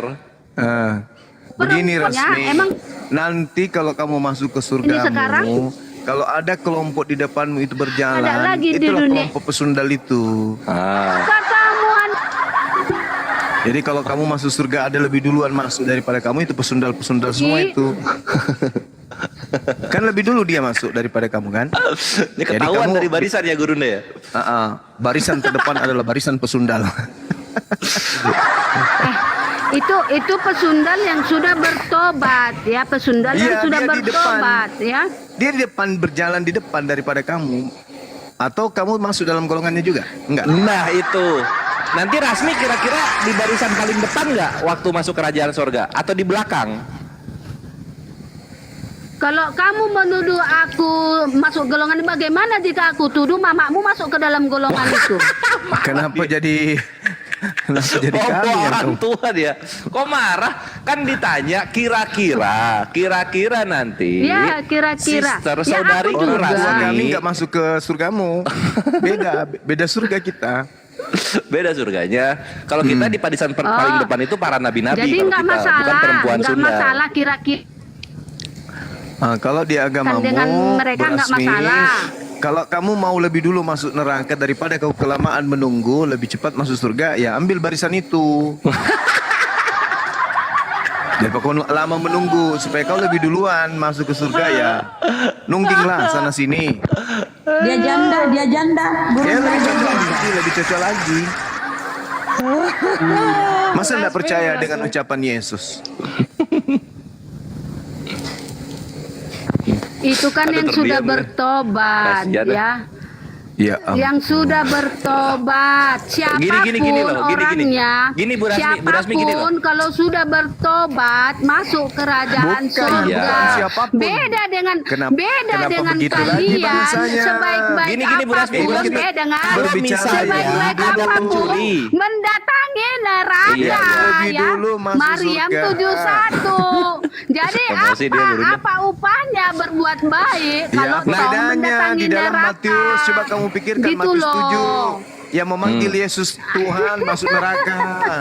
Ayo, lebih parah itu. Apa enaknya ikut kamu, Juma? Ya, apa enaknya juga masuk neraka. Jika orang baik sebaik-baiknya mendatangi neraka, yang neraka itu ialah lautan api. Ya enaknya kalau di Islam nggak ketika masuk surga nggak dibilang perempuan Sunda. Ya, Itu daripada doang di enak. kitabmu yang memanggil Yesus Tuhan Enak dilemparkan ke neraka. Enak dong. Berarti yang sudah bertobat jamin masuk surga, tidak mendatangi neraka. Enggak ada Panas, bertobat di panas. kitabmu. Pokoknya memanggil Panas, Yesus Tuhan panas. pasti dilempar ke neraka. Matius 7 nomor Usah pakai 23. baju dah, Yang memanggil Yesus Tuhan itu masuk neraka. Ayo. Udah hilang, udah hilang. dasar. Guncang dia, sampai bawa-bawa orang tua. Lagi mabuk dia itu. Kayaknya mabuk deh, mabuk Amer dia. Baygon. Dia minum Wah, baygon itu. campur autan. Kalau nggak mati itu tanda orang percaya, Gurunda. Kalau nggak mati, Itu dia mantap makanya. juga. Mantap Autan jiwa itu Rasmi. 3 saset. Baygon cair setengah gelas. Kecap Itu dia. asin 1 sendok. Ya, kita sudah ada tamu Daniel Simanjuntak. Oh, udah turun. Ekstrim ngantri ya. Daniel Simanjuntak, Konghucu atau Buddha silakan. Selamat malam. Ya, dari Konghucu atau Buddha? Kristen aku, Bang. Oh, dari Kristen salah ya. Ya, silakan. Topiknya apa ya? Bebas lah. Nanya aja duluan supaya panjang. Ya, bebas aja. Boleh. Aku mau tanya nih.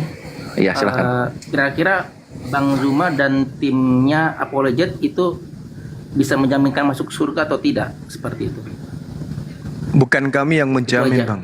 Tapi baginda Rasulullah Muhammad SAW, Allah Subhanahu wa taala menjamin surga, bahkan memberikan warisan kepada umat Islam berupa surga Firdaus.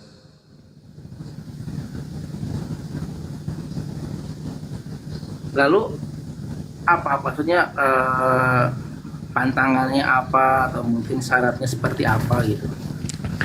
Di dalam Al-Quran surah Al-Mu'minun, yang pertama menjaga sholat, yang kedua zakat, berpuasa, dan seterusnya.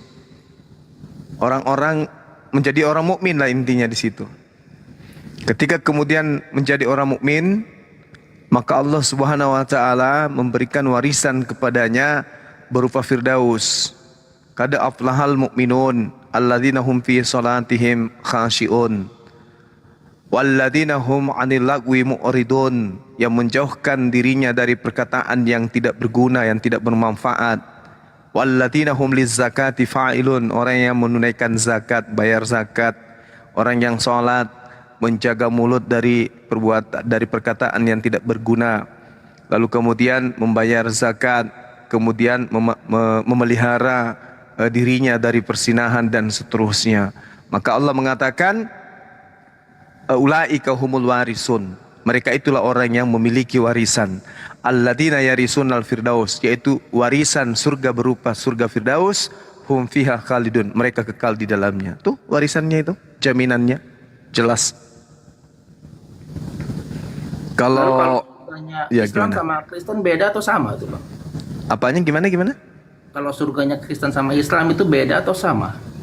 Sebenarnya surga itu cuma satu, hanya penggambaran dari kitab kita itu yang berbeda-beda. Yang pasti di Islam itu surga itu adalah tempat kebahagiaan, tempat kenikmatan, itu surga. Kalau di surganya Kristen, waduh, saya nggak bisa bayangkan dan saya nggak bisa bicara karena di sana ada perang naga. Irak, Kuwait aja perang, Amerika perang, Irak aja sengsara kita. Ini yang perang ular naga dengan malaikat. Jadi orang-orang yang ada di dalamnya mau berlindung di mana kalau ular naga dengan malaikat perang? Bukannya kita mau ke surga untuk bahagia, malah jadi tersiksa di sana. Dan dengar-dengar di kitabnya Kristen itu surganya itu kerjanya dalam kehidupan kekal hanya memuji aja terus kerjanya di kehidupan yang kekal. Kurasa itu bukan surga.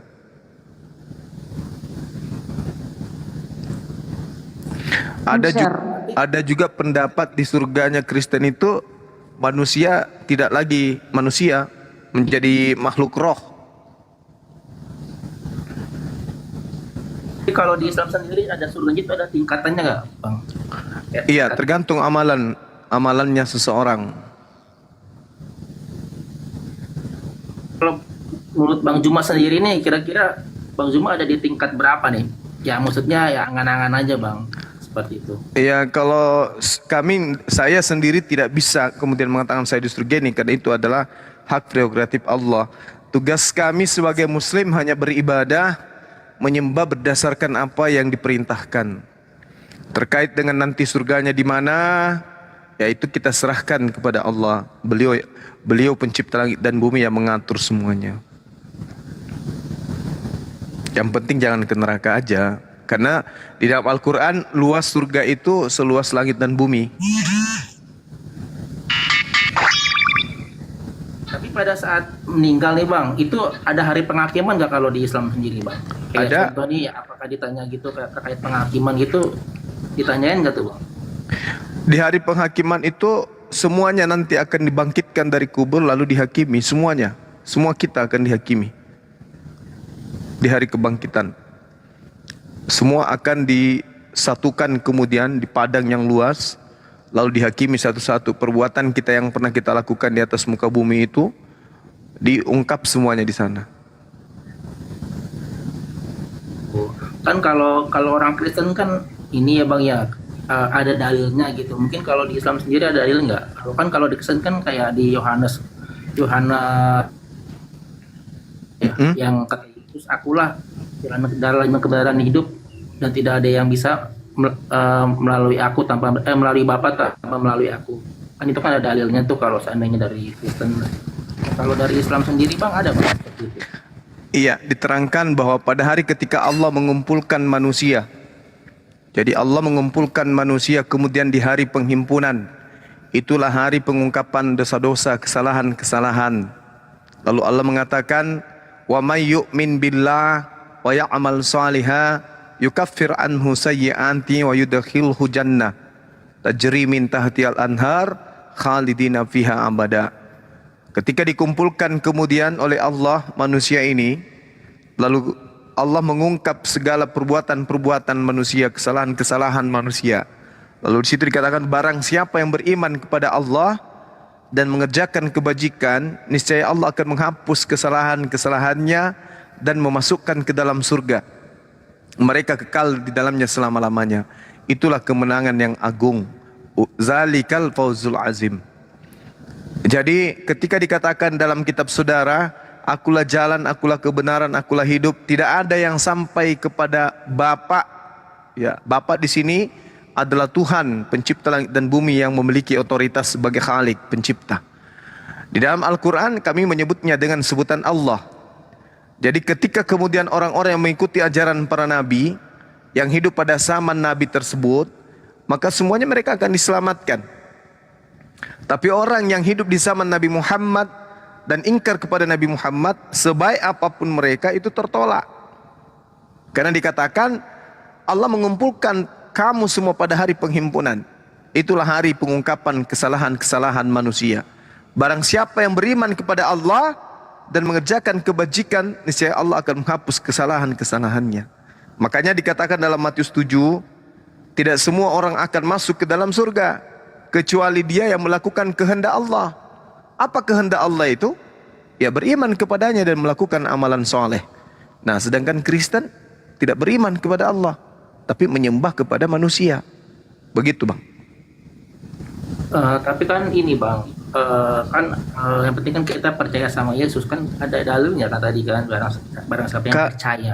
Kalau percaya kepada Yesus mustahil jadi Kristen. Emang kan Yesus kan waktu turun kan emang dia gak bawa agama, jadi untuk sebuah manusia, Bang, penebusannya. Iya, oke. Sekarang kan yang kita kan manusia agama. Kalau itu ku bilang, kalau percaya kepada Yesus, orang itu mustahil jadi Kristen, karena tidak ada kemudian ajaran sedikit pun dari Yesus menjadikan orang itu menjadi Kristen. Tidak ada. Contoh, Kristen itu kemudian menyembah Yesus. Itu Yesus tidak pernah ajarkan itu. Makanya Yesus dalam Matius 7 nomor 15 sampai nomor 23 mengusir orang-orang yang menyebutnya Tuhan. Mengusir kemana? Ke neraka. Jadi Yesus mewariskan kemudian neraka untuk orang Kristen. Mana dalilnya? Matius 7, 15 sampai nomor 23. Enyahlah daripada aku, kalian semua adalah pembuat kejahatan. Pembuat kejahatan itu dilemparkan di neraka. Dalilnya di mana? Matius 13 nomor 50. Berarti orang Kristen ini dilemparkan ke neraka oleh Yesus. Dalilnya ada itu. Kalau di Al-Quran kan jelas, innalladzina kafaru min ahlil kitabi wal musyrikina fi nari jahannam khalidina fiha abada. Orang-orang kafir akan dilemparkan, dimasukkan ke dalam neraka dan mereka kekal di dalamnya. Yesus pun mengatakan itu. Jadi Al-Quran mengatakan hal yang sama dengan apa yang Yesus katakan tentang Kristen. Orang-orang Kristen akan dilempar ke neraka. Karena Kristen ini adalah serigala yang nyamar sebagai pengikut. Gitu, Bang. Bukannya Aku nambahin Guru ya? Iya, silakan. Jadi ini hari penghakiman Islam ya. Ini hari penghakiman Islam dari Abu Musa al-Ash'ari berkata, Rasulullah Shallallahu Alaihi Wasallam bersabda, pada hari kiamat nanti manusia akan dihadapkan kepada Allah sebanyak 3 kali. Dan yang pertama adalah perdebatan dan permohonan maaf. Sedangkan yang terakhir adalah buku catatan amal berterbangan. Barang siapa diberi kitabnya dari sebelah kanannya dan dihisap dengan ringan, maka dia akan masuk surga. Sedangkan yang diberi kitabnya dari sebelah kirinya, maka dia akan masuk neraka. Dan diperkuat lagi dari riwayat yang lain, Rasulullah Shallallahu Alaihi Wasallam bersabda, manusia akan dihadapkan kepada Allah pada hari kiamat 3 kali. 2 yang pertama adalah perdebatan dan permohonan maaf. Sedangkan yang terakhir adalah ketika buku-buku catatan amal berterbangan di tangan, maka ada yang mengambil dengan tangan kanannya dan ada yang mengambil dengan tangan kirinya. Catatan amal perbuatan maksudnya. Sahih.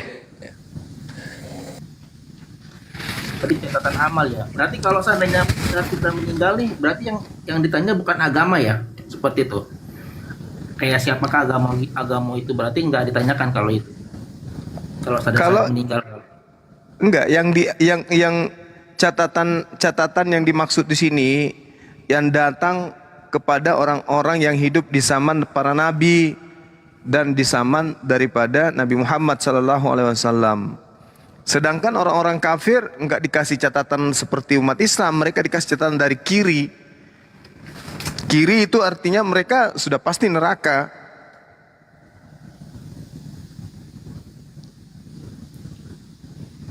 Oh gitu tuh kalau di itu ya, kalau di Muslim ya bang. Di Yesus juga begitu bang. Matius 5 nomor 29. Orang akan dibangkitkan dari kubur. Orang-orang yang beramal kebajikan, amalan soleh dimasukkan ke surga. Orang-orang yang berbuat jahat. Nah, Yesus mengusir orang jahat kan. Penyala daripadaku kalian semua adalah pembuat kejahatan. Orang-orang yang dibangkitkan berbuat jahat akan dimasukkan ke dalam neraka. Itu makanya aku bilang, Kristen ini akan diusir ke dalam neraka menurut Al-Quran dan menurut Yesus. Kalau Anda percaya perkataan Yesus, maka ya coba Anda iman itu. Coba Anda telaah Matius 5 nomor 29. Orang yang berbuat baik akan dibangkitkan untuk hidup surga. Orang yang berbuat jahat akan dibangkitkan untuk dihukum neraka. Matius 5. Nah, bagaimana kita bisa tahu? Orang Yahudi bang sama Israel. Enggak. Bagaimana kita bisa tahu kemudian mana yang jahat? Yang jahat itu tanda-tandanya memanggil Yesus Tuhan, bernubuat pakai nama Yesus, mengusir setan pakai nama Yesus. Itu tanda-tanda orang jahat. Tanda-tanda yang kedua orang jahat itu adalah beriman kepada kebangkitan Yesus. Di mana tertulis Matius 12 nomor 38 sampai 40. Angkatan jahat ini, orang-orang jahat ini minta tanda.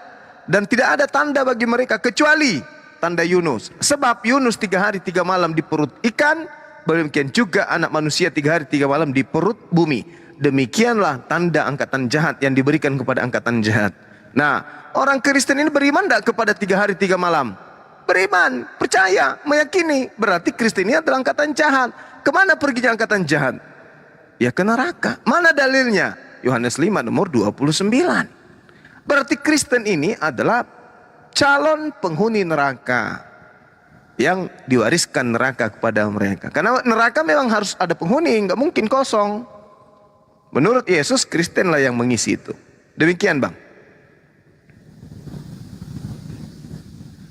Oh gitu. Iya, dalilnya ada. Jadi saya tidak asumsi, dalil ada.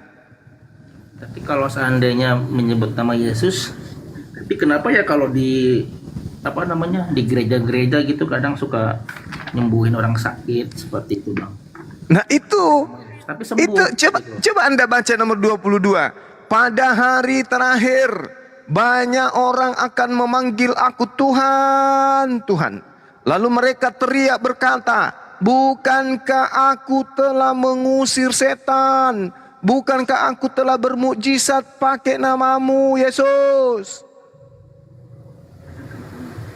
Yesus berkata, pada hari itulah aku akan berterus terang kepada mereka, enyahlah daripadaku, kalian semua pembuat kejahatan. Aku tak mengenal engkau. Enyahlah daripadaku, kalian semua pembuat kejahatan. Itu kata Yesus tuh. Justru berbuat kejahat, berbuat mukjizat itulah tanda-tanda nabi palsu, tanda-tanda orang yang akan mengisi neraka. Coba Anda baca. Tapi kalau diberi kuasa bang, kayak Paulus, Petrus, dia diberi kuasa sama Yesus bisa menyembuhkan orang mati seperti itu bang. Itu bukannya sangat luar biasa bang ya? Coba baca Matius 24 nomor 24. Nabi palsu itu bisa bermujizat, bisa menyembuhkan orang, bisa bernubuat, bisa mengusir setan. Itu nabi palsu. Bahkan Paulus itu dianggap dewa Hermes di dalam kitab saudara. Saking hebatnya dia bermujizat. Menurut Yesus, pengajar palsu, antikristus itu bisa bermujizat. Pengikutnya pun bisa bermujizat. Akan tetapi ternyata Yesus akan mengusir mereka. Orang-orang yang memanggil Yesus itu Tuhan akan diusir. Gitu loh. Saya bicara dalil ya, saya nggak bicara asumsi. Silakan. Itu ya berarti banyak nabi palsu ya bang ya, seperti itu ya. Pengikut nabi palsu tanda-tandanya kata Yesus bernubuat, mengusir setan, bermujizat, memanggil aku Tuhan. Itu tanda-tanda. Saya kalau menemukan diri saya punya agama seperti itu, saya segera keluar. Siapa yang mau diusir, Bang? Siapa yang mau dimasukkan ke neraka? Tentu tidak mau saya. Ngapain saya meyakini sebuah keyakinan kalau tertulis di dalam, misalnya nih, ada tertulis dalam Al-Quran, barang siapa yang mendirikan sholat, maka dia akan dilemparkan ke dalam neraka. Barang siapa yang berpuasa membayar zakat, maka akan diusir ke dalam neraka. Oh, saya pasti keluar dari Islam. Bodoh. Ngapain saya tinggal di situ? Sementara ada dalilnya, saya keluarlah. Nah, sekarang ada di dalam kitab saudara tanda-tanda orang yang akan diusir ke neraka memanggil Yesus Tuhan, bermujizat pakai nama Yesus, bernubuat pakai nama Yesus, bermujizat pakai nama Yesus. Lalu Yesus berkata, pada hari itulah aku akan berkata kepada mereka dan berterus terang, enyahlah daripadaku, aku tidak mengenal engkau, kalian semua adalah pembuat kejahatan. Nah, gimana tuh? Kalau saya di Kristen pasti saya tinggalkan agama itu, saya nggak mau masuk ke neraka. Bodoh saya mau masuk ke situ. Kan jelas. Sementara di Islam jaminan surganya jelas, yang sholat, yang puasa, yang bayar zakat, yang menjaga diri dari zina, tidak mengambil barang milik orang dan seterusnya. Mereka lah orang-orang yang diberi warisan, yaitu warisan surga Firdaus. Oh, senang saya. Zuma percaya sama Yesus. Gimana? Zuma percaya sama Yesus. Saya percayanya kepada Nabi Isa alaihissalam yang diutus kepada Bani Israel. Ya Bani Israel, inni rasulullahi ilaikum. Saya percaya kepada Nabi Isa alaihissalam. Kalau Yesus itu tokoh yang dibuat oleh orang Farisi untuk Roma. Emang Nabi Isa sama Yesus beda, Bang? Waduh. Kalau Nabi Isa sama Yesus itu yang membuat berbeda itu kitab saudara, oknumnya, yaitu oknum yang kita bicarakan itu adalah oknum yang sama. Orang Yahudi menyebutnya Yeshua HaMasyiah, orang Roma menyebutnya Yesus, orang Islam menyebutnya Isa alaihissalam. Tapi iman kami itu adalah Al-Quran. Maka yang kami imani adalah Nabi Isa. Adapun Yesus itu adalah tokoh yang dibuat oleh orang Farisi untuk Roma. Karena ajarannya, mereka sadur dari ajaran yang datang kepada Bani Israel, Nabi Isa alaihissalam, maka ada cerita-cerita yang sama di dalam Al-Quran. Contoh, ketika Nabi Isa mengatakan, aku hanya mengajarkan kepada mereka apa yang menjadi hakku untuk aku katakan, dan aku katakan kepada mereka tidak lebih daripada apa yang menjadi hakku untuk aku katakan, sesuai dengan Yohanes 12:49. Aku tidak berkata-kata dari diriku sendiri. Terus dia hanya mengajarkan menyembah kepada Allah. Ani abudullah rabbi wa rabbakum, sembahlah Allah Tuhanku dan Tuhanmu. Yohanes 4 nomor 22 dan seterusnya. Itu kenapa ada kesamaan? Karena ajaran tentang Yesus ini itu diambil dari kisah-kisah yang terjadi di tengah-tengah Bani Israel oleh pewarta yang menuliskan perjanjian baru. Seperti itu kawan. Oke, baik. Mantap. Tapi kalau Daniel, Nabi sebelum Isa nggak disalib Oh, nggak, iya. Bang? Kalau Yesus kan disalib tuh. Tapi kalau Nabi Isa disalib nggak? Nabi Isa itu adalah orang suci. Nabi Isa itu adalah hamba Allah yang suci. Saking sucinya dia, saking solehnya dia, sampai dia disebut sebagai anak. Anak itu artinya apa? Manusia yang intim dengan Tuhan, manusia yang dekat, menjadi kekasih Tuhan. Itu kalau di Al-Quran Nabi Isa tidak disalib. Yang disalib itu adalah orang yang menggantikan posisinya. Nah, sebenarnya di tengah-tengah Bani Israel beda dengan cerita yang ada di tengah-tengah Bani Paulus. Di tengah-tengah Bani Israel yang dihukum terkutuk itu, yang disalib itu adalah pelaku fasik, orang yang berkhianat, orang yang makan suap. Sedangkan di tengah-tengah umat Paulus, Yesus ini orang suci. Justru yang disalib itu adalah orang suci. Yesus itu adalah hamba yang kudus. Yesus itu adalah orang yang datang mengajarkan dirinya sebagai Mesias. Orang yang benar, Yesus itu. Orang yang berkata jujur, dia tidak pernah berdusta. Orang yang menjalankan amanah. Yesus itu orang saleh. Yesus itu orang beriman. Dia orang taat. Dia Muslim yang sangat taat kepada perintah Tuhan. Itu Yesus. Itu Nabi Isa. Kalau dalam kitabnya saudara, itu Yesus adalah orang yang taat. Orang yang tidak pernah ingkar terhadap apa yang diperintahkan oleh Allah. Yohanes 4, nomor 43. Galatia 4, nomor 4. Yesus adalah hamba Tuhan yang kudus. Kisah para Rasul 4, nomor 27 dan seterusnya.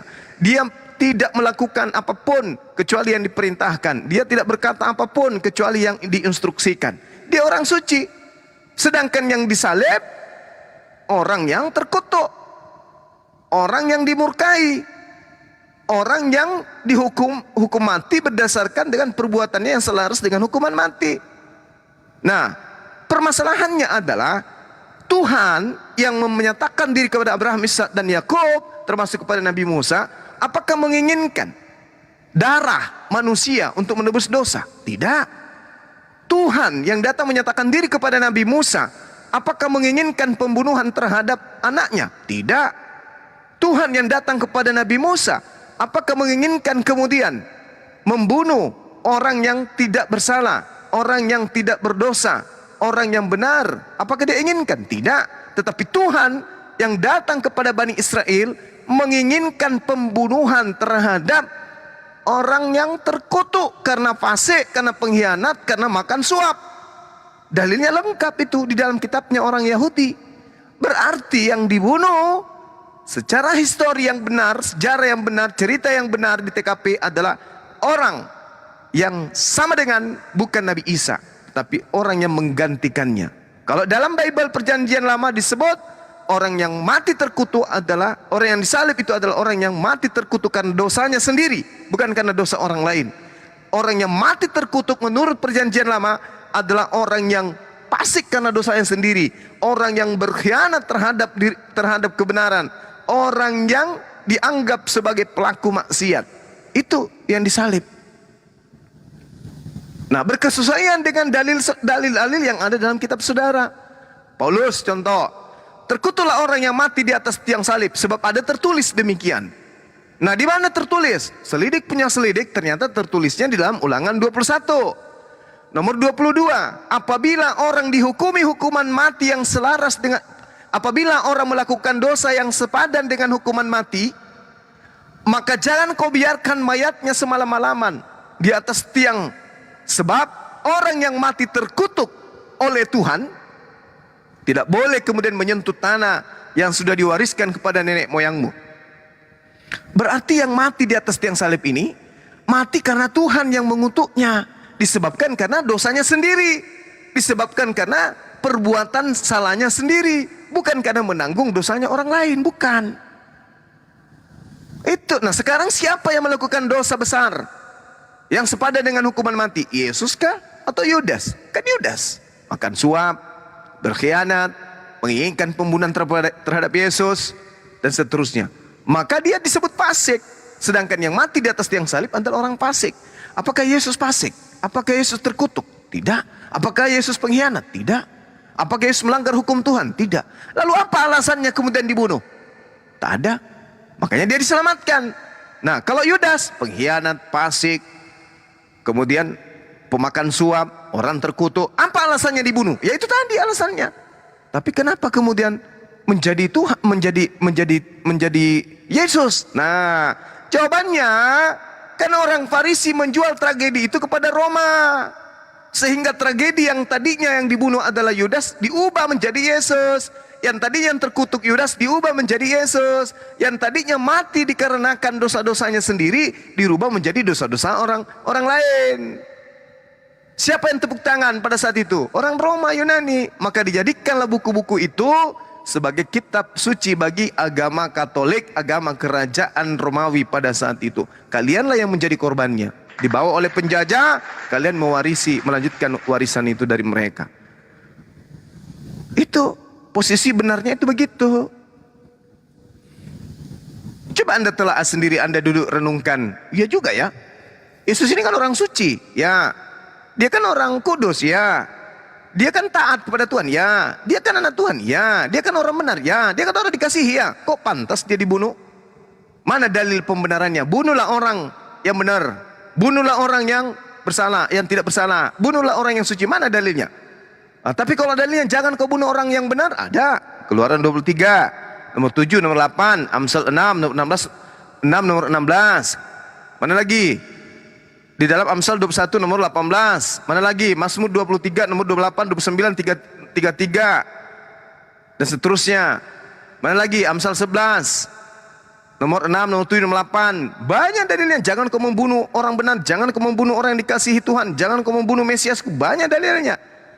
Berarti ketika Yesus dibunuh, banyak perintah Tuhan yang dilanggar. Dengan demikian, jika Yesus benar-benar yang dibunuh, maka pembunuhan terhadap Yesus bukan menghapuskan dosa, tapi membangkitkan dosa. Maaf, berarti Bang Zuma tahu kalau seandainya Yesus mati. Yesus siapa nih? Yesus, maksudnya Yesus Kristus. Sebenarnya yang mati itu bukan Yesus. Menurut Bibelmu, yang mati itu bukan Yesus. Yang mati itu Yudas. Tapi kalau di ayat 2 Matius 27 ayat 46 sampai 54 itu Yesus yang mati, Bang. Sampai yang dia bilang finish itu loh, setelah selesai. Coba Anda baca Kisah Para Rasul 25 nomor 19. Mereka berselisih paham tentang orang yang bernama Yesus. Ada yang mengatakan mati, ada yang mengatakan hidup. Coba. Ada apa ini? Dan coba Anda baca catatan kaki Matius 27 nomor 5. Mati pada saat itu hanya bisa dilakukan dengan cara disalibkan. Coba Anda baca Matius 27 nomor 5 catatan kakinya Alkitab Sabda. Tertulis itu dengan sangat akurat tuh. Mati pada saat itu hanya bisa dilakukan dengan dibunuh, dengan dihukum salib. Berarti Yudas mati dengan cara disalib.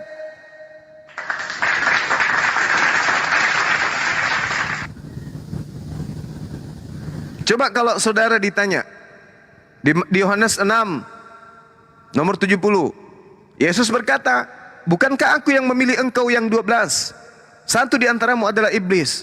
Pertanyaannya, kenapa Yudas disebut iblis? Karena Yudas berkhianat. Kenapa Yudas berkhianat? Karena dirasuki iblis. Apa yang menjadi iming-iming Yudas? Ingin uang 30 keping perak. Apa akibat dari pengkhianatan? Yesus disalibkan. Siapa yang menyebabkan kemudian pengkhianatan? Yudas. Kenapa bisa Yudas berkhianat? Dirasuki iblis. Apa tujuan iblis merasuki Yudas? Agar Yesus disalibkan. Apa tujuan iblis supaya Yesus disalibkan? Agar dosa-dosa manusia ditebus, dihapuskan, dihilangkan. Berarti iblis menginginkan murid apa? Iblis menginginkan manusia masuk ke surga. Benarkah demikian?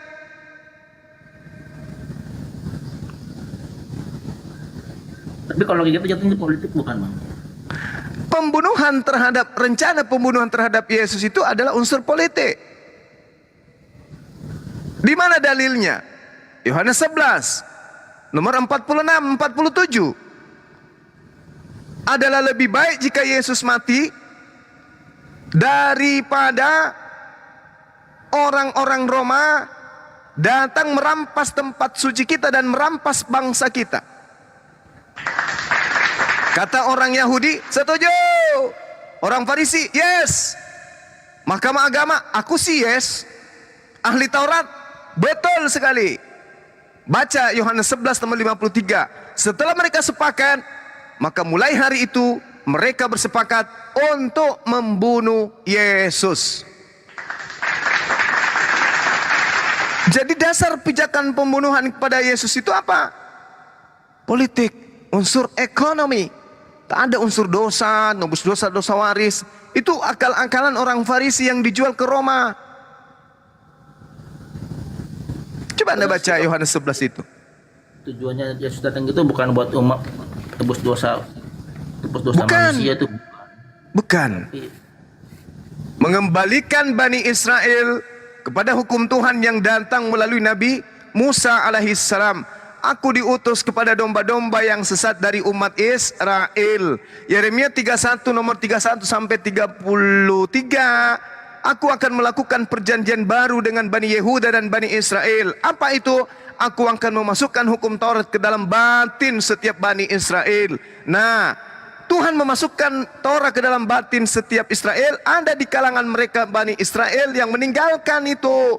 Itulah orang-orang sesat. Yesus datang untuk mereka yang sesat ini. Aku diutus hanya kepada domba yang hilang dari umat Israel.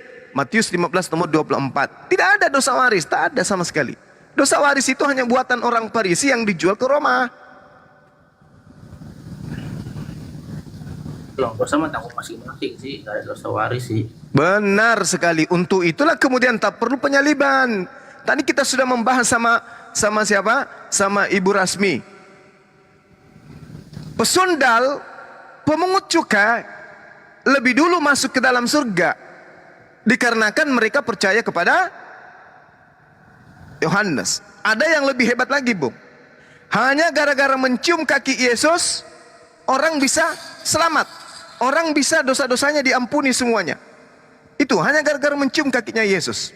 Di mana tertulis itu? Baca Lukas 7. Nomor 45 sampai 48. Engkau tidak mencium kakiku. Kamu tidak mencium aku. Tetapi sejak aku masuk, dia Maria tidak henti-hentinya mencium kakiku. Engkau tidak meminyaki kepalaku dengan minyak, tetapi Maria meminyaki kakiku dengan minyak wangi. Sebab itu aku berkata kepadamu, dosanya yang banyak itu telah diampuni. Sebab Maria telah banyak berbuat kasih. Tetapi orang yang sedikit diampuni, sedikit juga ia berbuat kasih. Lalu Yesus berkata kepada Maria, dosamu telah diampuni. Dosa diampuni hanya karena minyak. Hanya karena mencium kaki. Apa artinya? Ini kalau yang dicium kakinya Musa, mungkin Anda masih bisa masuk, meloloskan penyaliban. Ini yang dicium kakinya Yesus. Ini kalau yang berkata itu Daud, penyaliban masih bisa masuk. Tapi yang berkata ini adalah Yesus. Maria dosanya telah diampuni hanya karena mencium kakiku, karena meminyaki rambutku. Berarti tidak perlu penebusan dosa. Lalu bagaimana muncul penebusan dosa ini? Akal-akalan daripada Paulus sang nabi palsu yang dia jual kepada orang-orang Yahudi yang tinggal di luar Bani Israel, di luar dari Yerusalem, dan juga kepada non-Yahudi. Apa buktinya? Kita lihat di dalam Kisah Para Rasul 21. Paulus kemudian bertobat dari mengajarkan agama Kristen. Jadi Paulus ini pernah bertobat dari mengajarkan Kristen? Pernah. Pernah. Di mana tertulis? Kisah Para Pewarta 21. Baca satu perikop di sana. Anda akan menemukan bagaimana Paulus bertobat. Bahkan dia sempat berkurban. Mempersembahkan persembahan yang diperintahkan oleh Nabi Musa. Na'udzubillah summa na'udzubillah. Jadi kalian ini kena prank. Kalau ajaran Kristen itu betul, kalau yang ditemukan dan dia ajarkan itu benar, menerima wahyu, bertemu dengan Tuhan dan seterusnya, kenapa dia bertaubat dari mengajarkan ajaran Kristen? Itu pertanyaan besar. Ada apa? Kenapa Paulus bertobat? Harusnya dia mati untuk menegakkan hukum-hukum Kristen itu. Tapi apa yang terjadi? Dia masuk ke dalam bait suci, bertaubat, ditahirkan dia, lalu mempersembahkan persembahan kepada Tuhan. Hai, bukankah persembahan yang terakhir menurut iman Kristen itu adalah Yesus? Tapi kenapa Paulus masih melakukan persembahan? Ini ada apa? Hanya orang-orang yang bisa menggunakan akal sehatlah yang bisa sampai pada poin kebenaran yang kita sampaikan.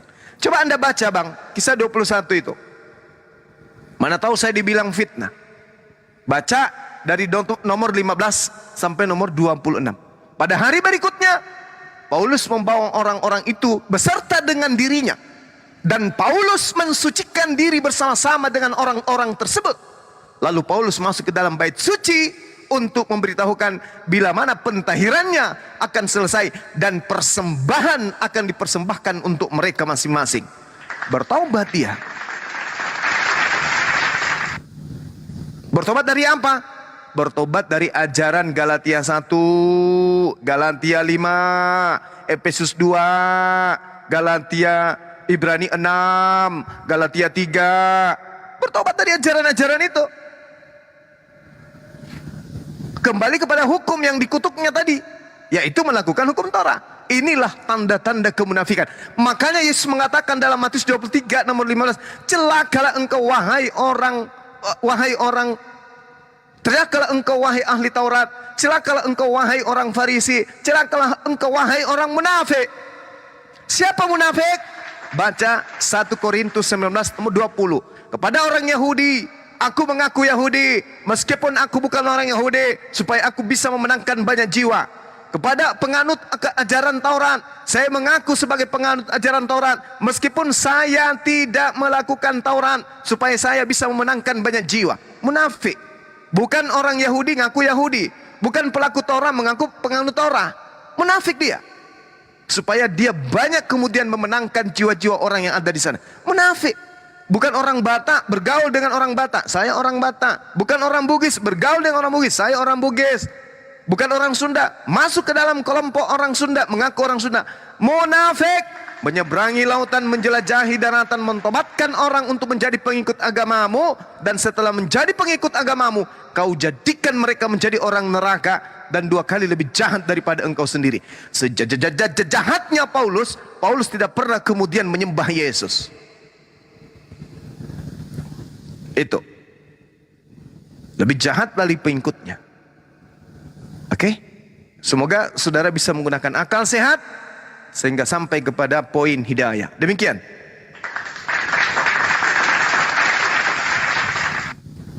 Oh, berarti yang saya tangkap berarti kalau masuk ke Islam berarti harus orang-orang yang berakal berarti, Bang. Itu. Sangat betul, sahih, valid, thayyib, itu yang betul.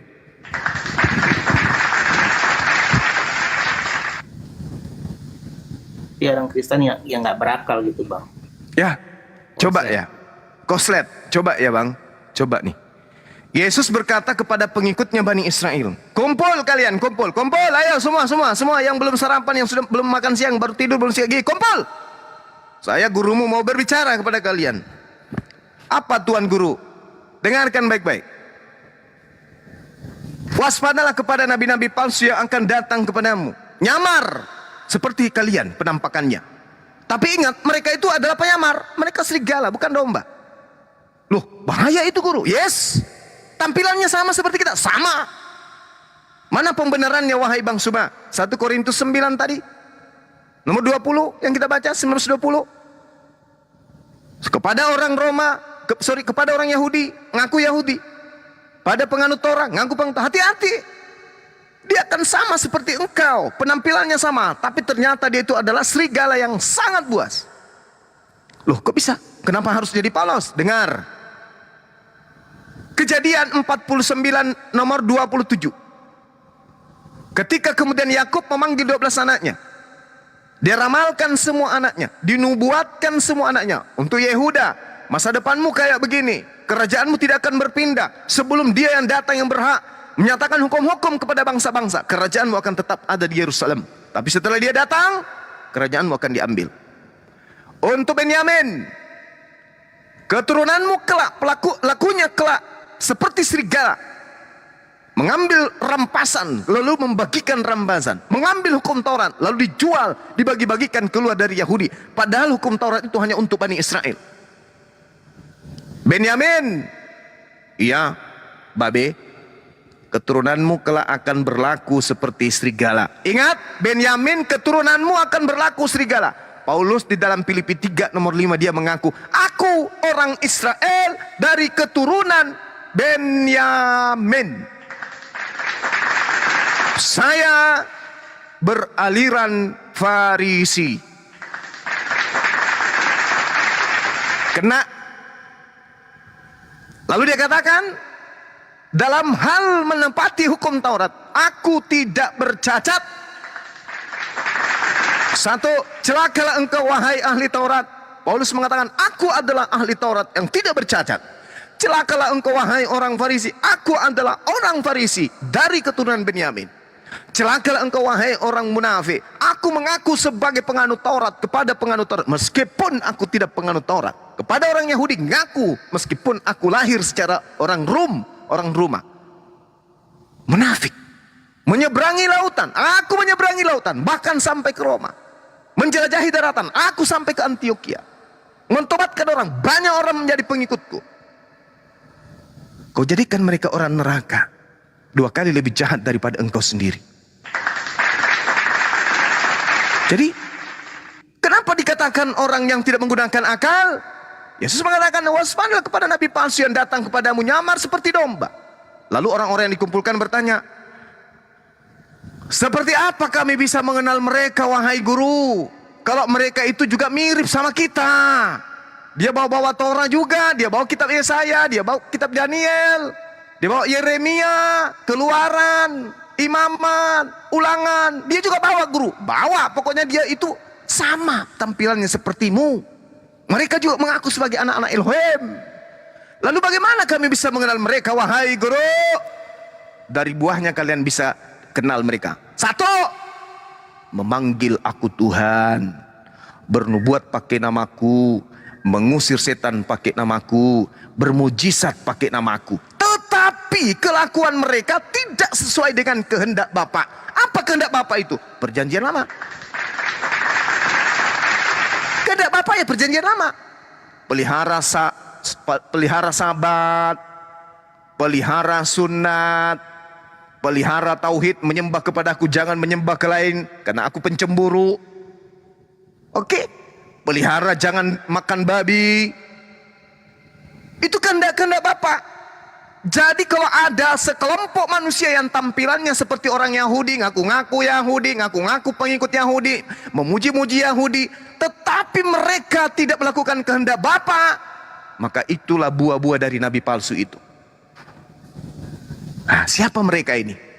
Wah, begitu berpapasan di jalan, Shalom Alaikum. Wih, Bani Israel ini pasti ya. Bukan Pak, saya dari Katolik. Mati meja. Ketemu kita, haleluya, haleluya, haleluya. Mari memuji Tuhan, haleluya, haleluya. Wih, orang Yahudi Pak ya? Bukan, saya kebetulan dari Protestan. Mati meja. Tampilannya belum lagi di kitabnya, kita buka kitabnya. Kitab Kejadian. Ini kitab Canak ini. Iya bang, tapi itu tinggal terjemahannya. Aslinya mana? Dimakan kecoa. Wih, Yahudi, sisa-sisa Yahudi ini. Mati meja. Berarti Anda sahabat? Iya, kami sahabat. Oh, mantap kali. Kita ikutin ke tempat ibadahnya. Kok hari Minggu ibadahnya? Tuhan mengatakan pelihara sabatku, Keluaran 31 nomor 16-17. Jangan kau nodai.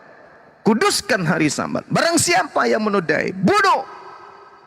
Sunatkan dirimu. Barang siapa yang tidak bersunat, yang ada hidup di tengah-tengahmu, bunuh.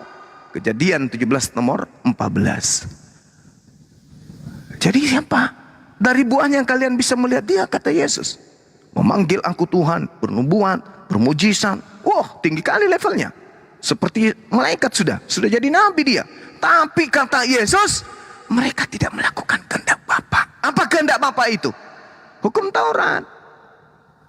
Mana ada kehendak Bapa perjanjian baru? Enggak ada. Kehendak Bapa adalah perjanjian lama. Jadi maksudnya, kalau ada orang ngaku-ngaku memanggil aku Tuhan, bernubuat, bermujizat dan seterusnya, tapi mereka menanggalkan hukum Tuhan kehendak Bapa, itulah mereka nabi-nabi palsu, dan itulah buahnya. Pohon di situ adalah pengajaran sang nabi, buah di situ adalah umatnya.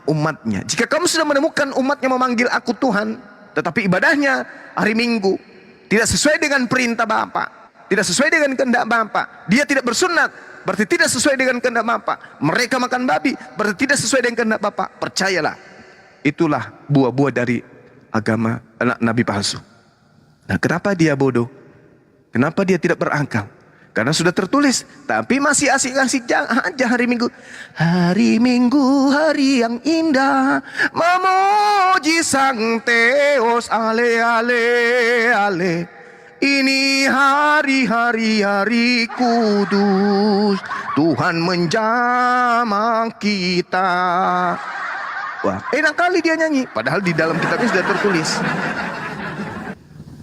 Enak kali dia nyanyi. Kenapa? Itu tadi. Tetapi Al-Quran menarasikan kemudian kepada umat Islam, apa kata Al-Quran? Wa iza husiran nas kanu lahum a'da wa kanu bi ibadatihim kafirin.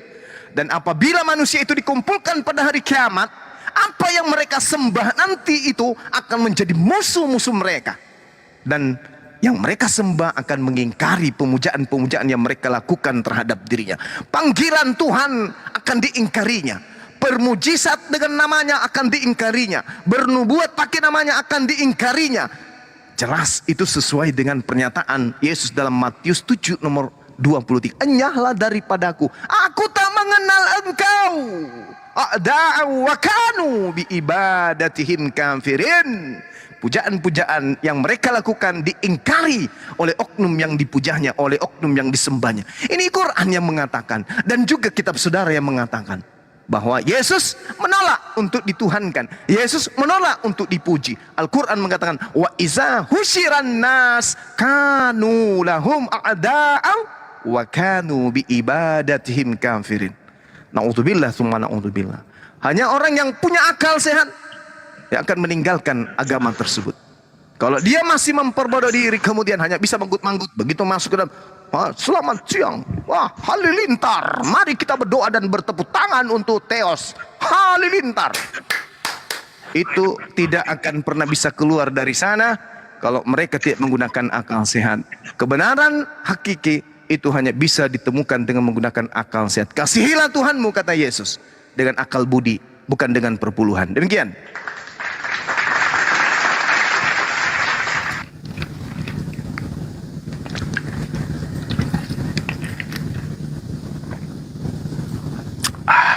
Alhamdulillah.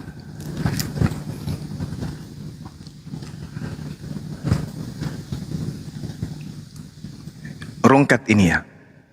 Belum bang Daniel. Oh, kirain rungkat. Atau mau kita rungkatkan aja bang? Jangan. Silakan dibuka mic-nya Bang Daniel.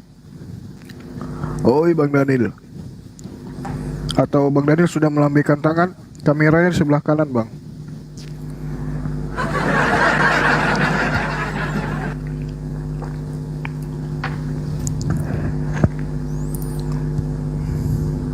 Ya sudah, kita sambut aja dulu nih. Yesus.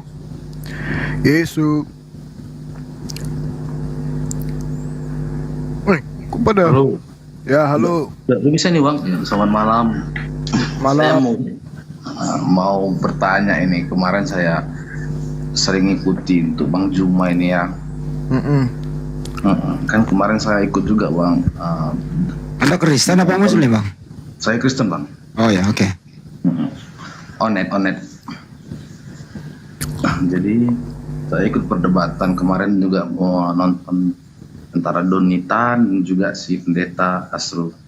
Saya ingin menanyakan dengan Bang Juma ini bang. Kan dari tadi saya dengar Bang Juma selalu mengutip tentang Yahudi. Bisa nggak kita berbicara tentang agama abang dan agama saya gitu? Biar saling membuktikan bahwasanya ada nggak di agama abang untuk mengingkari di agama saya. Jangan lari ke agama Yahudi gitu, boleh bang? Saling bertanya gitu bang. Boleh, sangat boleh. Iya bang. Silakan. Biar supaya, karena kalau Yahudi kan kita bukan orang Yahudi gitu bang, cuma kita kan sesama agama Kristen dan agama Muslim, saling bertukar argumen gitu bang. Iya, silakan Bung, silakan. Dengan senang hati. Saya ingin bertanya kepada Bang Juma ini. Tunggu, saya ambil pulpen dulu bos. Tunggu ya. Oke, lanjut. Kalau di agama orang abang, apakah ada gitu ayatnya tentang mengenai bahwasanya di Nabi Muhammad itu memberikan jaminan atau memberikan ajakan kepada jemaat-jemaatnya untuk bisa masuk dalam surga atau gimana gitu? Apakah memiliki kepastian atau gimana gitu bang kalau di dalam agama abang? Iya. Ada lagi? Itu dulu sih bang. Oke, baik. Kamu tidak bang senangnya juga gitu biar saling bertanya, Bang. Baik. Yang pertama kemudian kedatangan baginda Rasulullah Muhammad Sallallahu Alaihi Wasallam ini memberikan resep untuk masuk ke dalam kategori penghuni surga. Apa resepnya? Huwallazi ba'asa fil ummiyina rasulan minhum yatslu alaihim ayatihi wa yuzakkihim. Jadi kedatangan baginda Rasulullah Muhammad sallallahu alaihi wasallam itu adalah untuk mensucikan jiwa-jiwa manusia, mensucikan orang-orang yang menjadi pengikutnya. Jadi disucikan dulu. Disucikan. Wa yuzakkihim, disucikan. Bagaimana cara disucikan? Ya harus dosa-dosanya itu terhapuskan dulu. Dengan cara apa? Pertobatan. Pertobatan itu bisa menghapuskan dosa, lalu kemudian amalan-amalan soleh bisa menghapuskan dosa. Dosa harian dihapuskan dengan sholat. Dosa mingguan dihapuskan dengan Jumatan. Dosa bulanan dihapuskan kemudian dengan puasa. Dosa seumur hidup dihapuskan dengan istighfar dan seterusnya. Nah, itu yang dimaksud dengan mensucikan, wa yuzakkihim. Jadi pertobatan dan amalan-amalan. Kemudian setelah itu berlanjut, amalan yang dilakukan kemudian diterangkan di dalam Al-Quran adalah diantaranya sholat, zakat, puasa, memelihara diri dari persinahan, memelihara diri dari perkataan yang tidak berguna dan seterusnya. Qad aflahal mu'minun, beruntunglah orang-orang yang beriman. Alladzina hum fi sholatihim khashi'un, orang yang mendirikan sholat. Walladzina hum anil la'wi mu'ridun, orang yang menjauhkan diri dari perbuatan yang tidak berguna. Walladzina hum lizzakati fa'ilun, orang yang membayar zakat, yang memberikan hak anak yatim dan seterusnya, infak sedekah dan seterusnya. Walladzina hum li furujihim hafizun, orang yang memelihara diri dari persinahan, dari pencabulan dan seterusnya. Lalu Allah mengatakan walladzina hum li amanatihim wa ahdihim ra'un, orang yang memelihara amanah dan janji. Lalu Allah mengatakan apa? Ulaika hum warithun, mereka inilah orang-orang yang mewarisi. Alladzina yarithunal firdaus, mewarisi firdaus, hum fiha khalidun, mereka kekal di dalamnya. Jadi umatnya Rasulullah diberikan warisan berupa surga firdaus. Dalilnya jelas. Demikian sementara, silakan. Oh ya, berarti dalilnya semua berbicara tujuannya untuk ke Firdaus bang ya? Iya, Jannah, Firdaus, betul. Oh ya. Jadi kalau misalnya seperti itu berarti agak kontras dengan yang saya yakini bang ya sebagai orang Kristen, bahwasanya kalau di kami itu sudah jelas bahwasanya Tuhan Yesus berkata sendiri bahwa akulah jalan kebenaran. Dia sudah memastikan bahwa tanpa aku, selain aku, tidak ada yang menuju ke Bapakku, gitu bang. Boleh, silakan. Jadi bicara tentang tadi abang bilang tentang Paulus ya bang ya. Tadi abang kan menyinggung tentang Paulus, bahwasanya si Paulus ini tidak pernah memuji Yesus, menyembah Yesus ya bang ya. Ya gimana? Tadi di debat abang tadi saya dengar bahwasanya abang mengatakan Paulus tidak pernah sekalipun menyembah Yesus ya bang. Paulus, iya betul. Tidak pernah menyembah Yesus ya. Jadi sebenarnya bang saya ini kan masih belajar juga bang mengenai gimana kita mencari jalan kebenaran, bukannya untuk menjelek-jelekkan kebenaran tentang agama abang dan agama saya. Jadi kalau mengenai Yesus bang, yang kemarin juga saya dengar bahwasanya abang sering bilang Yesus itu tidak disalib, Yesus itu kenapa bisa jadi manusia? Allah itu kan sebetulnya bisa menciptakan dengan berfirman ya kan bang, nggak perlu dia harus berfirman dan harus jadi manusia. Benar. Ya kan, itu kan abang bilang bang pernah di sama si Elia. Betul. Benar bang ya. Jadi menurut saya bang, kenapa Yesus itu berubah menjadi manusia? Kenapa dia nggak jadi batu aja bang? Kan dia kan bisa semua kalau dia, tapi karena dia menciptakan, pengen menjadi manusia. Kenapa? Karena manusia itu diciptakan bukan hanya dengan firman, kan? Hanya manusia itu diciptakan dengan, bukan hanya dengan berfirman saja Bang.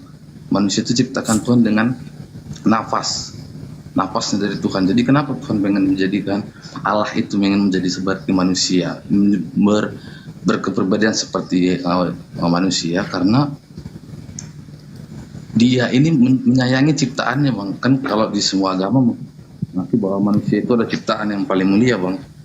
Jadi dia cara mengapakan menunjukkan kepada manusia, kalau di kitab kami bahwasanya tuh Allah berfirman menciptakan Adam itu pertama kali ya seperti rupa dan gambar Allah. Jadi Allah pengen menunjukkan bahwasanya manusia itu, dia pengen mewujudkan dirinya itu seperti manusia Bang, gambar serupa dengan Allah. Di Kejadian 1 nomor 26. Ya benar Bang, saya baca berkenal baiklah kita menjadikan manusia menurut gambar dan rupa Allah. Mungkin di agama Bang ada seperti ini Bang. Jadi saya ingin bertanya kepada apakah di Kejadian 1:26 ini di tempat di agama Abang gitu, menyatakan bahwa manusia itu diciptakan segambar dan serupa dengan Allah Bang. Iya, baik. Bang. Baik, Bung. Jadi kalau di dalam Al-Quran itu diterangkan dalam surah Al-Baqarah, kalau nggak salah di ayat 30, di situ diterangkan wa isqala rabbuka lil malaikati inni ja'ilun fil ardi khalifah qalu ataj'alu fiha may yufsidu fiha wa yasfikud dima. Di situ diterangkan, aku Allah hendak menciptakan manusia untuk menjadi khalifah di atas muka bumi. Tidak diceritakan kemudian untuk serupa. Kenapa? Karena Al-Quran menjadikan patokan bahwa Adam itu ciptaan. Kalau Tuhan itu serupa dengan ciptaan, berarti Tuhan itu juga adalah ciptaan. Sama seperti Adam, sama seperti gambar kami atau rupa kami, berarti rupa Tuhan itu rupa ciptaan. Inna masalah Isa indallah kamathali Adam. Sesungguhnya perumpamaan penciptaan Isa bagi Allah seperti penciptaan Adam. Adam diciptakan. Khalaqahu min turab. Keduanya diciptakan dari tanah. Nah, kalau saudara menganggap bahwa apa yang ditafsirkan bapak-bapak gereja terhadap kitabnya orang Yahudi bahwa Tuhan itu segambar dengan manusia, artinya Tuhan punya mata dua di depan. Untuk mengetahui yang di belakang dia harus nengok dulu dong. Untuk mendengarkan yang jaraknya jauh dia harus nguping, dia harus datang ke sana dong. Lalu kalau dia punya mata tak punya hidung, gimana tuh? Atau dia punya hidung tak punya mulut, gimana tuh? Lalu punya mulut tanpa leher gimana? Tanpa dada, tanpa perut, tanpa dua paha, dan yang di tengah-tengah kedua paha, gimana dong? Berarti tidak serupa dalam bentuk perspektif pemikiran saudara Kristen. Tapi kalau di Islam, tidak seperti itu. Adam itu diciptakan dengan piaksani takwin dalam bentuk kesempurnaan. Kesempurnaannya Adam itu hanya bias daripada kesempurnaan Tuhan dalam menciptakan. Seibarat manusia berkarya menciptakan pesawat. Semakin canggih pesawat itu cerminan yang membuatnya. Bukan berarti pesawat itu serupa dan segambar dengan yang membuatnya. Akan tetapi gambaran bentukan rupa pesawat itu adalah sama persis dengan rupa gambar yang dibuat oleh pembuatnya. Jadi sebelum membuat pesawat, yang membuatnya ini menggariskan dan menggambarkan dulu rupanya seperti apa pesawat ini nanti. Kakinya, bannya ada dua, ekornya ada satu, kemudian sayapnya ada dua, kiri dan kanan. Pesawat dibuat sesuai dengan gambar dan rupa daripada pembuat. Bukan berarti begitu pesawat itu jadi, maka pesawat itu mirip serupa dengan yang membuatnya. Tidak. Jadi gambar yang dimaksud di sini adalah sketsa. Gambar yang dimaksud di sini, rupa yang dimaksud di sini adalah keinginan Tuhan. Serupa dengan keinginan, ide, gagasan, rancangan Tuhan. Itu baru betul. Nah, sehingga pola ini kemudian ketika dikatakan serupa dengan gambar Tuhan dan diartikan bahwa Adam sama seperti bentuknya Tuhan, itu bahaya. Kalau Tuhan serupa dengan Adam berarti ada anus. Oh tidak, Tuhan tidak punya anus. Cacat dia. lebih sempurna Adam berarti. Apakah bisa disifati Tuhan seperti itu? Oh, Adam punya, mohon maaf, punya kelamin. Berarti Tuhan juga punya kelamin. Berarti ada Tuhan wanita. Oh, tidak bang. Kalau Tuhan itu tidak, berarti dia ada cacat. Adam sempurna. Apakah disifati? Tidak bisa. Makanya dikatakan dalam kitabnya orang Yahudi, Yeremia 10 nomor 6, Tuhan itu tidak serupa dengan apapun. Begitu juga dalam Al-Quran. Laisa kamislihi syai'. Tuhan tidak serupa dengan apapun. Itu baru betul. Tapi Adam digambar, diciptakan serupa dengan gambar Tuhan. Maksudnya serupa dengan rancangan Tuhan. Seperti arsitek ingin membangun rumah, bangunan itu dibangun sesuai dengan gambar arsitek. Bukan berarti gambar arsitek, rupa arsitek ini sama seperti bangunan. Bahaya itu kalau ada arsitek gambar model badannya seperti bangunan. Lucu nantinya. Saya kira begitu bang.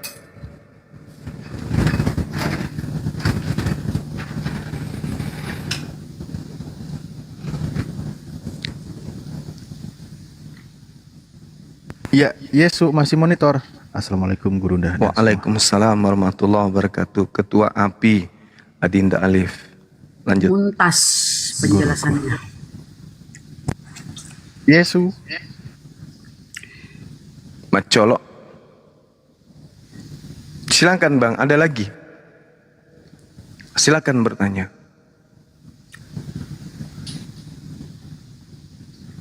Saya suka ditanyai selama yang bertanya itu punya apa niatan yang baik, bukan bertanya seperti si mana tuh si Halilintar.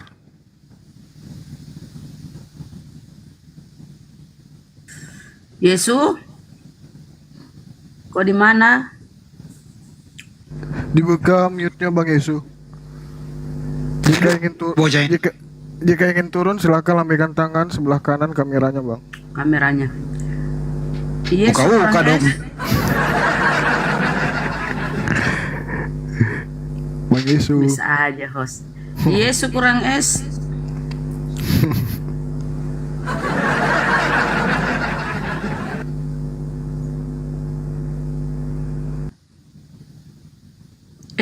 Kenapa dia?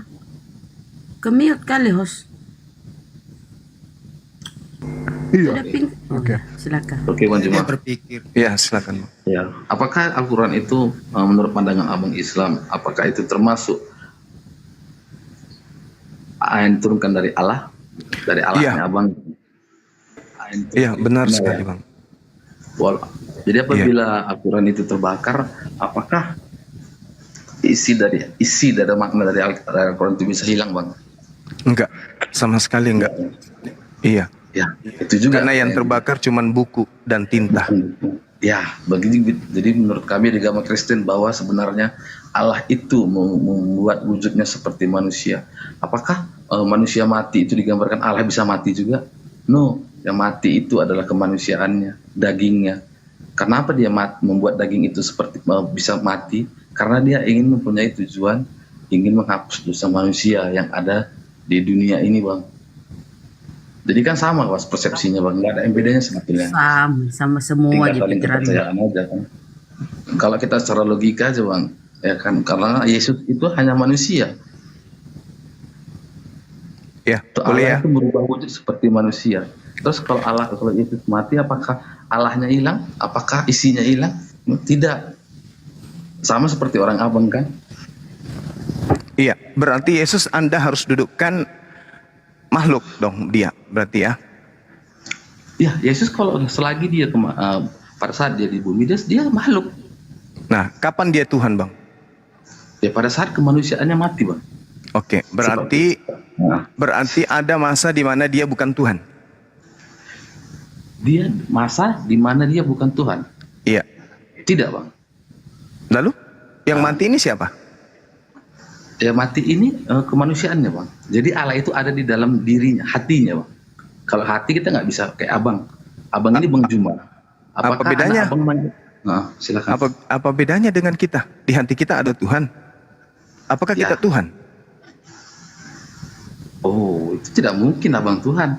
Lalu Yesus? Kenapa Yesus mungkin? Karena Allah itu sudah seluruh malaikat, bahkan malaikat, kalau dia malaikat Jibril, kalau kami malaikat Gabriel sudah membicarakan kepada Maria bahwasanya Allah tidak lahir itu tandanya itu seperti apa? Tidak melalui hubungan, Bang. Sekarang aku tanya Bang, ada manusia yang lahir tanpa ada hubungan? Adam? Tanpa ada makhluk? Hawa? Hawa, Adam? Adam dan Hawa. Iya. Hawa itu dari tulang rusuk, Bang. Kalau Adam kenapa dia? Karena itu kan manusia pertama yang Allah ciptakan segambar dan serupa dengan dia, Bang. Nah, hebat mana Allah dengan itu Yesus?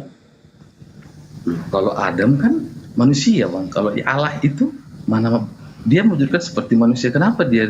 Apa bedanya dia Adam dengan Yesus? Ya jelas beda, Bang. Adam itu Allah menciptakan dari hembusan napasnya. Tapi kalau Yesus itu Allah itu merubah wujud. Nah, gitu, Bang. Gimana kalau Al-Quran? Itulah makanya berarti Tuhan Anda pernah menjadi bukan Tuhan. Bukan. Dia 100% manusia, 100% Allah, Bang. Gimana logikanya coba? Kalau kita kita bilang mengerti. Ya, pada saat dia 100% manusia, siap. Apakah pada dirinya masih ada 0,1% sisi lain? 100% manusia, 100% Allah. Tidak ada 0, Bang. Tadi 100%. Tadi sudah 100% manusia. Manusia, benar. Berarti tidak ada pada dirinya 100% malaikat, 1% malaikat atau 1% tumbuhan. Karena dia sudah bulat 100% manusia. Kenapa bisa ada lagi sisi lain? Kan sudah 100%. Lain cerita kalau 50%, berarti masih ada sisi lain, yaitu 50%, entah itu Tuhan atau entah itu dewa.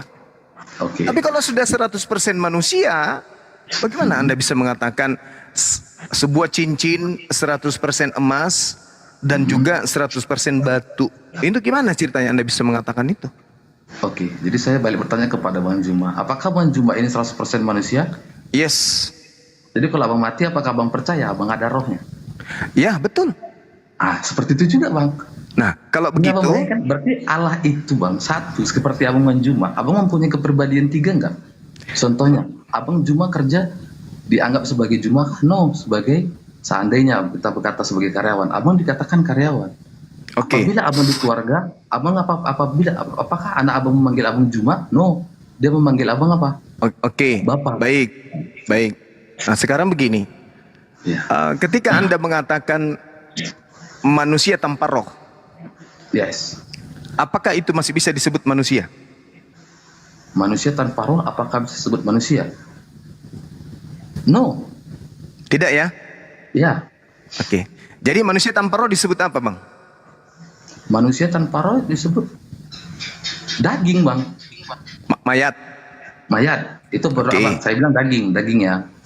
Iya kan, mayat. Mayat kalau mati, Bang. Ini kan kita bicara kan tidak ada roh. Kalau manusia tanpa roh kan mati. Ya, Mati, mayat berarti. Mayat. Berarti Tuhan Anda pernah menjadi mayat. Kok mayat? Yesus itu mati, dagingnya mati, memang mayat di dagingnya itu jadi mayat dagingnya, Bang.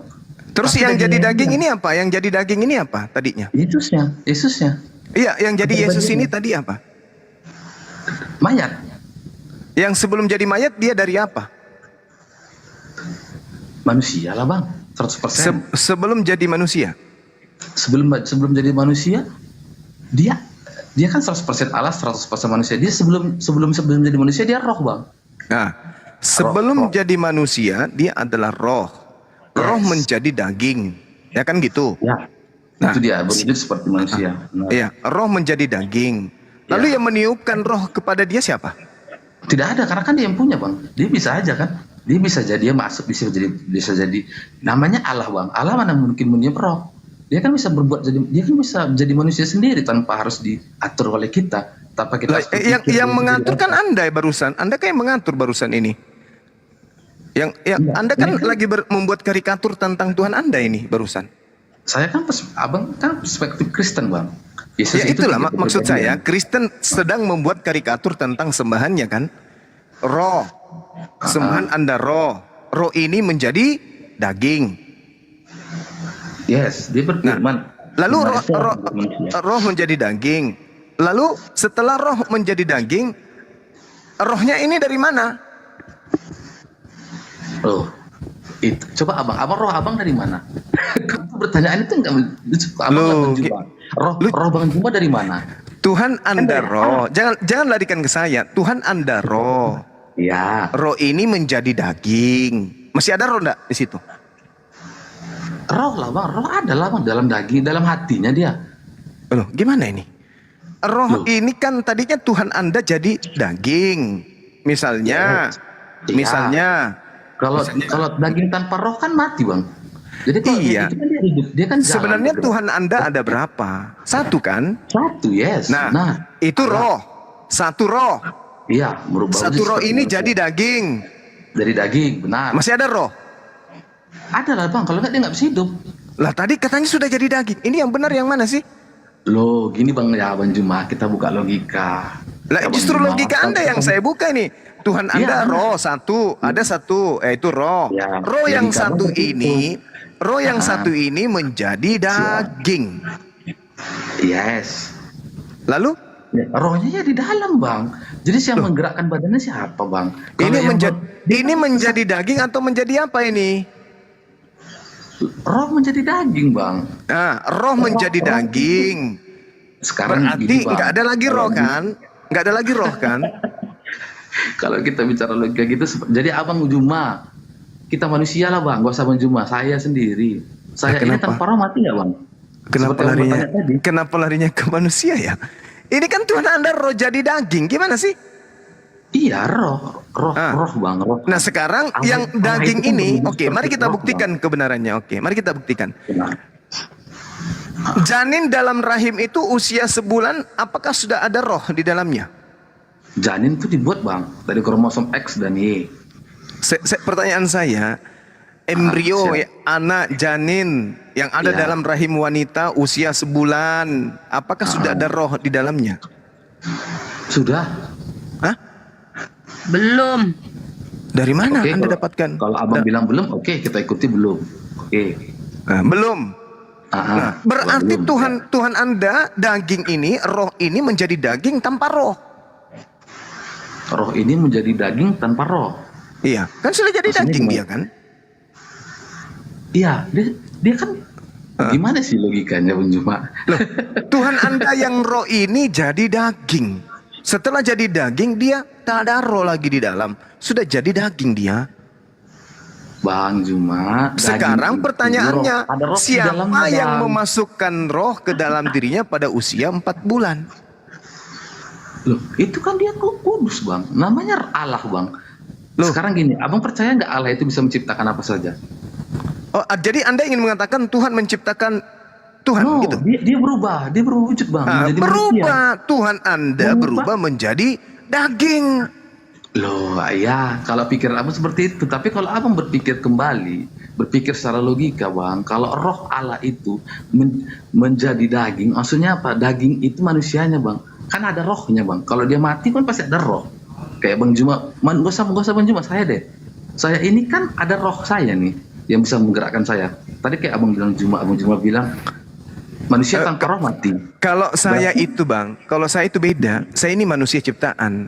Saya ini dari embrio, lalu kemudian Tuhan meniupkan roh ke dalam diri saya. Itu beda. Yes. Kalau Tuhan Anda beda, roh Tuhan yang adalah roh menjadi daging. Loh, iya menjadi daging, tapi di hatinya dia ada di dalam rohnya dia, rohnya Allah. Pada Manusia saat dia itu, usia Bang. sebulan, dia belum punya hati bang, si daging ini. Masih berupa daging tok, tulangnya pun masih lunak sekali.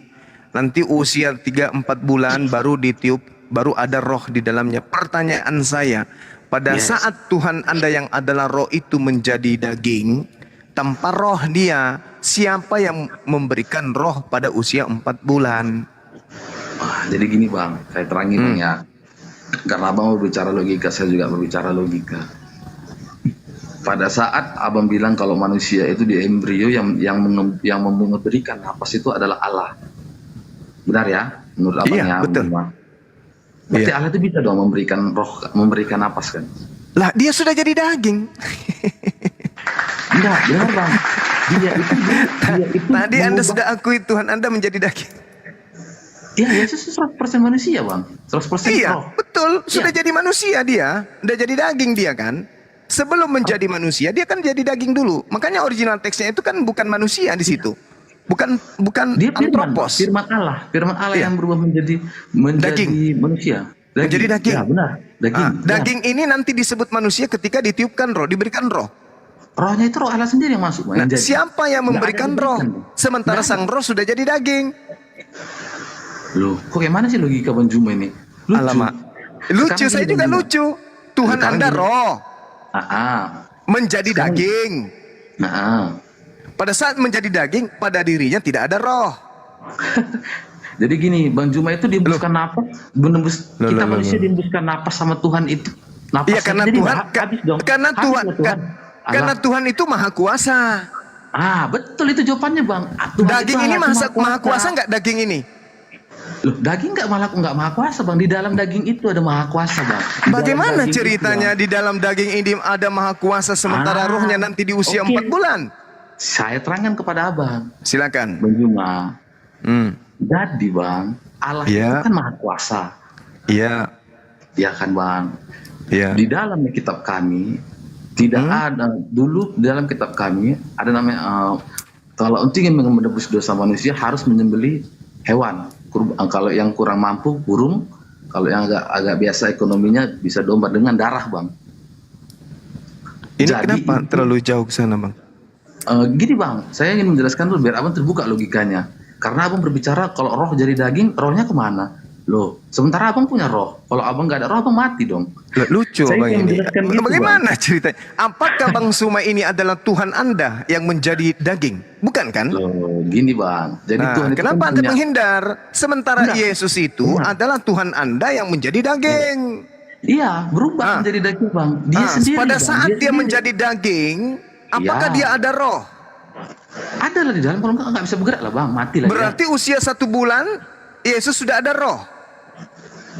Namanya suci Bang, ya pasti ada lah Bang. Nah, Namanya gimana di dalam. ceritanya? Oh, Gimana ceritanya janin usia 1 bulan ada rohnya? Kok janin? Itu kan dia lahirnya bukan dari embrio Bang. Dia lahirnya bukan dari kromosom Bang.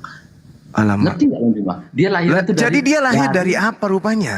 Loh, bau. Berarti dia orang Abang ada ya. Allah itu lahir Bang, tanpa ada hubungan Bang. Betul, tapi apakah Tuhan bisa membuat, kutanya dulu, apakah Tuhan pencipta langit dan bumi yang maha kuasa bisa membuat seorang hamil tanpa ada suami? Bisa nggak? Tuhan maha kuasa loh Bang. Nah, bisa kan? Bisa. Nah, tapi kalau Tuhannya yang menjadi daging, Tuhan yang menjadi daging. Allah itu yang jadi daging Bang. Dia bukan buat Bang. Dia itu dia itu menjadi. Dia itu Bang sendiri Bang. Dia sendiri bukan dia nyuruh Bang. iya, Tuhan Allah Anda ini, Tuhan Iya. Anda meninggalkan kodratnya jadi Tuhan menjadi daging. Ya, sekarang gini Bang Juma, aku kasih logika biar Abang bisa terbuka ya Bang Juma. Bang Juma punya lilin nih, mati lampu. Abang Juma kasih lilin ke saya, apakah lilin Abang mati? Api abang kasih ke saya Tuhan tidak Anda, mati lilin. Tuhan Anda ada berapa? Tuhan Anda ada berapa? Sekarang gini, saya kasih logika dulu biar Abang bisa mengerti Bang. Saya Mati lampu tidak nih. bisa memberikan lilin karena lilin saya cuma 1. Loh, ya, apinya apakah Abang bisa kasih? Kalau Abang kasih saya apinya, lilin saya ini hidup nggak apinya? Iya, berarti Api Abang, apakah api Abang mati? Anda salah memberikan analogi. Berarti Anda salah. Saya punya api, Anda ngambil api. Terus Dari sementara Abang apakah memberi api. Iya, berarti kan objeknya sama kan? Iya, objeknya sama kan, api kan? Roh dengan daging objeknya sama nggak? Loh, api sama lilin objeknya sama Bang. Loh, api sama lilin. Objeknya sama tidak? Yang saya tanya objeknya sama tidak antara roh dan daging? Iya, satu Bang. Nyatu. Ya kok satu. Satu. Saudara saya ini gimana ini? Tuhan Anda roh menjadi daging. Iya. Nah, yang mana yang masuk akal Tuhan menjadi daging atau Tuhan menciptakan daging? Tuhan tidak menciptakan daging Bang. Alamak. Jadi gini Bang. kita kalau seperti yang tadi saya bilang, apakah abang itu menciptakan lilin, menciptakan api? Bukan, memberikan saya api, lilin saya mati nih. Objeknya kan lilin bang. Yang abang berikan itu apa? Roh abang kan, api abang kan. Apakah api abang mati? Kalau lilin jadi api masih ada lilin. Lilin jadi api masih ada lilin, maksudnya gimana? Lah, tadi roh menjadi daging, Anda kuat, Anda hebat. Sekarang lilin jadi api, Anda bingung. Lilin jadi api, kayak mana lilin jadi api bang? Kebakar. Kalau sapi jadi ayam bisa nggak? Sapi nggak bisa ya bang. Nah, kalau misalnya sapi jadi ayam masih ada sapi? Sapi jadi ayam masih ada sapi? Tidak. Nah, tidak. Kalau roh jadi daging masih ada roh? Masih bang. Mati meja. Bang Yesus suaranya kecil bang, mendem. Mungkin lagi baca ya. Bagaimana saudara ini? Tuhan Anda satu. Yang satu ini jadi daging. Masih ada lagi Tuhan Anda yang lain? Roh dia bang, rohnya bang. Iya, Tuhan Anda satu. Tuhan Anda satu atau banyak nih? Satu. Roh. Satu. Ah, satu. Satu ini yang adalah roh ini jadi daging. Masih ada Tuhan yang lain? Tidak. Kalau misalnya kamu bicara seperti jadi, itu tidak mungkin jadi bang. Iya, saya tanya dulu abang ini coba pakai logika lah. Iya, kalau Anda punya Tuhan itu satu. yes, roh ya, roh. Rupanya roh. Yes. Yang satu yang adalah roh ini menjadi daging. Ya. Masih ada Tuhan Anda yang lain selain daging? Tidak ada. Selain daging. Tidak ada lagi kan? Iya, daging ya, daging. Oke. Berarti Tuhan Anda sudah nggak ada kan? Tinggal jadi daging kan? Jadi daging tanpa rahmat. Nah, oke, udah daging dia bang. Daging dia. Dalamnya. Nah, di situ pada saat dia menjadi daging itu tidak ada rohnya. Nanti di usia 4 bulan baru ada roh. Pertanyaannya, siapa yang memberikan roh? Berarti abang ini kemahakuasaan Allah. Alamak. Anda yang membungkus Tuhan yang Maha Kuasa menjadi daging, bukan saya. Wah. Kenapa jadi saya yang tersangka ini? Anda menginginkan Tuhan yang Maha Kuasa itu menjadi tidak Maha Kuasa, menjadi daging. Oke. Apa pembuktiannya? Ketika Yesus bayi, mampu tidak dia berjalan? Dia kan 100% manusia. Nah itu dia yang 100% manusia ini kan sudah bukan Tuhan, sudah jadi daging dia Tuhan Anda tadi kan? Dagingnya 100% manusia bang. Iya, manusia 100%. Yang menjadi daging ini Tuhan Anda atau apa sih? Aduh, gimana sih ya bang? Kan di dalam daging itu ada roh bang. Bagaimana ada roh sementara roh yang ada di dalamnya itu adalah roh yang masuk sebagai manusia bukan sebagai Tuhan, karena yang Tuhan tadi sudah jadi daging dia. Bisa bang. Kita abang kalau berbicara hanya menjadikan 1 tambah 1 jadi 2, kita nggak bisa logika bang. Itu bilang kalau begitu bilang aja Tuhan saya 2. 1 dong. Satu jadi daging. Rohnya itu tetap ada bang. Berarti roh ini tidak jadi daging dong kalau begitu. Roh itu kan dia bentuknya aja daging bang, dia berbentuk daging, tapi rohnya ada di dalam seperti Abang Juma. Bisa nggak kita membuat manusia itu ada roh nggak? Abang percaya nggak manusia ada roh? Di mana dalilnya? Di mana dalilnya bahwa firman menjadi daging dan roh? Firman itu adalah manusia. Manusia itu adalah firman Allah bang yang berubah menjadi seperti manusia. Alamak, dalilnya mana bang? Roh yang adalah Tuhan Anda itu menjadi daging dan roh. Mana dalilnya? Menjadi daging dan roh. Iya. Kalau menjadi daging dia menjadi Allah itu firman itu menjadi manusia bang, nggak dibilang daging bang, nggak ada dibilang tidak daging. ada dalilnya Manusia, firman menjadi manusia saudara. Firman menjadi manusia ada bang? Nggak ada. Saya cari ya di. Iya silakan. Sambil saya minum kopi campur Masako dulu, pusing saya. Bang Handi sudah minum Botrex 2 papan dia. Mana bang? 2 papan. Iya. Firman menjadi manusia di mana dalilnya? Bantu Bang Handi atau Dinda Kores. Yohanes 1:14. Kalau ada dalilnya saya kawin lagi besok. Biasanya pakai Yohanes 1:14 itu. Ya coba tunjukkan jadi manusia tuh jadi daging di situ. Cuman itu jalan satu-satunya yang sering dipakai. Ya tapi kan bukan jadi manusia Bang Handi. Ya jadi flesh. Jadi daging dia subs. Makanya aku padero. Kalau firman menjadi daging nggak bisa ke Yesus karena Yesus itu punya daging dan tulang. Tanda-tanda kabur. Ini umur segini nih belum ada roh ini, belum ada nih masih gumpalan. Nah, Tuh, belum ada. Jadi di mana rohnya nih? Di mana Tuhan ini? Karena Tuhan menjadi roh menjadi Tuhan ini. Ini Tuhannya ini tuh kecil ya. Begini Tuhannya Oten. Ini masih dalam bentuk apa ya? Kayak lintah ini. Alaka. Ini belum ada roh ini, belum ada. Ketika umur 3 bulan lebih baru dikasih roh. Jadi pertanyaan Gurunda tadi, kan roh menjadi daging. Di mana roh menjadi daging ini? Bingung kan? Makanya jangan jadi Kristen supaya nggak bingung saudara, bingung saudara. Ada bingung kalau jadi Kristen. Cukup. Masa Tuhan? Aneh, cukup. Berlalu. Kasihan Tuhannya ya, kebayangkan Tuhannya. Astagfirullahaladzim. Inilah kalau makhluk kau jadikan Tuhan, bro. Itu kok imut banget sih Bunda?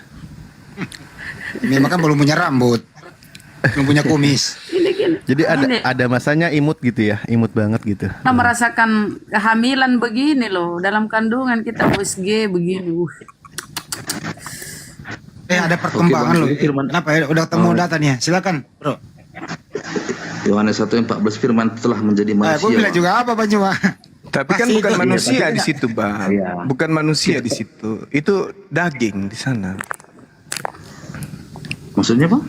Di mana yang ada daging Bang? Itu bahasa aslinya, masuk ke bahasa aslinya Bang. Jangan terjemahan. Yes, kalau bahasa aslinya itu di mana Bang? Kita sama-sama mencari Bang. Oke, Dinda Kores bisa monitor. Kores. Ya, Kores, tampilin jangan tidur. Manusia itu Yohanes 1:14 ya? Iya. Originalnya. Masuk Gurunda masuk. Ya, originalnya Res. Yohanes 1:14. Sebenarnya kalau dilihat terjemahan lain itu firman itu menjadi daging juga ada itu. Iya, enggak Pak. Memang iya manusia jadi daging Bang. Iya daging dulu. Lalu berisi Daging dulu Bang. Iya. Padahal manusia itu terdiri dari daging. Kalau manusia Jadi Yesus itu nggak punya tulang. Punya Bang. Kalau nggak bisa daging dong. Ada tulangnya juga. Dia kan daging Bang. Saya bilang kan daging. Berarti nggak punya tulang. Bahasanya dagingnya ada Ayat tulangnya, apa? Bang. Kalau nggak bisa berdiri Bang. 1:14. Gimana sih? Firman telah menjadi daging.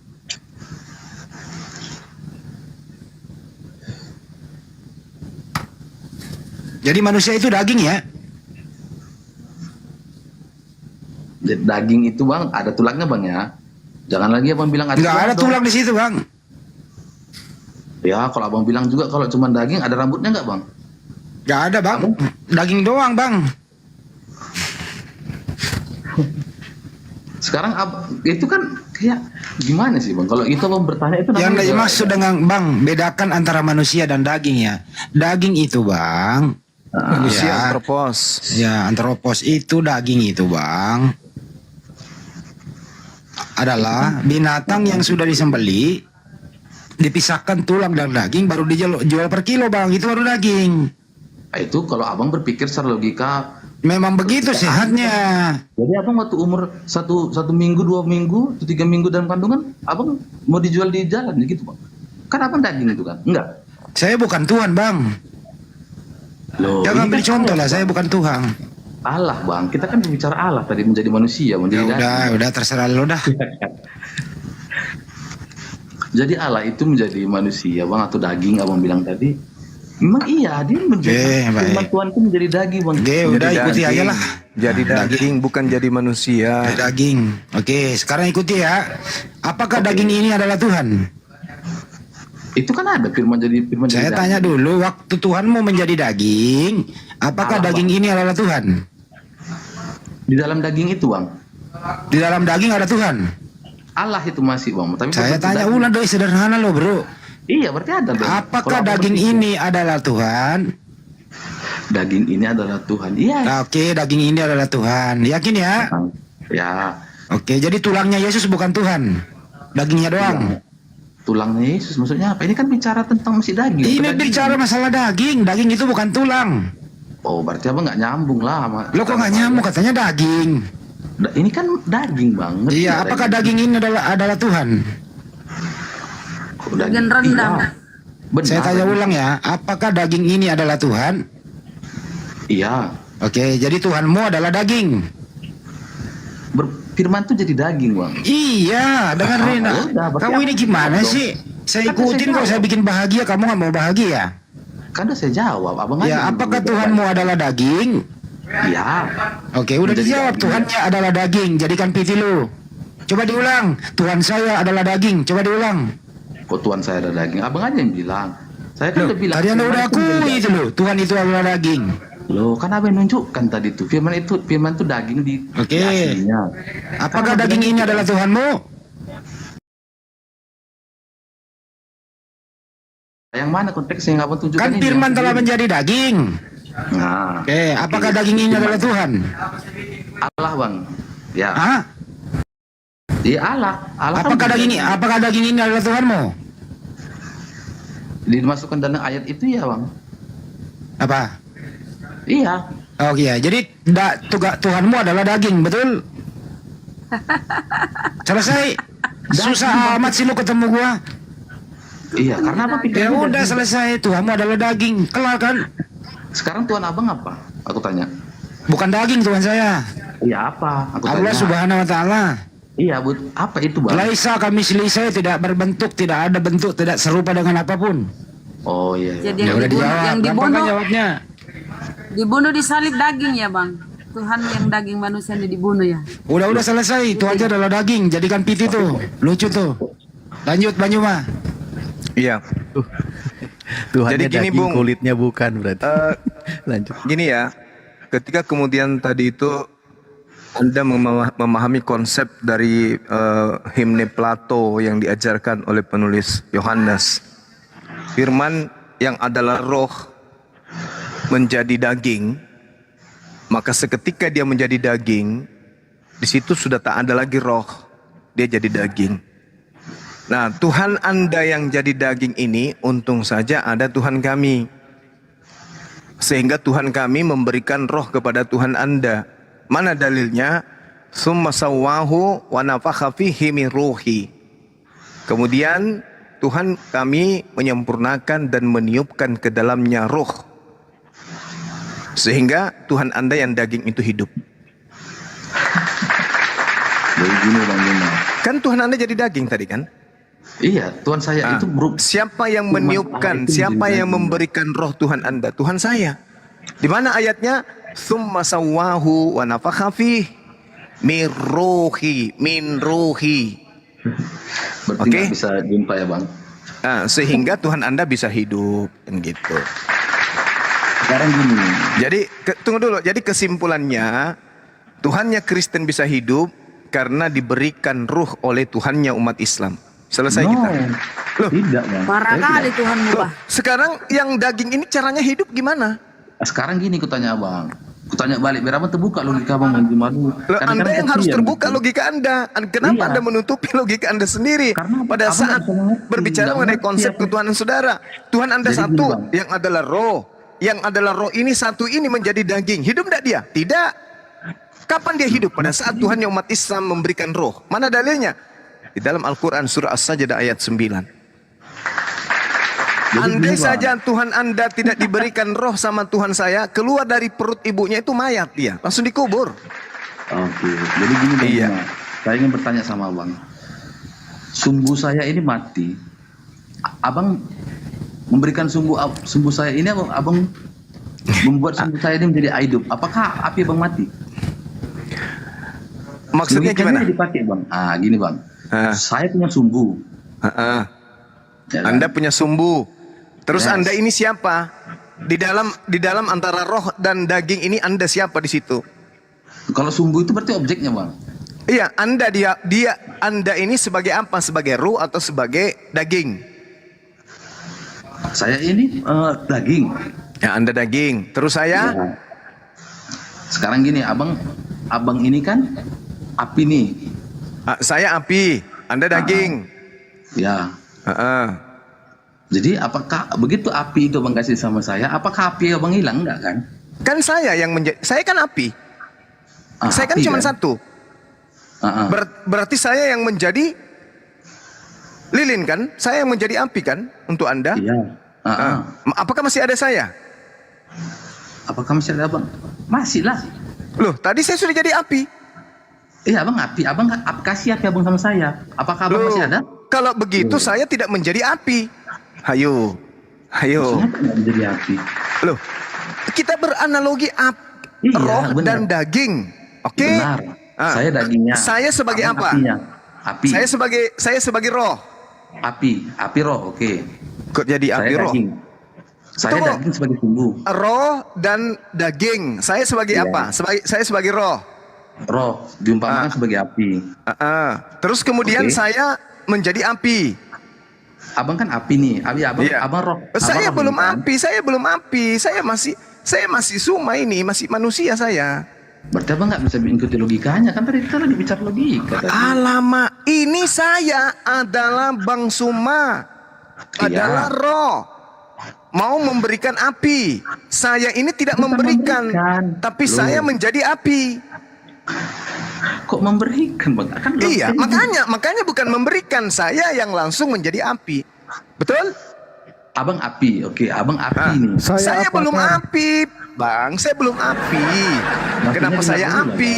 Logikanya kan saya ingin bertanya sama abang. Abang ini ibarat katanya api. Pertanyaannya tidak sesuai dengan kejadian roh menjadi daging.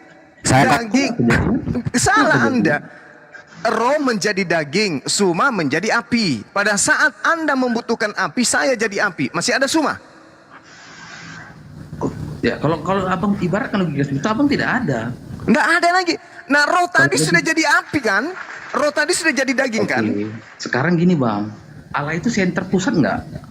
Aku kan mengapakan logika abang ini. Allah itu kan maha kuasa bang. Sekarang begini, kalau yang analogi Anda itu Anda jadikan kemudian analogi tidak sesuai dengan konsep ketuhanan Anda, untuk apa? Tuhan Anda itu satu, yang roh, yang satu ini menjadi daging, suma itu satu, yang satu ini menjadi api, masih ada suma, nggak ada lagi. Kenapa Anda analoginya beda dengan keadaan konsep ketuhanan Anda? Kan lucu. Cobalah berpikir, pakailah otak, jangan akal-akalan. Tuhan Anda roh, satu, jadi daging, tak ada lagi roh. Karena sudah jadi daging, suma cuma satu, jadi api tak ada lagi suma, cuma ada api. Gimana sih ceritanya? Susah kita kalau memberikan logika. Allah itu 100% manusia, 100%. Alamak. Berarti api itu tadi berarti api itu tadi 100% suma, 100% api dong. Begitu? Iya, karena abang Allah itu ibarat katanya kan ini. Bagaimana ceritanya sementara saya sudah jadi api, sumanya di mana? Alamak. Wah, gitu. Sekarang kalau memang kayak gitu pemikirannya kita nggak bisa ketemu bang, karena logika. Nah sekarang begini saudara, begini coba. Andai saja api ini bisa bicara, dia akan mengatakan, aku datang menjadi api karena kehendakku sendiri, betul? Kalau dia mau bicara bang. Ya, andai kan dia bicara, kan begitu? Andai kan.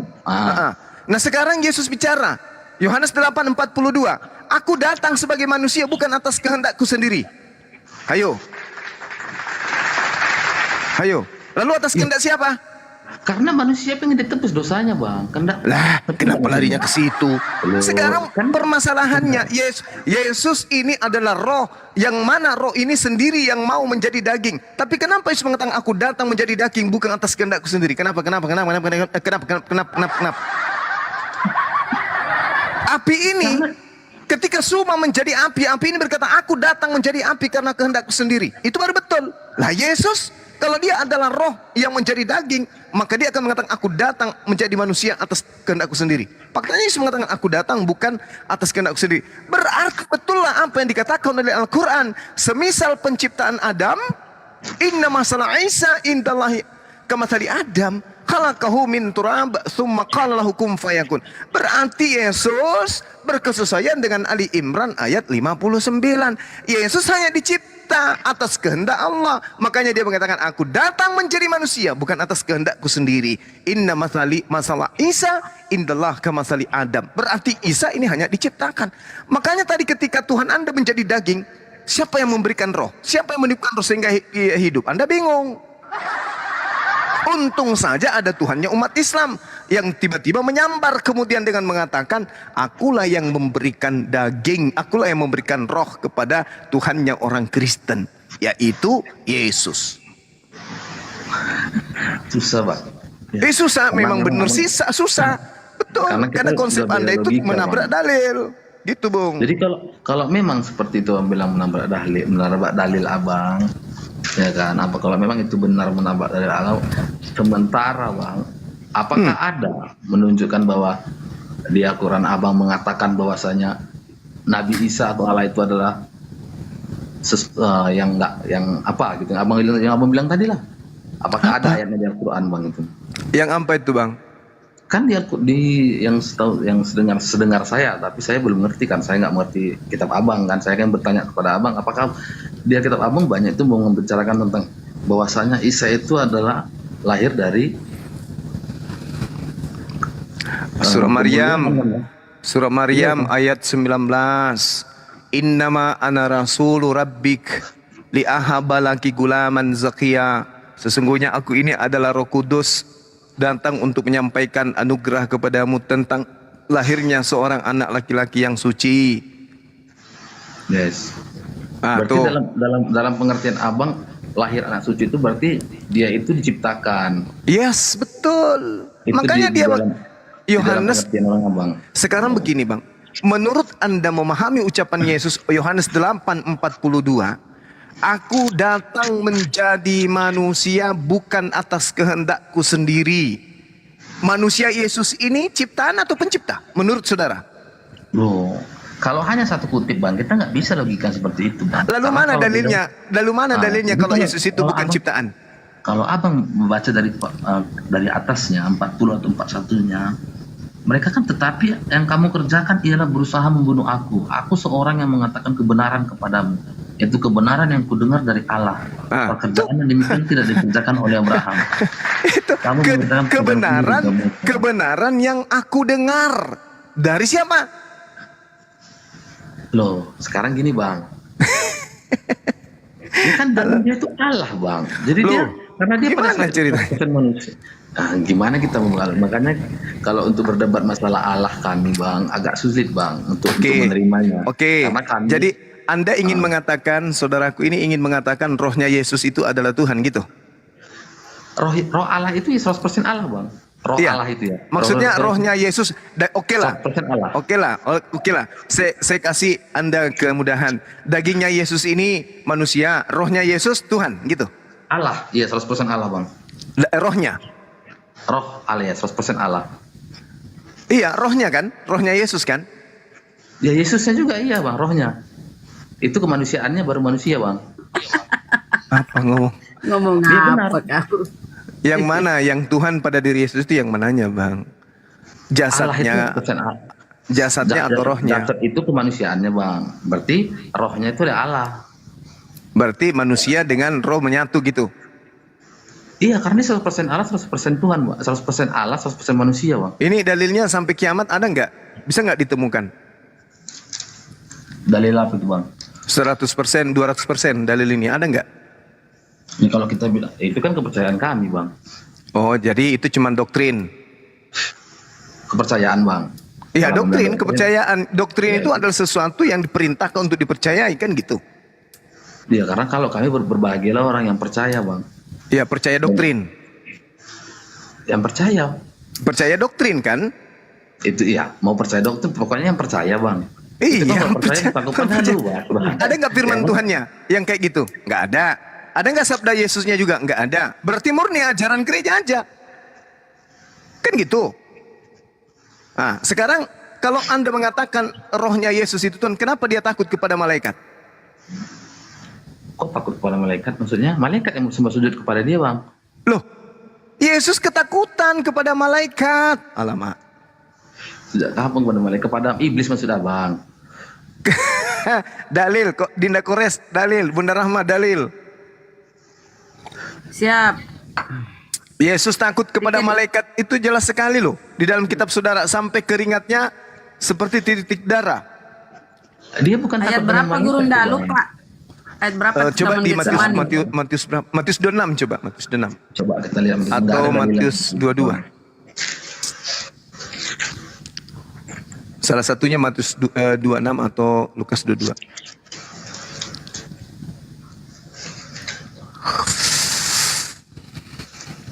Yesus sangat ketakutan dan makin bersungguh-sungguh berdoa. Keringatnya menjadi seperti titik-titik darah. Matius 26 dia.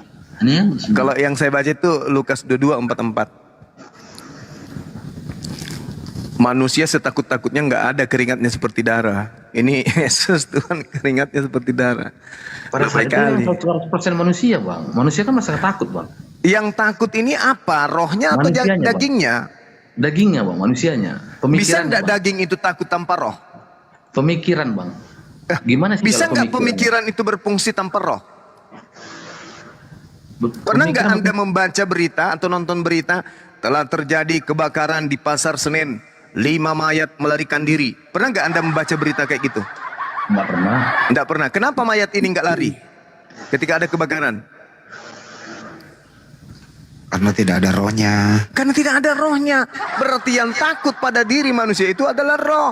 Yesus ketakutan berarti rohnya. Ketakutannya roh itu berdampak kepada biologisnya, sehingga dia keringatnya seperti darah. Itu kan asumsi abang ya. Lalu yang takut ini siapa? Manusianya bang. Maka seorang, dengar bang, Yesus kurang es. Maka seorang malaikat dari langit menampakkan diri, seorang malaikat loh, menampakkan diri kepadanya untuk memberi kekuatan. Malaikat memberi kekuatan kepada Tuhanmu. Ia sangat ketakutan dan makin bersungguh-sungguh berdoa. Peluhnya menjadi seperti titik-titik darah yang bertetesan ke tanah. Wih, takut sekali Tuhanmu ini sama malaikat bang ya. Itu yang takut jasadnya saja atau rohnya juga? Itu pada saat itu dia 100% manusia pada saat itu. Lah alamak. Tadi katanya rohnya itu Tuhan dalam dirinya. Berubah lagi. Kalau roh kan nggak bisa takut bang. Lah buktinya yang takut jasad juga nggak bisa. Tanpa roh jasad tak akan pernah takut. Tadi saya sudah katakan, ada nggak pernah mendengarkan berita satu mayat lari ketakutan dalam kubur, dia lari? Ada nggak? Nggak ada. Nggak ada. Loh. Inilah Yesus. Apa fungsi roh Yesus waktu Yesus takut sama malaikat? Fungsi roh itu apa? Rohnya lagi tidur. Apa? Rohnya lagi tidur. Nggak lihat dia kalau ada malaikat. Inilah batilnya konsep agama Anda bang. Batil. Lagi off. Batil. Rohnya lagi off. Kalau rohnya off berarti mayat.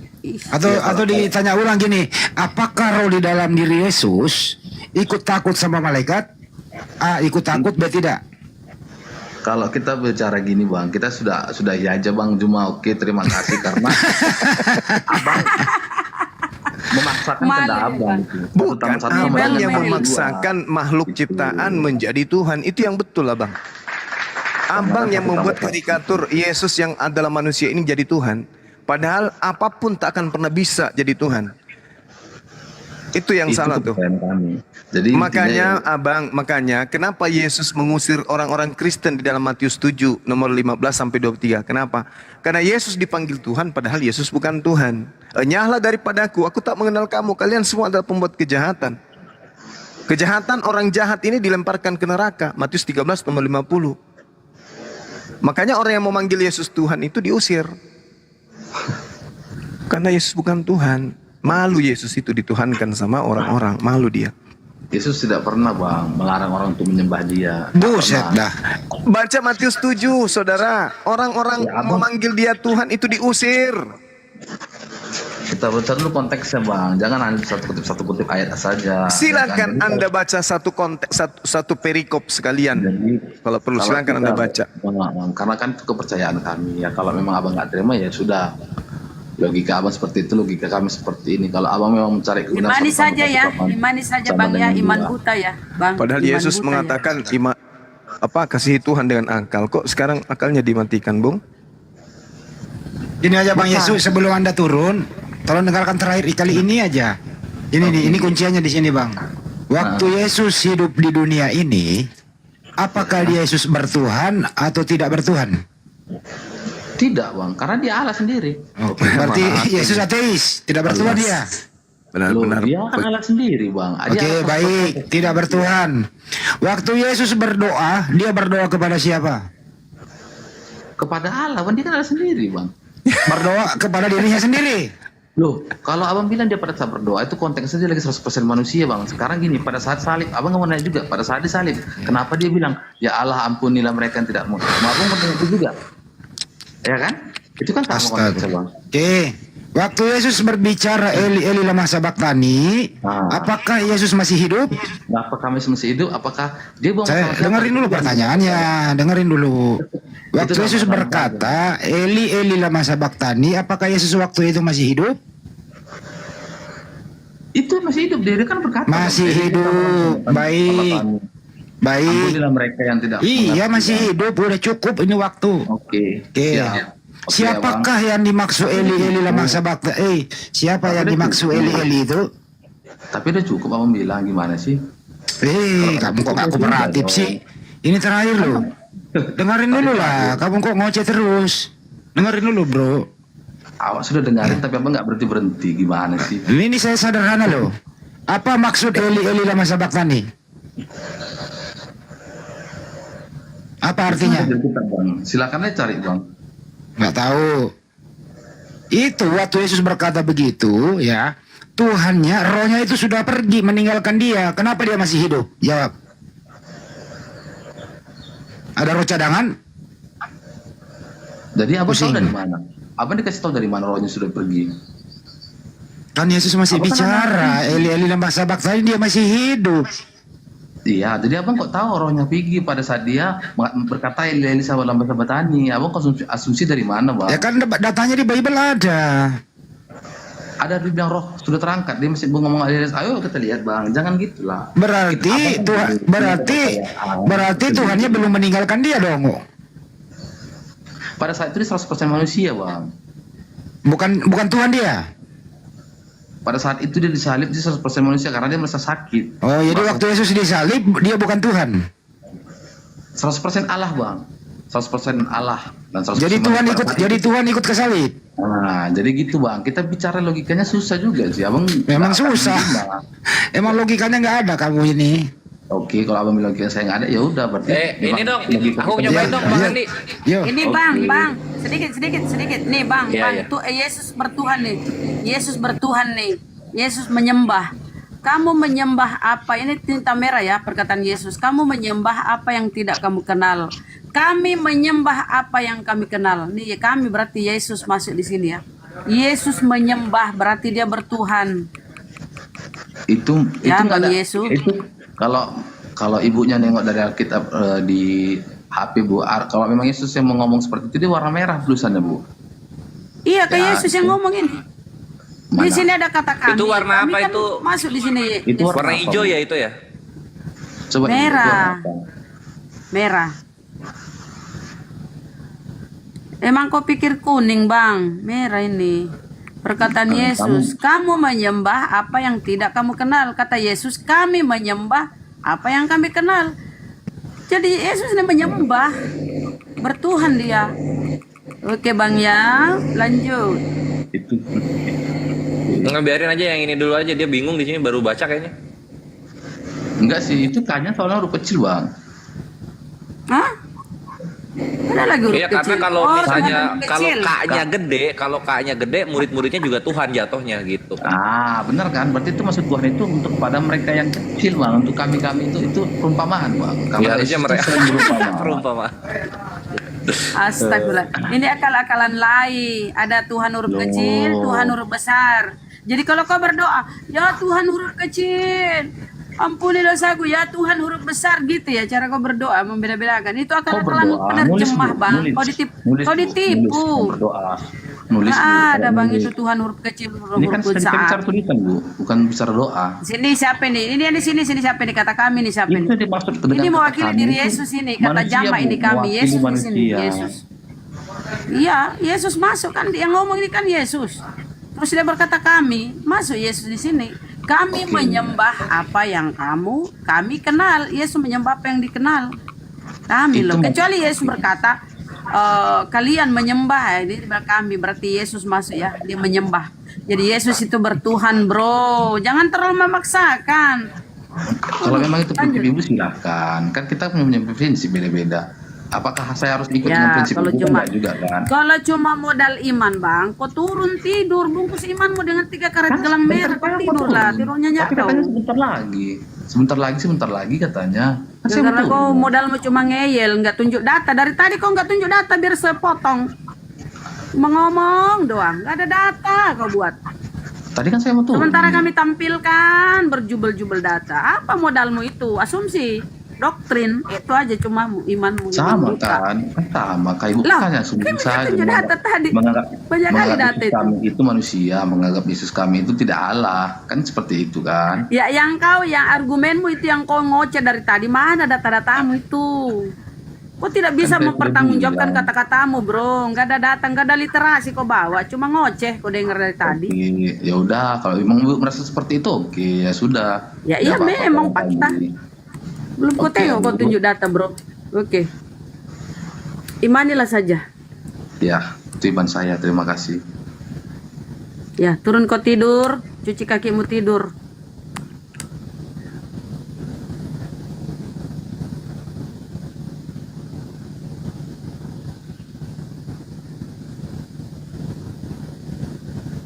Lah seberjuta-juta data literasi penyampaian oleh gurunda gitulah ya kalau cuma modal iman nggak mau pakai akal. Ya sudah. Apalagi nih BMX. Wih, Ada sepeda naik. keingat sepeda BMX selamat apa nih jam berapa selamat subuh Ya. BMX. Ya, selamat subuh. Anda Kristen Muslim BMX? Nggak tahu. Muslim Ibu Rahma. Assalamualaikum warahmatullahi wabarakatuh. Waalaikumsalam warahmatullahi wabarakatuh. Tadinya mah saya mau cuman menyapa Abang Juma aja gitu kan. Sekedap tuh Akang ayah di dia yang step. Cicing halaya Kang. Sekedap ya. Mohon esok mangga. Assalamualaikum warahmatullahi wabarakatuh. Step ini Muslim Step. Saya ini Kristen. Shalom sama Islam. Kena prank baju Mak. Mata saya tertutup soalnya. Kena prank. Step, ngerti nggak artinya itu Assalamualaikum warahmatullahi wabarakatuh? Salam sejahtera untuk kita semua. Nenekmu kiper. Nenekmu kiper bang. Kalau kau mengucapkan itu berarti kau keluar dari Kristen. Kok bisa? Di situ nggak ada Yesus loh. Dilemparkan ke neraka kalau ucapkan salam. Iya, dalilnya ada kan? 2 Yohanes 1 nomor 10 ya? Iya. Ya. Dan nomor 11. Nomor 11. 11-nya kunciannya, neraka ke 11-nya. Iya. Yohanes 10 ayat 2 30. Yohanes. Yohanes 10 lagi. 2 Yohanes 1 nomor 10 sampai 11.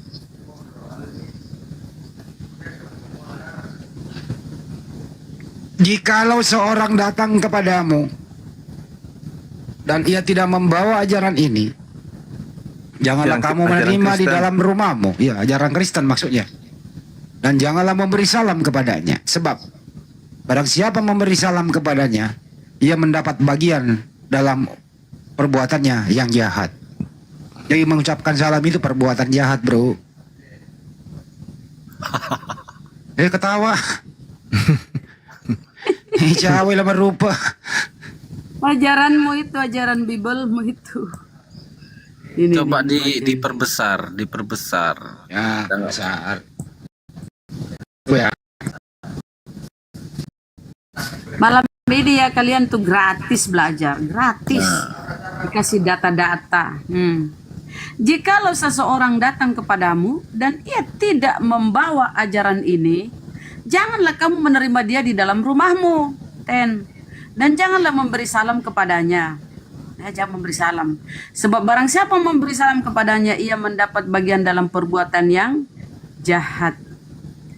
Ini nggak tahu ini bahasa sebenarnya peneraka apa. Coba terangin apa maksudnya itu, Bang? Jika seorang datang kepadamu dan tidak membawa ajaran ini, ajaran apa ini maksudnya? Oten. Emang di dalam Biblemu ajaran apa? 2 Yohanes. Ajaran Biblemu itu menuhankan Yesus.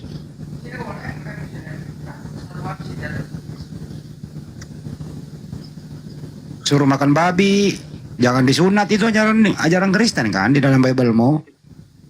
Kata siapa, mana dalilnya? Terus ajaran Bible itu apa di dalamnya apa? Inti ajaran Kristen apa? Intinya itu adalah kasih. Buset, kasih. Buset dah. Ajaran Kristen itu ajaran kasih. Jadi ajaran Kristen itu nggak mengajari menuhankan Yesus. Kasih itu lemah lembut, panjang sabar, murah hati. Apalagi? Ya banyak kebaikan-kebaikan itu. Kalau menuhankan Yesus itu bukan ajaran Kristen. Tuhan Yesus itu Tuhan ya, namanya Tuhan Yesus ya Tuhan lah ya, dimuliakan. Dimuliakan ya. Di mana Yesus berkata dia Tuhan? Ya kalau Abang Hendy pertanyaan seperti itu, saya juga bisa bertanya, di mana Tuhan bilang kalau dia bukan Tuhan jangan sembah aku? Kan nggak ada. Tapi kalau Yesus pernah berkata, ntar lu Bunda, kalau Yesus pernah berkata dia utusan Tuhan, Anda percaya? Dia itu utusan karena dia mengutus dirinya dia sendiri. Oh, mengutus dirinya sendiri. Iya, dia mengutus dirinya sendiri. Jadi kalau Yesus ada di muka bumi, di surga kekosongan Tuhan? Tidak ada kekosongan di sana. Malaikat terang banyak. Oh, jadi di surga malaikat yang jaga, nggak ada Tuhan?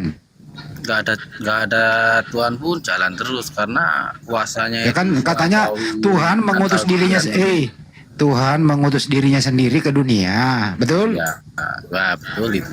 Berarti di luar dunia ini ada Tuhan nggak?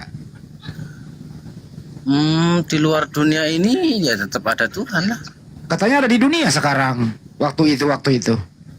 Ya Tuhan kan maha besar, maha mulia. Yakin maha besar? Iya, yakin saya. Jadi Yesus maha besar? Iya. Kalau Yesus berkata Bapa lebih besar daripada aku, bagaimana? Ya karena itu dia bicaranya dalam konteks dalam kemanusiaan. Manusia lagi. Maksudnya Katanya dia Tuhan. Iya dia Tuhan, tapi kan konteksnya dia itu masih menjadi dalam manusia gitu loh. Oh, berarti Tuhan campur manusia. Ada di dunia. Berarti Tuhan campur manusia gitu. Iya gitu. Jadi dia tetap mulia. Aduh. Bang, ini kita kasih. Benar. Kau bilang ajaran kasih nih, ajaran kasih Bang. Ini ajaran kasih nih. Kata-kata Yesus ini, akan tetapi semua seteruku ini yang tidak suka aku menjadi rajanya, bawalah mereka kemari dan bunuhlah mereka di depan mataku. Disuruh bunuh loh, kejam kali Tuhanmu ini. Bunuhlah mereka di depan mataku. Tinta merah ini, mau tengok saya buka ya tinta merah kalau perkataan Yesus.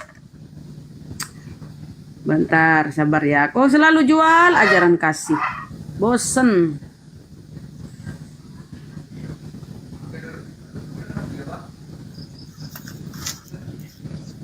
Oke, kita buka dulu.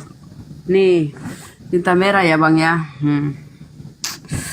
Akan tetapi semua seteruku yang tidak suka aku menjadi rajanya, bawalah mereka kemari dan bunuhlah mereka di depan mataku. Kejam kali. Sadis. Kaget toh? Kaget ya? Berkatan Yesus loh. Karena begini, kita ini kan kepunyaannya. Jadi kalau kita ini kepunyaannya, tapi tidak mau menerima dia sebagai juru selamat, ya mungkin akan binasa, mati untuk selama-lamanya gitu. Kagak nyambung, Mbak, penjelasanmu. Pertanyaannya Bunda Rama itu, apakah data ini adalah ajaran kasih? Jawab. Pusing. Jawab tuh. Diulang ya. Apakah ajaran Lukas 19:27 ini adalah ajaran kasih? Jawab. Bingung. Bingung. Ya, Pak. Masih bawa ke datang besok. Kok ada kayak gitu kata-kata kayak gitu situ ya? Ya kan bingung dia. Ada katanya. Baru tengok ya Pak. Step, jawab dulu Step. Apakah yang kau baca ini adalah ajaran kasih?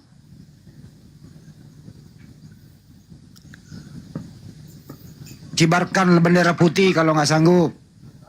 Angkat tangan Pak. Kamera sebelah kanan. Kamera sebelah kiri Bunda. Sebelah kiri. Itu gini. Lah, kita ini kan manusia kepunyaannya. Matius 10:34 lagi Bunda Rama. Matius 10:34. Matius 10. Ini ajaran kasih atau bukan nih? Ini kau ini bersyukur semua ya, oten yang tidak tahu belum pernah baca Bible nih, kita tunjuk semua data-data yang penting. Jangan kamu menyangka bahwa aku datang untuk membawa damai di atas bumi. Aku datang bukan untuk membawa damai melainkan pedang. Ajaran kasih. Ini ajaran kasih atau ajaran apa? Bukan maksudnya bukan letterlock seperti itu. Lanjut. Alasan aja. Saya lanjut loh Bang. Saya lanjut. Sebab aku datang untuk memisahkan orang dari ayahnya, anak perempuan dari ibunya, menantu perempuan dari ibu mertuanya. Wish, kok kejam kali nih. Mana kasihnya nih? Terus itu datang tidak membawa damai bro, melainkan pedang. Konteksnya lain Bang. Itu konteksnya lain. Apalagi? Ya. Itu judulnya, perikopnya. Itu perikopnya. Perikop. Yesus membawa pemisahan. Kalau mau ikut Yesus, kalian harus membenci. Harus membenci keluargamu. Ini loh, itu bukan, jangan dimutilasi ayat-ayat. Itu kan ayat-ayat sebelumnya kan ada. Loh ini saya perikopnya nih loh. Ini perikopnya nih. Kalau satu perikop itu ada poin baru lagi. Jangan kau menyangka bahwa aku datang untuk membawa damai atau di atas bumi, akan tetapi bukan untuk membawa damai melainkan pedang. Tahu kan tambah pedang? lagi, bukan lagi Bunda, Lukas 14:26. Nah itu pengajaran malam-malam ini, Lukas 14:26. Itu ajaran kasih apa ajaran apa nih? Itu Taruh dulu bang, sabar dulu. Benci, Lukas 14:26. benci semua. Baca. Benci semua. Jikalau seseorang datang kepadaku dan ia tidak benci bapaknya, ibunya, istrinya, anak-anaknya, saudara-saudaranya laki-laki atau saudara perempuannya, bahkan nyawanya sendiri, ia tidak dapat menjadi muridku. Jadi persyaratannya untuk jadi pengikut Yesus, kau harus benci semua. Harus benci kedua orang tuamu. Ajaran kasih itu. Orang tua disuruh benci. Bapaknya disuruh benci, ibunya, istrinya. Kejam kali ajarannya. Padahal dia bilang kasih. Artinya berhenti bilang kasih ya Bang ya. Artinya begini loh, dengerin aku dulu dong, kasih kesempatan aku untuk jelasin. Itu kan artinya begini, hanya Tuhan yang diprioritaskan. Gitu loh. Mungkin anak kita bisa mengecewakan kita, saudara kita bisa mengecewakan, tapi Tuhan tidak mengecewakan. Di dunia ini hidup hanya sementara, yang kekal tuh hanya ya di dalam kerajaan sorga. Bapak ini ajarannya membenci. Jikalau seseorang datang kepadaku dan ia tidak membenci bapaknya, ibunya, istrinya, anaknya, dia tidak bisa menjadi muridnya. Kenapa sih harus membenci dulu baru bisa jadi pengikut Yesus? Ngapa? Ya itu apa mungkin ajarannya konteksnya. Sekejam itu? Loh ini kan disuruh membenci. Orang yang tidak percaya. Orang tidak percaya kepada Yesus. Sebenarnya ini loh bro, Steve, kamu ini tidak melawan kami diskusi, kamu melawan data yang ada di Bible. Tidak, saya tetap Tidak. Jadi semua data yang ada di Bible yang kita kasih kepada kamu, kau lawan. Kau gak capek bro lawan datamu sendiri? Itu datanya itu konteksnya lain, Pak. Ya coba ceritain apa konteksnya apa. Itu mungkin di luar kekristenan. Pakai kata mungkin. Di luar Kristen. Ya Allah. Ya, di luar Kristen ada Yang yang menjadi Kristen. yang menjadi Mungkin orang pengikut tuanya Yesus itu membenci. siapa? Mungkin salah satu itu membenci karena dia masuk Tidak ada salah Kristen, satu, Bang. gitu. Abang, tidak ada salah satu nih. Jika lo dengar ya kata-katanya, ini kata-kata Yesus lo tinta merah. Jikalau seseorang datang kepada aku, kepada Yesus, dan ia tidak membenci bapaknya, ibunya, istrinya, anak-anaknya pula, saudara-saudaranya laki-laki atau perempuan, bahkan nyawanya sendiri, ia tidak dapat menjadi muridku. Jadi persyaratannya menjadi murid Yesus tuh semua harus dibenci. Kan kejam nih ajarannya, Pak. Semua mesti dibenci. Kenapa sih? Makanya jangan jual-jual kasih, itu kan kasih. Jangan. Ini Bibelmu, Pak. Berhenti kau berkata-kata kasih. Kami itu ajaran kasih. Ini fakta Bibelmu ini, Pak. Jadi kalau bilang kasih ya cuma omongan doang, Pak. Oke ya, Pak ya. Ya Tuhan kan Paham? harus diprioritaskan. Lah, iya, Tuhan itu memang diprioritaskan, tapi jangan juga membenci semuanya. Masa anaknya pun dibenci, orang tuanya dibenci. Misalnya gini Ajaran- orang tuanya, gini loh, misalnya Ajaran orang apa, tuanya Pak? ibaratnya agama lain, dan dia Enggak ikut ada di Yesus. sini. Mana di sini? Nah, Enggak ada itu persyaratannya juga. harus Kemudian agama lain yang bapaknya dibenci. atau Enggak ada. ibunya itu menseteru, kalau kamu ikut Yesus saya bunuh. Ya akhirnya anaknya ninggalin ibunya bapaknya. Ngarang itu ngarang. Kau ngarang-ngarang aja. Enggak ada, Pak. Jangan menambahi, Pak. Jangan menambahi data-data Ya isi itu Bibelmu maksudnya ini. Tuhan Kau Yesus. kualat. Maksudnya Tuhan Yesus tuh itu gitu loh. Jadi Tuhan itu yang Mana, Pak? Enggak ada di sini. Persyaratannya untuk menjadi pengikut Yesus ya. Jikalau seseorang datang kepadaku dan ia tidak membenci semuanya ini, ia tidak dapat menjadi muridku. Persyaratannya ikut jadi murid Yesus itu harus membenci. Kan ini ajaran koplak, Pak ini. Kenapa ajaranmu begini, Pak? Bukan Jangan kau bilang kasih naik komat. Kami kan ajaran kasih. Jangan, Pak. Baca dulu Bibelmu. Belum ke perjanjian lama loh ini baru. Udah ya, Pak ya. Udah, jangan bilang lagi kalau naik ke Komal Muslim ajaran kasih. Udahlah. Anda itu kan ketampol sampai Bibel nggak Anda ngerti, sendiri, Bang. nggak ngerti konteksnya dulu. Ini kan Aduh. konteksnya lain. Satu lagi. Tampar pipi kiri, kasih pipi kanan itu ajaran kasih ya Pak? Ya, itu ajaran kasih itu. Yakin Pak mau? Iya itu ajaran. Aduh lawan lagi datanya. Aku coba dong. Bang. Iya. Ini Pak Stef, kasihilah musuhmu itu ajaran Kristen ya? Artinya gini loh, orang kalau jahat kita balas jahat, apa bedanya? Oh iya, mau yang tadi dia. Apa Oke. bedanya? Oh iya, nggak ada bedanya sih. Kalau bisa iya. jahat balas jahat. Kamu mengasihi orang jahat, terus kita menjahati balas jahat, balik. apa bedanya? Nggak ada bedanya. Betul. Makanya ketika kita dirampok, maka kita jangan lapor polisi. Kita kasihi musuhnya. Ya bukan begitu. Oh salah Kalau juga ya. kita dirampok, jangan kita merampok, sama-sama perampok, kan gitu. Artinya gitu. Oke. Itu bagus tuh. Pipi kiri kasih pipi kanan. Jadi ketika kita dirampok laptop, kita kasih handphone kita. Ya nggak gitu juga. Nggak itu gitu kan ya? sudah kalau motivasinya salah ya tetap nggak ada kebenaran di situ. Yang ditemukan Bingung ya? Salah. Kayaknya itu tanya, Res. alegori kayaknya itu. Res. Itu Iya. musuh itu dikasihi atau dilawan Pak? Musuh. Kita tetap kasih. Musuh dikasihi Res. Lanjut. Nah, itu berarti kasihilah musuhmu itu ajaran Kristen ya, Pak Stef ya? Iya. Mantap ya. Tolong dong ajarkan kami mengasihi setan itu gimana ya? Kalau setan itu nggak perlu dikasihani. Oh setan bukan musuh ya? Enggak, setan berteman sama Step.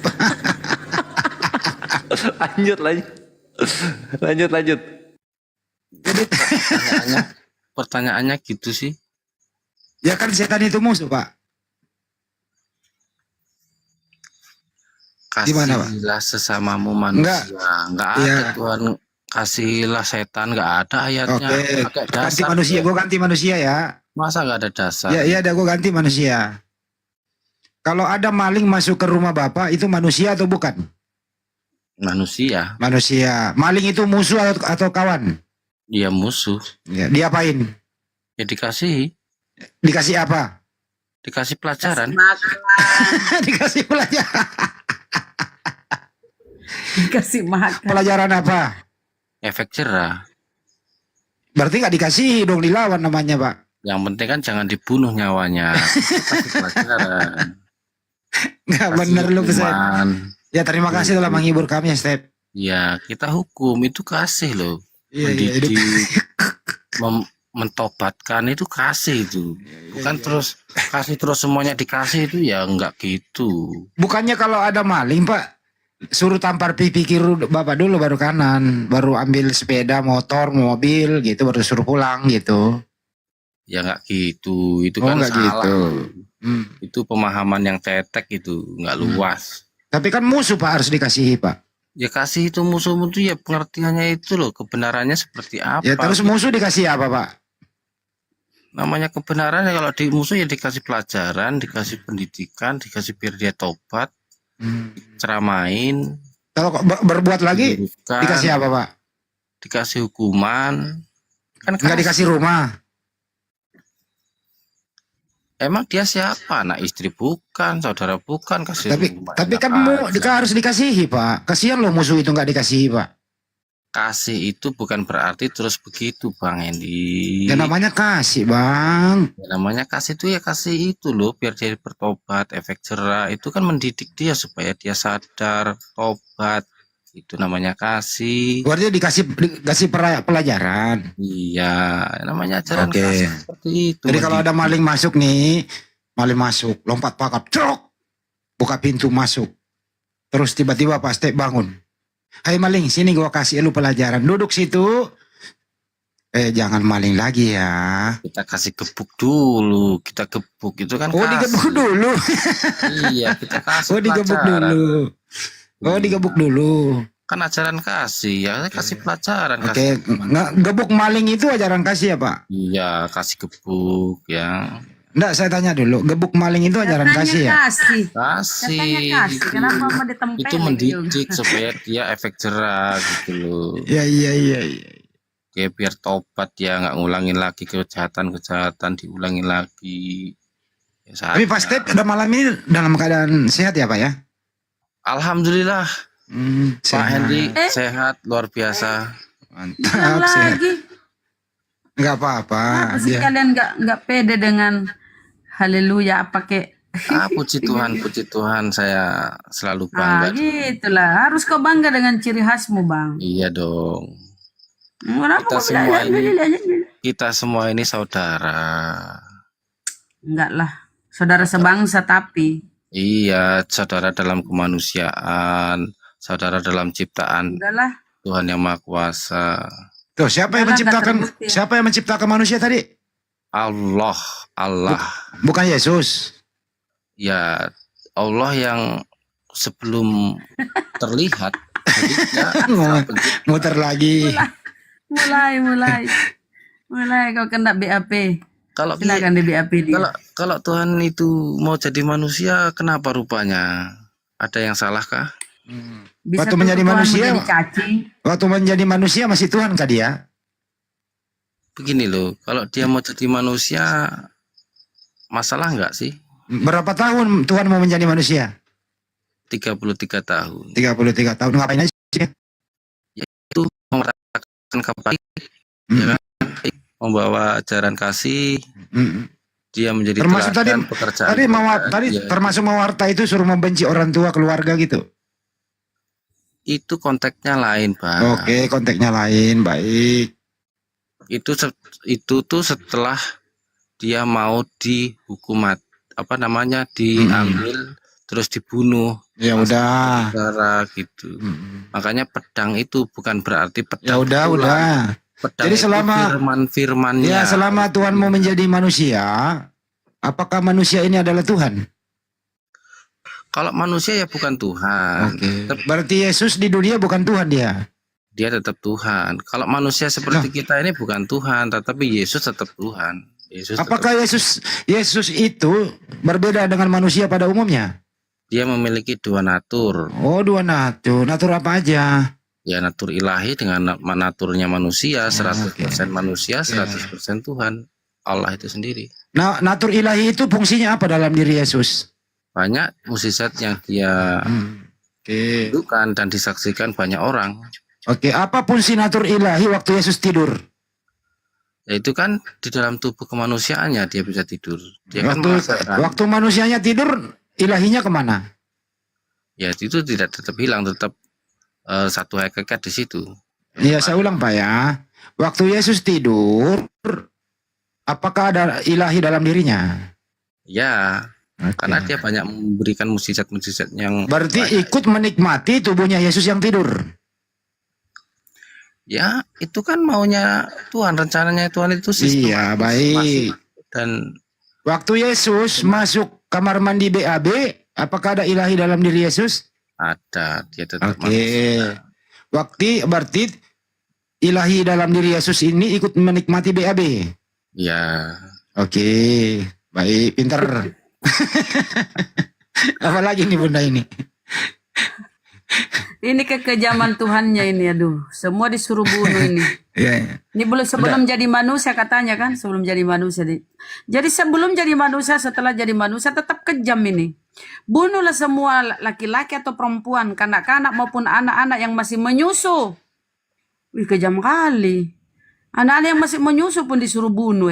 Itu bukan Yesus kata. Domba. Itu bukan. Kalau menurut Step itu bukan Yesus. Iya, sebelum jadi manusia kan Tuhan ya jadi manusia. Ini ketika belum jadi manusia dia tetap kejam ini. Apalagi setelah jadi manusia tadi suruh bunuh depan matanya. Kok mau lari kemana ini? Ini suruh bunuh ini. Bunuh semua ya, bahkan yang masih menyusu disuruh bunuh loh. Binatang pun disuruh bunuh. Domba, unta maupun keledai. Apa salahnya ini mereka nih?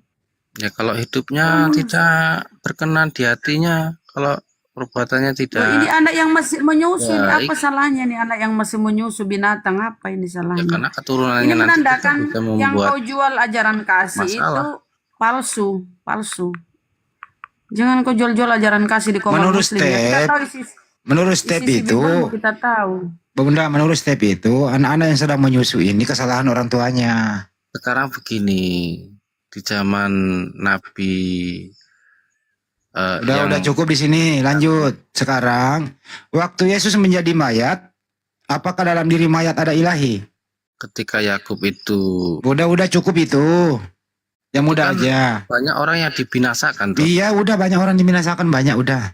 Waktu Yesus jadi mayat, apakah ilahi ada dalam diri mayat? Bingung. Tuhan itu dia mau menjadi benar-benar menjadi manusia. Dia mau benar-benar karena yang mau diselamatkan Kan Yesus tadi dua natur. Lah iya. Nah, saya itu kan tanya. natur kemanusiaannya. Iya, waktu Yesus jadi mayat, apakah ada ilahi dalam diri mayat? Itu kan dalam tubuh kemanusiaannya seperti manusia. Ya seperti manusia loh. Iya, waktu dia jadi mayat. Yesus pernah jadi mayat nggak? Tetapi dia kan bisa hidup lagi. Iya, sebelum hidup saya tanyakan, Yesus pernah jadi mayat belum? Ya pernah. Udah pernah. Waktu menjadi mayat, apakah ada ilahi dalam diri mayat? Ya tidak, itu kan dalam tubuh manusiaannya. Oh, berarti ilahi dalam dirinya meninggalkan mayat. Ya. Oke. Kemana perginya? Kemana perginya? Lah itu kan kuasa Tuhan toh. Oh, kuasa Tuhan. Kita kok membatasi kuasa Yang enggak membatasi, enggak. Nah, berapa hari ini mayat bisa hidup lagi? 3 hari. Oke. Baik. Jadi ilahi masuk ke dalam diri mayat, terus mayat hidup lagi. Hidup lagi, kekal Hidup sekarang lagi. di surga. Tubuh Jadi kemuliaan. mayat kemasukan Tuhan baru hidup lagi. Ya bukan tubuh ini mayat Ya. kerasukan ini tuh gimana sih? Nah, kan tadi mayat ini mati, Konsepnya terus hidup lagi toh. konsepnya udah kayak gitu ya, Ya, coba salah. konsepnya kayak gimana? Ayo. itu kan semua kan pekerjaan Roh Kudus, Roh Allah itu sendiri. Dalam rangka apa? Karya keselamatan. Jadi karya keselamatan itu melalui siapa? Tuhan Yesus. Dia perantara yang memang dia memperantarai dirinya sendiri.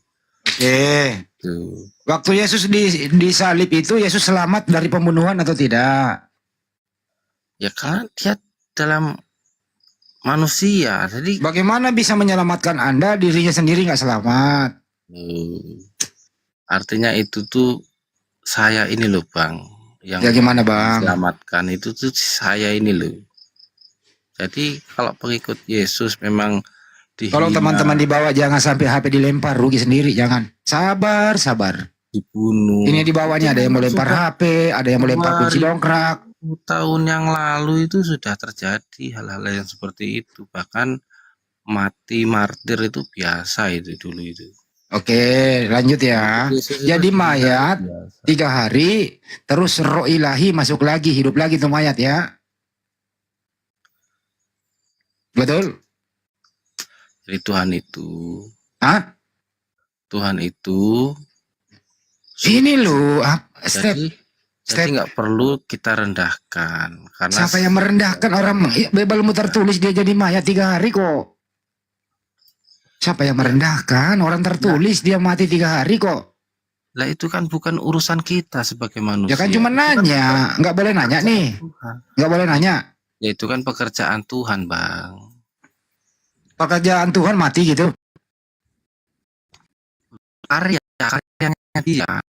Untuk karyanya Yesus, karyanya Tuhanmu terus mati. Jadi itu sebuah karya kematian. Iya itu karya. Oke, baik. Manusia kita. Karya ini. kematian. Jadi boleh ditulis ya karya kematian Tuhan gitu ya. Iya itu. Oke. Jadi orang Kristen ini percaya Yesus itu adalah Tuhan dan Juru Selamat. Oke. Karya kematian Tuhan, betul? Iya Tuhan Yesus itu mulia. Sekarang waktu dia hidup lagi itu Bang, apa yang dia lakukan? Waktu dia bangkit lagi, dia hidup lagi, apa yang dia lakukan Bang? Dia itu menyediakan tempat untuk saya. Menyediakan tempat. Tempat apa Bang? Di surga. Dia di surga. Makan ikan goreng dulu Bang Handi, makan ikan goreng dulu. Dia kan dikira hantu dulu baru makan ikan goreng Bang, kok dilompati Bang? Itu Tuhan Yesus itu nggak boleh dihina. Yang bangkit itu masih anaknya Maria ya? Itu Tuhan Yesus itu naik ke surga karena dia berasal dari Saya surga. belum naik ke surga, bangkit dulu. Jangan buru-buru naikin anak orang. Ini anak Maria mau dicari ini. Yang bangkit itu masih anak Maria atau bukan lagi? Maria itu dipakai. Buru-buru naikin anak orang. Maria itu dipakai Allah. Ya kan? Enggak, ini loh. Yang mati ini kan hidup lagi bangkit. Saya nanya Bang, itu yang mati hidup lagi itu anak Maria atau bukan lagi anak Maria? Anak Maria itu, ya Tuhan Yesus itu sebetulnya ya Tuhan itu sendiri loh. Oke, jadi Tuhanmu anak Maria gitu ya? Ya karena dia memakai tubuh Maria untuk. Iya saya tanya Bang, Tuhanmu ini anak Maria atau bukan? Iya. Bang, Tuhan kamu ini Bang Step anak Maria atau bukan? Ya bukanlah dia berasal dari surga. Saya ulang Bang, Tuhanmu ini anaknya Maria atau bukan? Bukan, dia dari surga. Jadi Maria kalau Maria nggak ngeden, kalau Maria nggak ngeden, nggak ada Tuhanmu. Kok nggak menghargai perempuan nih? Kampret juga nih orang. Ya Tuhan itu kan melalui Maria itu. Jalannya itu. Jadi artinya Maria punya anak Bang. Sama seperti manusia. Iya Bang Step, jadi artinya Maria punya anak toh. Ya iya punya anak. Ya punya anak namanya siapa Bang? Yesus. Ya, apakah Yesus itu Tuhanmu? Iya, orang Majus itu juga kan masih kecil aja. Iya, artinya Bang, anaknya Maria adalah Tuhannya Step, begitu ya? Ya. Betul ya Bang? Tuhan Yesus kan berasal dari sorga. Lewat mana? Lewat mana turunnya Bang? Lewat mana? Ya melalui Bunda Maria, Maria perawan suci. Ya berarti anaknya Maria itu Tuhannya Step, betul? Jadi nggak bisa dipelintir-pelintir begitu. Loh kok dipelintir, ini kenyataan toh. Kan Bunda Maria ini melahirkan Yesus. Yesus ini Tuhan kamu toh Bang. Ya Tuhan Yesus itu ya memang Tuhan saya. Iya, artinya anaknya Maria yang namanya Yesus Tuhan Anda, kan begitu ya? Iya, itu kan pekerjaan karya keselamatan. Ya, Iya, mau pekerjaan apa kek? Artinya step ini menuhankan anak Maria, betul? gimana sih? Ini konsepnya salah ini. Konsepnya salah. Oh, konsepnya salah. Jadi Maria nggak punya anak? Ya, punya anak. Namanya siapa? Itu kan pekerjaan Roh Kudus. Iya, namanya siapa anaknya Maria? Namanya siapa? Apa yang nggak mungkin tapi kita Iya, kan anaknya Maria namanya siapa? Tuhan Yesus. Oke, jadi Tuhanmu itu anaknya Maria toh? Tuhan Yesus itu berasal dari surga melalui perawan. Iya. Tuhannya Maria siapa Bang? Tuhannya Maria ya Tuhan Yesus. Anaknya Maria? Tuhan Yesus. Berarti anakku adalah Tuhanku gitu? Iya. Iya katanya Bunda, ya, cukup. Iya. Dari tadi ke aku gitu loh. Otaknya. Anakku adalah Tuhanku. Begitu ya? Iya. Jadi gini. Yang mencabut nyawa Maria siapa Bang? Jadi begini Bang. Ya, Anaknya. otomatis. Otomatis itu. Baterai Otomatis aja. siapa? Anak Otomatis. Kalau baterai HP Anak aja bisa durhaka, durhaka. dicas. Durhaka itu kalau dia mencabut nyawa mamanya ya. Durhaka lah dia sebagai anak Bang. Masa dia mematikan mamanya. Sekarang kita punya Jangan HP. kali sini anak. Kita punya HP. Kita Lari ke berkuasa HP nggak lagi matiin benda HP? mati. Kita bisa. Benda mati juga Bang. bisa mati Emang karena kamu kehabisan nyamakan cas. Tuhanmu itu. Kamu nyamakan Gitu. Tuhanmu dengan benda mati nih HP. Di HP nih kau celupkan ke WC pun ndak bisa ngomong dia. Jangan kau samakan Tuhanmu dengan HP Itu Bang. kan juga sama.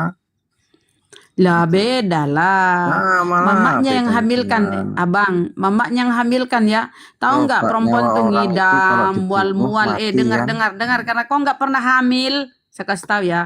Kalau perempuan tuh hamil ngidam 3 bulan ngidam setengah mati kan. Ini Tuhanmu di dalam ini ngidam nih mamanya nih ngidam. Kemudian dia perutnya tuh 9 bulan dibawa kemana-mana. Ke kamar mandi tidur nggak nyaman ya kan. Besar di perut. Keluar-keluar kok bilang dia cuma dipakai sebagai alat. Ini gimana nih pengajaran kekristenan nih? Tidak menghormati seorang ibu. Nggak respect saya ya. Ibunya setengah mati ngidam. Kalau ketika Maria ini hamil dan pendarahan, nggak jadilah Tuhanmu itu. Keluar itu gumpalan-gumpalan darah kalau perempuan pendarahan. Nggak jadi Tuhanmu itu. Keguguran Maria kalau Maria mau jengkel sama kalian. Ya kau harus harga perempuan. Terus 9 bulan ngeden. Ngeden itu tahu. Antara hidup dan mati tuh perempuan kalau ngeden. Bisa jadi sang bayi nggak keluar nih. Kalau nggak keluar Tuhanmu, mamanya mati. Bisa juga Tuhanmu yang mati dalam kandungan. Kalau Maria malas ngeden. Dan Bunda, kalau dia dilahirkan tidak melalui itu kan. Dulu step ngomong sama saya bahwa Yesus keluar dari Bunda Maria itu nggak lewat itu loh. Bener nggak Step dulu pernah ngomong gitu? Kapan pernah ngomong begitu Bang? Oh berarti bukan Step ya, yang lain. Sorry kalau Nambah-nambah, gitu. Bang. Oh iya, Oh, iya Kak. ini, Bang. Kalau bukan ya Peter. saya cabut. Peter. Berarti Bunda Maria melahirkan normal ya? Bang, coba kita buka Yohanes 10 ayat 30 Bang. Aku dan Bapak adalah satu. Ya, Terus, jadi di dalam kandungan Bapak dan Yesus menyatu. Wahyu 22 ayat 13. Ya nggak usah banyak-banyak dulu. 10.30 dulu. Jadi di dalam kandungan Bapak dan Yesus menyatu gitu. Bapak. Kena lagi dia Bunda Rama kena lagi. Jadi Bapak dilahirkan ya keluar ya bersama Yesus. Ngoe, ore Bapak lahir. Kemudian Bapak Sebetulnya- disusui. Aduh Pak, makanya Pak rumit kalau menuhankan manusia Pak. Memaksakan Tuhan menjadi manusia itu rumit. Karena memang gak ada data di Bibelmu Pak. Itu doktrin. Yang menyatakan Yesus itu ada ilahinya adalah doktrin Bapak Gereja. Konsili Nikea 325. Tadinya gak ada itu yang menjadikan Yesus Tuhan tuh. Tiba-tiba di Roma dia akan konsili abad 4. 321. Jadi Yesus ilahi. Kemudian konsili terakhir, konsili Kalsedon. Itu diputuskan Yesus 100% manusia, 100% ilahi. Inilah akal-akalan Bapak gereja. Ternyata nggak ada data di Bible. Makanya Bang, kalau kita diskusi, Anda kelabakan, Anda lawak-lawak. Membantah semua data di Bible. Karena kagak ada data. Gitu. Malu kan Anda kalau gini cara diskusinya, nggak bisa jawab, nggak bisa tunjuk dalil. Cuma curhat, ngadu, ngedumel. Sekalipun saya kan? dihina, dicaci maki, direndahkan, bahkan dibunuh, sekalipun iman saya nggak akan goyah. Iman saya tetap Tuhan Yesus. Siapa yang suruh kau goyah? Siapa yang suruh kau masuk merubah imanmu? Kami hanya koreksi imanmu, nggak suruh kami. Ya nggak apa-apa. Ya, nggak ada paksaan. La ikrah fiddin, nggak ada paksaan dalam Islam. Ikut Yesus juga nggak masalah, bukan ya, siapa yang mau ikut menuhankan manusia kayak kau? Bodoh sekali yang mau menuhankan manusia kayak kau. Ya itu. Makanya 1 Korintus 4:10, oten bodoh karena Kristus. Itu 1 Korintus 4:10, Anda ini bodoh karena Kristus. Itu data di Bible yang menyatakan. Karena Anda tidak mau pakai akal, cuma iman. Nyata-nyata data secara komplit apa? Ya terserah emak. Selimuti imanmu itu, turun cuci kaki kau, bungkus imanmu 3 karet gelang, tidur. Tuh lihat, kita itu di Indonesia itu banyak perbedaan. Banyak. Enggak, kita itu gini Bang, diskusi itu pakai data. Jangan cuma bacot, pakai datamu itu. Dari tadi ditunjukin data. Ya makanya Kalian kalau tuh nggak ada data deh. Bunda, kalau mau pakai data itu harus lengkap, jangan secuil-secuil. Ya. Lah, daripada Anda secuil pun nggak ada. Sekuku hitam pun ada nggak tunjuk data. Mana datanya Yesus itu? Firman itu mana? Firman. Nih saya minta data gini. Di mana data di Bible? Firman itu Yesus. Data di Bible. Sekarang kan Anda kan minta supaya saya minta data. Di mana data di Bible? Firman itu Yesus. Atau di mana firman itu berubah menjadi manusia Yesus? Mana? 2 aja pertanyaan saya. 3. Di mana Yesus mengakui Kristen? 3. Jadi pertanyaan Anda mencret, nggak bisa jawab. Lah gimana Apalagi caranya? banyak pertanyaan. Orang Kristen itu jawab. Yesus Kristus kok. Ya jawab. Apa yang kau ikuti dari Yesus? Ayo. Apa? Ya banyak. Coba kau tanya. Banyak. Apa? Namanya saya banyak. Apa yang kau ikuti dari Yesus? Coba tunjuk. Coba. Ya, kekekalan, hidup kekal di surga. Kata Yesus, nih data ya. Di Yohanes, karena begitu besar kasih Allah sehingga dia mengeruniakan anak yang tunggal, supaya setiap yang percaya kepadanya akan mendapatkan hidup kekal. Apa itu hidup kekal Bang? Yohanes 17:3, hidup kekal. Apa Yohanes 17:3 menurut Yesus? Hidup kekal ialah mengenal engkau satu-satunya Allah yang benar. Dan mengenal Yesus Kristus yang engkau utus. Satu-satunya Allah. Terus kenapa kalian ini stres menuhankan 3 dalam 1? Dan mengenal Yesus, abang, hidup kekal menurut Yesus. Ini kan kau pengikut Yesus, ikuti perkataan Yesus. Kata Yesus, hidup yang kekal ialah mengenal engkau, bukan dirinya loh. Engkau satu-satunya Allah yang benar dan mengenal Yesus Kristus yang engkau utus. Utusan. Yohanes 14:13, sebab siapa yang diutus Allah, dia yang menyampaikan firman Allah. Jadi siapapun yang diutus Allah, dialah yang menyampaikan firman Allah. Bukan dia itu Allah itu sendiri. Di mana nih akalmu nih? Ayolah pakai otakmu lah. Ayo. Mengutus dirinya sendiri. Wish, mana datanya dia mengutus dirinya sendiri? Ya ada, carilah di situ. Aku nggak bawa. Ada. Dari tadi ya ada. Udahlah. Kau juga on nggak ada data. Udahlah, turun kau tidurlah. Males kalau nggak ada data-data, kau cuma banyak bacot. Lah itu data yang tak kasih itu banyak itu datanya, tapi abang kan nggak percaya.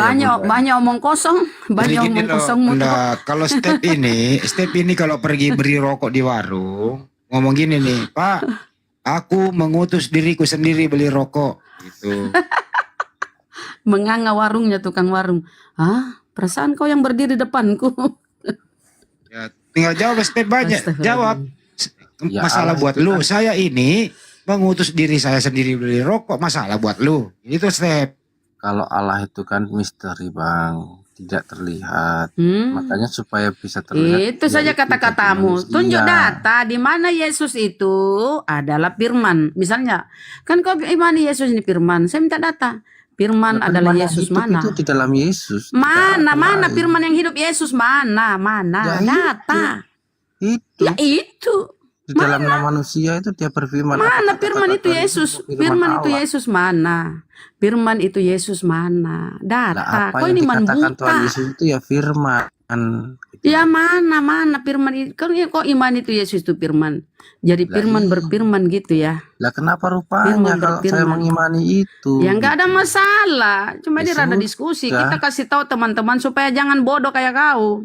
Cuma imani. Ya mungkin bagi Kita kasih tahu Bunda di saya sini. bodoh, tapi bagi Tuhan saya pinter. Iya. 1 Korintus 4:11, 1 Korintus 4:10. Oten bodoh karena Kristus.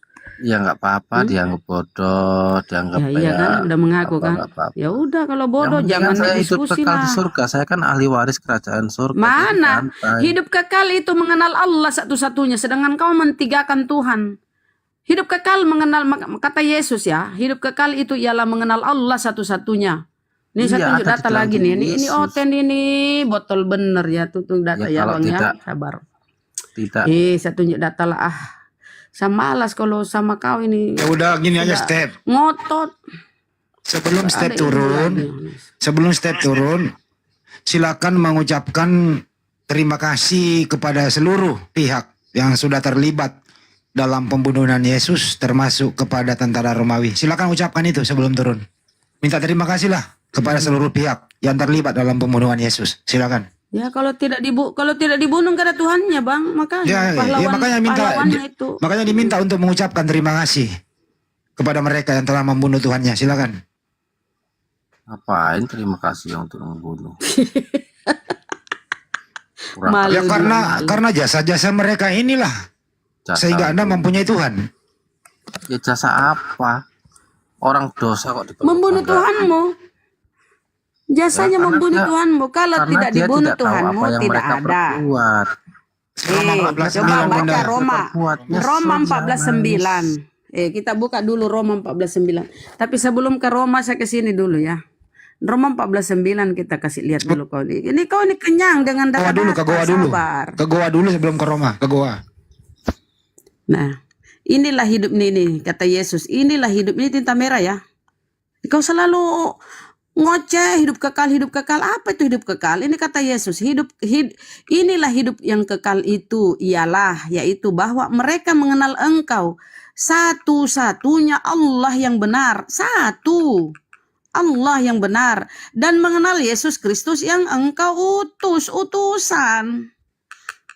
Ya, Ini dia ada mengutus satu, dirinya. bukan yang seperti imanmu Lah iya, tiga. dia kan mengutus dirinya sendiri.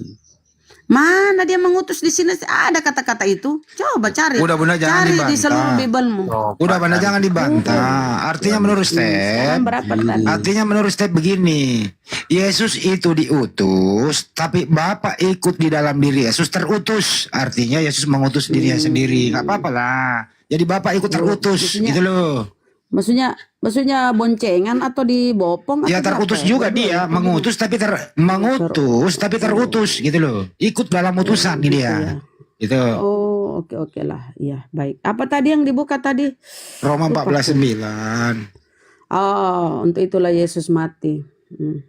Jadi terakhir nanti ucapkanlah terima kasih kepada semua yang terlibat pembunuhan Tuhan atas jasa mereka lah. Untuk apa? Pembunuh kok ucapan terima kasih. Ya kalau nggak ada yang bunuh, kamu Kalau nggak punya tidak Tuhan dibunuh. loh. Ya, Nggak karena ada dia Tuhan, membunuh bro. tidak tahu apa Nah. yang mereka perbuat. Itu kejahatan. Nih, dengar nih kata-katanya ya. Nih, saya tandai supaya kau pinter. Sebab untuk itulah Kristus telah mati dan hidup kembali supaya ia menjadi Tuhan. Baik atas orang mati maupun orang hidup. Jadi Yesus itu harus mati dulu. Makanya kata Bang Handi, Dengku ini minta terima kasih kau kepada penjajah Roma, iblis, Yudas, Yahudi sana. Terima kasih mereka bersekongkol membunuh Tuhan, membunuh Yesus. Karena kalau tidak dibunuh ini, ya Yesus mati dan hidup kembali supaya, ada kata supaya ya, supaya ia menjadi Tuhan. Jadi kalau tidak dibunuh ini Yesus, tidak ada Tuhanmu, bro. Makanya wajib kau berterima kasih kepada para pembunuh Tuhanmu itu. Ini Roma di Bibelmu. Sebab untuk itulah Kristus telah mati dan hidup kembali supaya ia menjadi Tuhan, baik atas orang mati maupun atas orang hidup. Matilah dulu. Tambahin Kalau tidak terakhir Bunda, mati, nggak ada tambahin Tuhan. terakhir. Kisah 236, tambahin biar dia puas kalian. Apalagi Kis, Kisah 236. Tuhan dibentut. Kis 2. Kisah 236. Kenyang kau ini data-data nih. Mana gerejamu, pendetamu kasih kau data-data? Enggak ada kasih data-data. Paling dia sembunyikan seperti ini. Nah, kita kasih tanda dulu. Jadi, seluruh kaum Israel harus tahu dengan pasti bahwa Allah telah membuat Yesus. Jadi Tuhanmu ini dibuat. Allah telah membuat Yesus yang kamu salibkan itu menjadi Tuhan. Jadi Tuhanmu ini Tuhan buatan, harus dibunuh dulu, baru jadi Tuhan. Ini data ini semua di Bibelmu.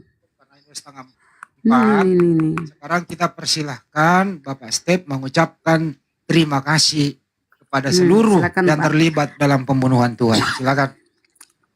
Tempat, waktu dan tempat dipersilakan. Silakan Pak ucapkan dengan suka Saya hati. tidak mau mengucapkan terima kasih kepada orang jahat. Loh, orang jahat. Padahal dia pahlawan pembunuhan Tuhan loh. Pahlawan Kalau apa? nggak dibunuh Tuhanmu, Pak. Kira-kira siapa Tuhanmu kalau tidak dibunuh itu Yesus? Siapa Tuhanmu? Karena dia tidak tahu apa yang mereka perbuat. Saya tanya, siapa Tuhanmu? Kira-kira kalau tidak dibunuh Yesus, siapa Tuhanmu? Apa kau punya Tuhan? Karena Yesus tadi itu harus mati dulu supaya jadi Tuhan, Pak. Jadi kalau tidak dibunuh, nggak ada Tuhanmu. Hah? Konteksnya kan di bangsa Israel. Jadi konteksnya itu. Tadi Kalau dia mengaku bahwa tertulis, dia oleh orang sebab Israel itu Yesus mati dan hidup kembali supaya jadi Tuhan. Tuhan itu orang Yesus Israel pada dibentuk waktu oleh itu Tuhan, sudah dibentuk punya jadi Allah Tuhan. Elohim. Kalau Tuhan Naik Yesus lagi ke ngaku situ. bahwa dia Elohim, orang dia nggak ngaku Elohim aja dipukulin batu karena dia ngomong anak Pak, tadi manusia. perkataan Bilang anak manusia saudara aja dilempari saya. batu. Udah cukup. Mau tahu nggak? Mau tahu nggak kalau yang mati itu Tuhan? Kasih data lagi Bunda. Kalau dia nggak percaya Tuhan itu mati. 1 Korintus 11:26. Setiap kali kita makan dan minum roti ini, kita memberitakan kematian. Coba tampilin aja biar netizen juga tahu lah. 1 Korintus 11:26 ini terakhir nih sebelum mengucapkan selamat. 1 Korintus berapa, Deng? 11:26. Kadang gue lupa nomornya gara-gara bumbu dapur. 11:26. Ingat datanya tapi lupa nomornya. Nah ini kayak dirayakan. Aduh, kenapa nih HP ku nih? Ini kau ini kenyang ini gratis ini. Pendetamu nggak mungkin kasih kau ini data-data. Paling yang dia kasih. Inilah Ajarannya yang pendetamu dilakukan saat perjamuan kudus. Sebab setiap kali kamu makan roti ini, dan minum cawan ini, kamu memberitakan kematian Tuhan sampai ia datang kembali. Kematian Tuhan, jadi Tuhan Jadi itu kalau tidak mati. Kalau perjamuan kudus itu memperingati hari kematian Tuhan gitu. Jadi konteksnya dulu perjamuan. Salah lagi. Bangsa Israel itu keluar dari tanah Mesir. Aduh, diselamatkan oleh Bunda. Udahlah. Jadi, perjamuan itu ada sebelum Tuhan Yesus ada, tetapi dimurnikan, digenapi Tuhan sendiri yang mengingat itu. Gak ada data-data. Kita tunjuk data, kau tunjuk congor. Ya, saya Mana kau ini? datanya Nggak malu kau diskusi, nggak malu. Itu Kau nggak malu diskusi kayak gini. Kau nggak malu, nggak malu kau diskusi kayak gini. Kau nggak malu. Kau tanya dulu. Nggak ada harga dirimu, nggak ada harga dirimu diskusi kayak gini. Nggak ada malumu ya. Terus mana data-datamu itu loh? Yang tinggi udah cukup step daripada udah cukup step istirahat dulu step daripada melawan data terus udah bro. Iya. Udah tahu step udah tahu jalan pulang kan? Saya tahu jalan pulang. Ya udah silakan deh pindah dia udah tahu jalan pulang. bukan di ini loh ya teman, bukan di kick, dia tahu jalan pulang gitu. Ya, jadi Coki terakhir mereka untuk tuh yang Coki lawan- sebelum ditutup. Udah mau tutup, silahkan. Kalau sudah nggak ada, kita tutup ya Bang Juma ya, Desa Adli ya. Udah pada mau istirahat di Makassar, udah mau pagi nih, gitu ya. Kores, jangan pula kau main game terus. Oi, tugasmu. Kores. Ya kalau begitu kasih Bunda Rama nih, ditutup Bunda. Oke, baiklah ya saudara-saudaraku yang masih itu ada, Ih, masih banyak. ada Masih dia. ada 3.000 ya. Tapi udah mau pagi, Bang Juma kan perlu istirahat juga. Coba, Bang Juma belum tidur nggak? Coba. Gurunda, Assalamualaikum. tidurnya Bunda. mau habis sholat duha nggak? Oke, kita tutup aja dengan ucapan ya. Terima kasih netizen ya teman-teman yang sudah baik hati mensupport, menyimak ya dari tadi. Noise sekali Kores. Lagi main game ini Kores ya, sudah mensupport dari tadi siang, sore, siang, malam ya. Terima kasih banyak ya saudaraku. Semoga apa yang kalian lakukan mendapat balasan di sisi Allah. Amin. Ntar dulu Bunda. Kita Tapi tutup. ntar dulu. Tapi netizen memberi apresiasi. Bunda Rama malam ini menjadi bintangnya tuh di bawah tuh. Mantap. Bisa aja. Biasa suruh diem, suruh apalah. Udahlah. Oke ya, kita ucapkan banyak terima kasih. Apapun itu netizen, Mereka saudaraku, saudara dikafir-kafirin. seimanku. Habis dia nggak jaga perasaan saya sih. Oke ya, udah kita lupakan. Terima kasih saudaraku netizen yang sudah nyimak ya, yang sudah setia. Kita ucapkan kita tutup ya malam ini untuk sesi malam ini. Untuk kita ketemu insya Allah besok ketemu lagi ya dengan ucapan doa penutup. Doa kafaratul majelis. Kafaratul majelis. Subhanakallahumma wa bihamdika astaghfiruka wa atubu ilaik. Assalamualaikum warahmatullahi wabarakatuh. Waalaikumsalam warahmatullahi wabarakatuh. Waalaikumsalam warahmatullahi wabarakatuh. Ya teman-teman yang 2800 jangan lupa subscribe channel YouTube-nya Zulkifli M Abbas Official. Jangan lupa di subscribe dan di like. Saya juga minta ya. Nah, habis subscribe Zulkifli M Abbas, saya juga minta subscribe di channel Andi Slebes Channel. Andi Slebes Channel di YouTube. Kalau enggak ya nggak apa-apa. Kira mengancam. Oke ya. Lah, masa dia? Makasih saudaraku. Assalamualaikum warahmatullahi wabarakatuh.